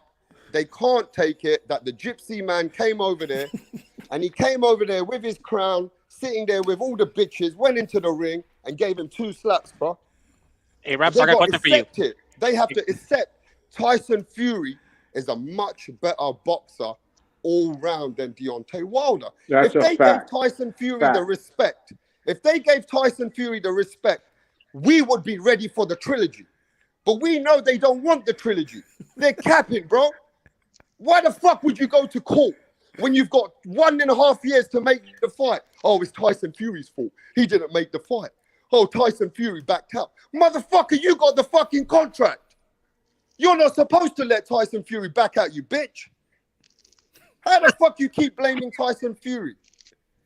You motherfuckers have got the ball in your court. Who the fuck is Al Heyman? Al Heyman's a fucking boxing gangster. So you're telling me you can't get a fight? Shut the fuck up. You're making all these excuses to run away from the fight yourself because everybody in England knows Tyson Fury is going to slap up Wilder again. He's going to fuck him up even worse. So you guys can't keep capping for Wilder, bro. Hey, Rapstar, is that why you want the Wilder Fury match so much? Because, you know, the UK been looking pretty bad lately, you know, coming to US, you know, getting beat down like Callum Smith and Luke Campbell. No, I just think if you want to shut it all up, yeah, then we can have the trilogy. But the trilogy is going to be bad for Wilder. it's going to end his career. He doesn't want none of that smoke. All these fans who are telling you we want the fight, they don't want the fight. So you don't think they're trying to protect him to get the fuck out of the fight, bro. So you don't think Wilder really want that fight? You think He don't want that fight. I'm telling you now, mentally right now, he does not want that fight. He wants a step aside money. He wants $10 million, $5 million, so they can give him some money from the court. Because Moonshine, you already know, this coronavirus has built a lot of court cases up now. It's because of the coronavirus. They're going to start fighting for the pandemic, why the dates never happened. So they're going to try and make a little deal for Wilder. Say, okay, then, we'll give you this. This is what Wilder's doing, bro. He's playing all the fans. Listen, England fans already know that Wilder's making himself look like a worse bitch. I mean, he fucked himself up, bro. How about American fans? What do you think American fans are saying about Man, him? half of them already know he's a bitch, but they're riding with him. And I'll tell you why they're riding with him. Because I don't think Wilder's a bitch, man. I don't think that. Bro, you can say what you want, Moonshine, but as a man, when you come out with, let me tell you, as a man, when you come out on TV and start talking shit, oh, my costume was too heavy, my legs were hurting. Oh, my fucking infrared lights on my eyes. Oh, the referee, he was against me. The guys in the federation, they were against me.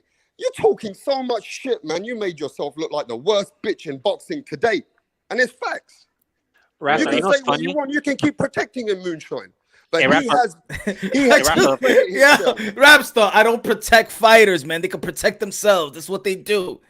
Don't put you saying we, man. You putting me on the same boat like the other delusional people, man. No, because you know what, Moonshine, let me tell you why. What I'm saying is,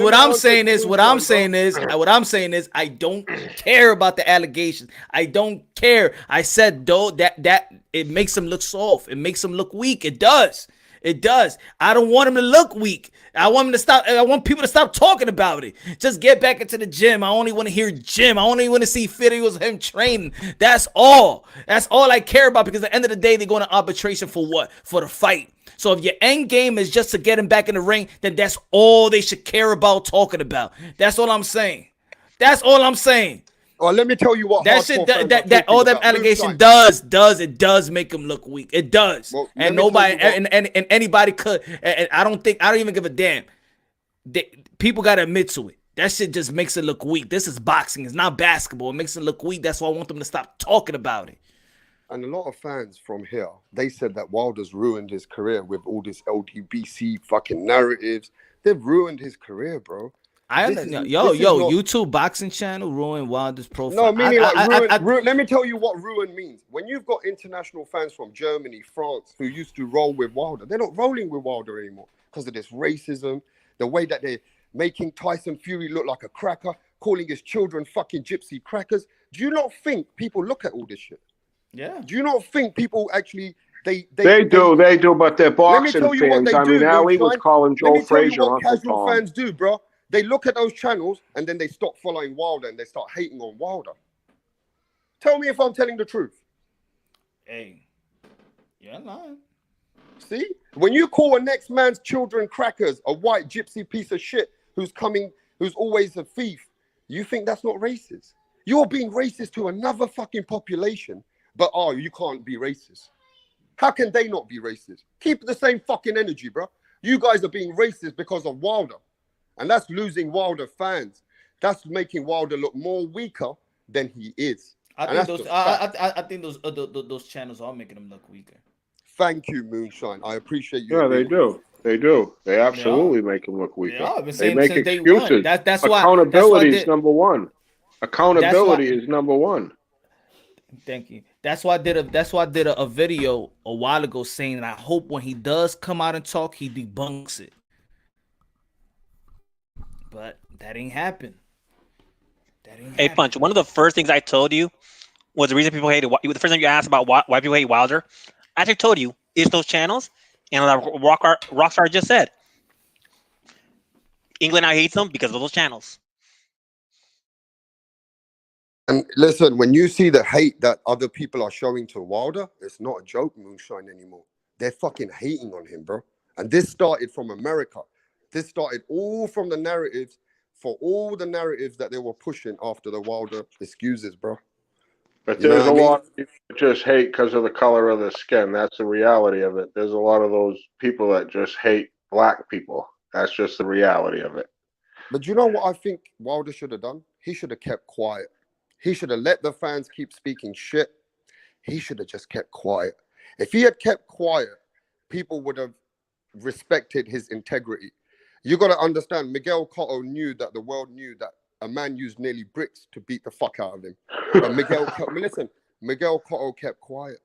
He didn't say nothing. He came back for his revenge and he won. That's what you call a man with integrity, bro. He knew that the odds were against him. Did you see Miguel Cotto fucking screaming? Did you see Miguel Cotto crying? You didn't see none of that shit. Keep the same energy, bro. You guys are constantly making I'm sorry, I don't mean you guys. You know where I'm pushing that, Moonshine. I'm not pushing that towards you, brother. So I don't want you to think it's you. But constant American channels which are out there and having professionals on their channels, and then they're constantly making fucking these narratives. This is making Wilder look worse than he ever was. You guys have got to get this straight. Wilder is looking like a joke in other countries. Whether you like it or not, they're making him look like a joke. They actually, you know what they're doing? They actually take that information and they use it against Wilder, because that's the information that you guys are spreading in America. So they're using that and throwing that energy back to Wilder. It's not coming back to these pussy ass shows. It's going back to Wilder. So keep that real energy. Wilder is a heavyweight champion of the world for America. And this is the way that the whole heavyweight champion should be behaving. This is how a heavyweight champion of the world behaves. You need to keep quiet. No, Rapstar. America never claimed Wilder. He was never our champion. We never claimed him as such. He is your champion, bro. He is not our champion. That's an American champion. That's an American champion. He is not our champion, okay? We never claimed him as such. Bro. Hey, he's our champion. He was our champion. No, he wasn't. That's why he didn't sell, because he wasn't our champion. No, he was the American champion. How the world watches him. World don't look at Wilder as a separate identity. He was the LBDC champion.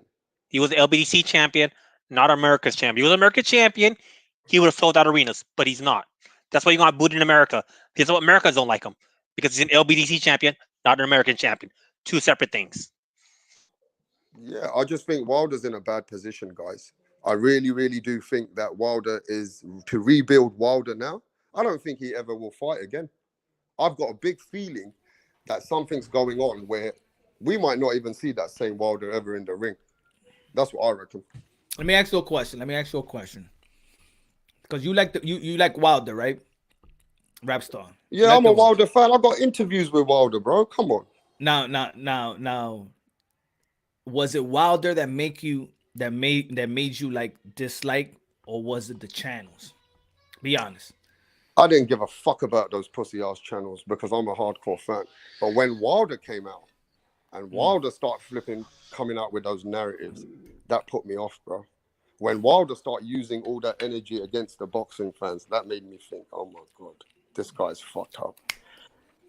When he did that, I lost a bit of respect for Wilder, because when he did come out, I'm like, damn, man. Damn, he fucked it up, bro. I really thought when he came out, he gonna be like, or not even say anything about it.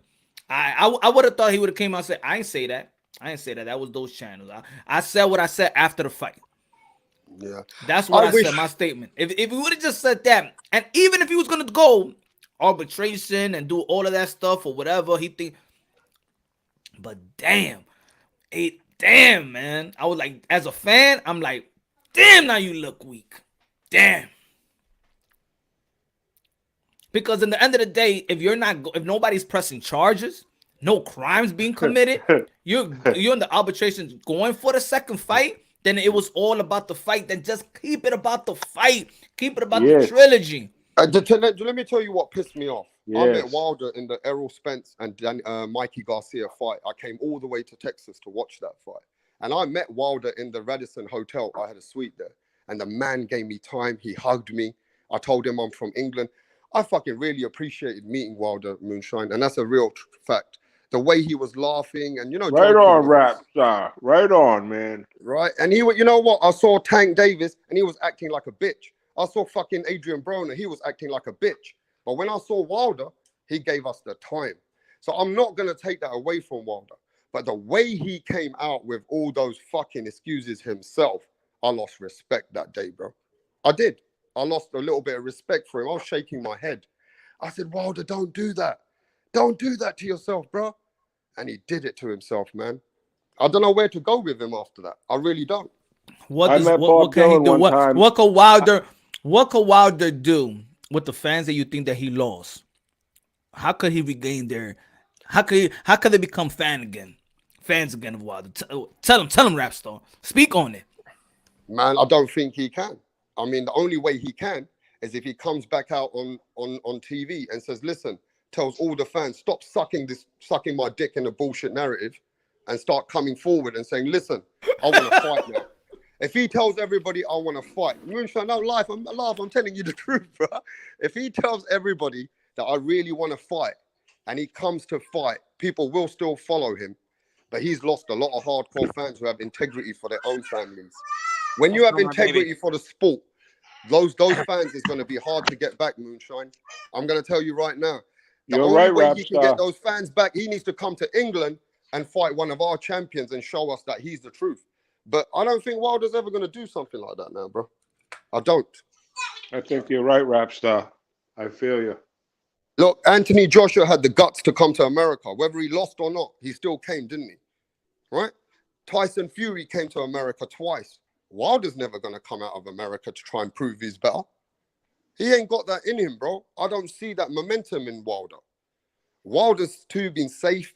They've been protecting him. And I think now Wilder fucked himself up with most of the fans. When you have respect for the game of boxing, you can't respect what Wilder said.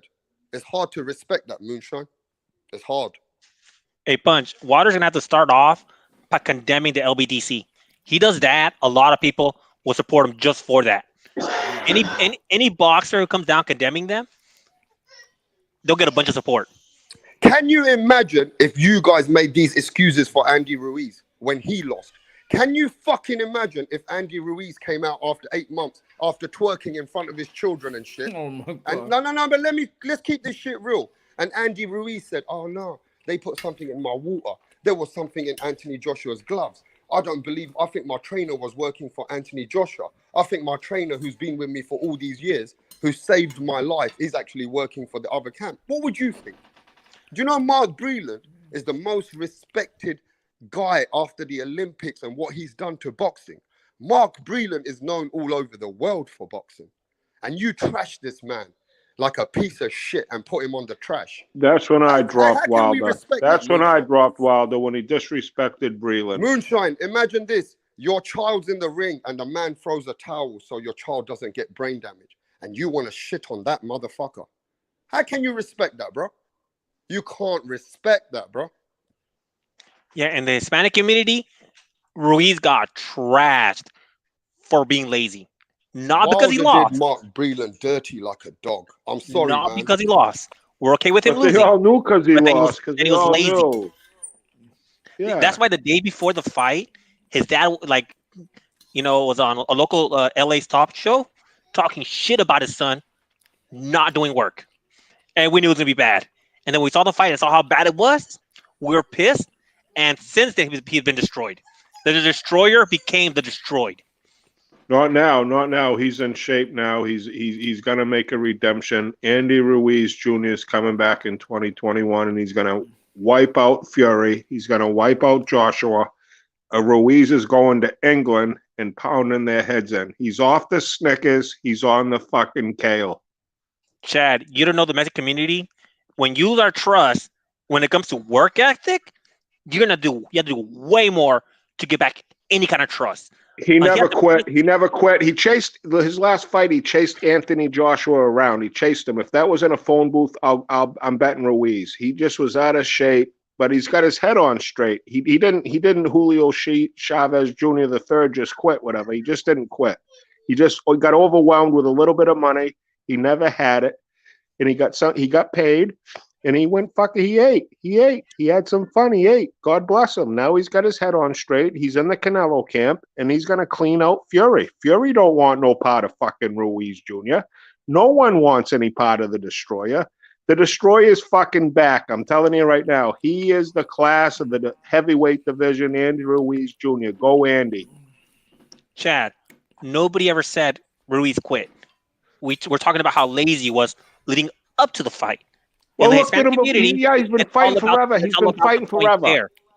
Well, let's see how he does back in the ring. I mean, we hear all these guys always saying, "I'm in the best shape of my life." Even Adrian Broner would say right now, how much you want to bet Adrian Broner say I'm in the best shape of my life? Come on, don't put Broner and Ruiz in the same fucking category. What I'm saying is we just can't go, he lost 30 pounds. Okay, we got to see him the next fight. We got to see him next fight. You're right. Absolutely. The next fight. But I believe in Andy. I believe in him. I believe in Ruiz Jr. I believe in all fighters, man. I think Andy Ruiz Jr. just got a bad credibility to show us that when he's not focused, he's just going to eat his fucking life away. And that just didn't do him any good. I mean, Andy Ruiz, he should have stayed focused and he should have done his best in the second fight. But just because of that one mistake, I think he can come back stronger, Moonshine. With Canelo's camp. How old is he, Moonshine? How old is Ruiz? I think he's 28. 28. Yeah. 28, yeah. Yeah, but we're all looking. Like, a lot of people are actually evaluating Ruiz right now. We're seeing his progress, but until he proves it, he could do it for more than just one fight. He has no faith.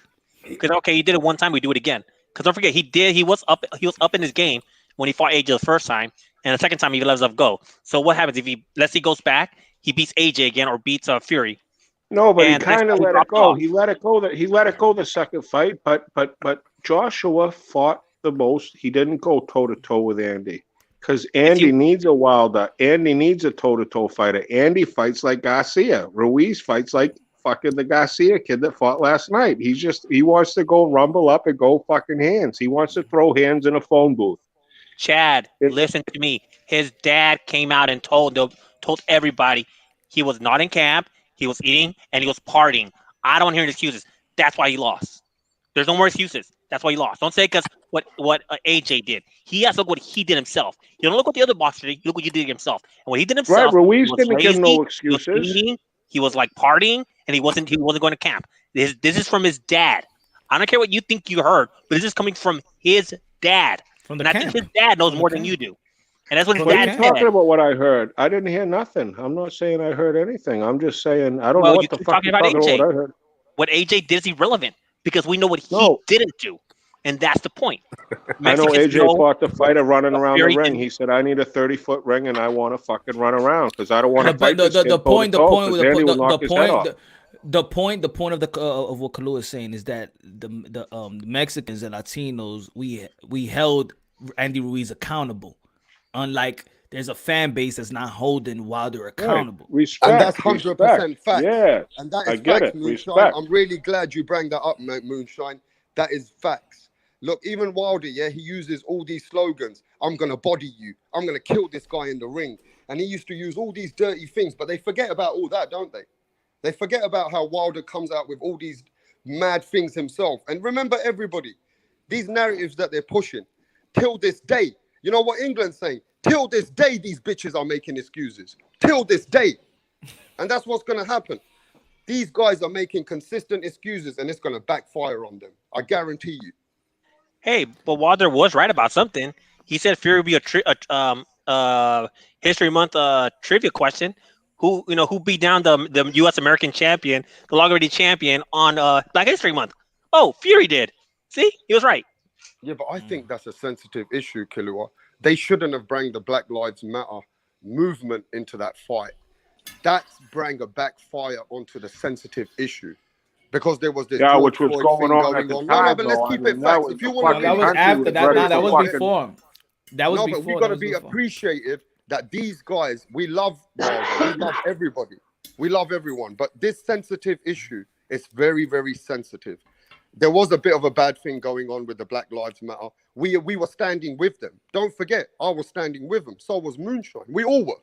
But when you bring these narratives into the ring and it backfires on you, then you're gonna start getting in your feelings. And I don't think we can blame them for that, Moonshine.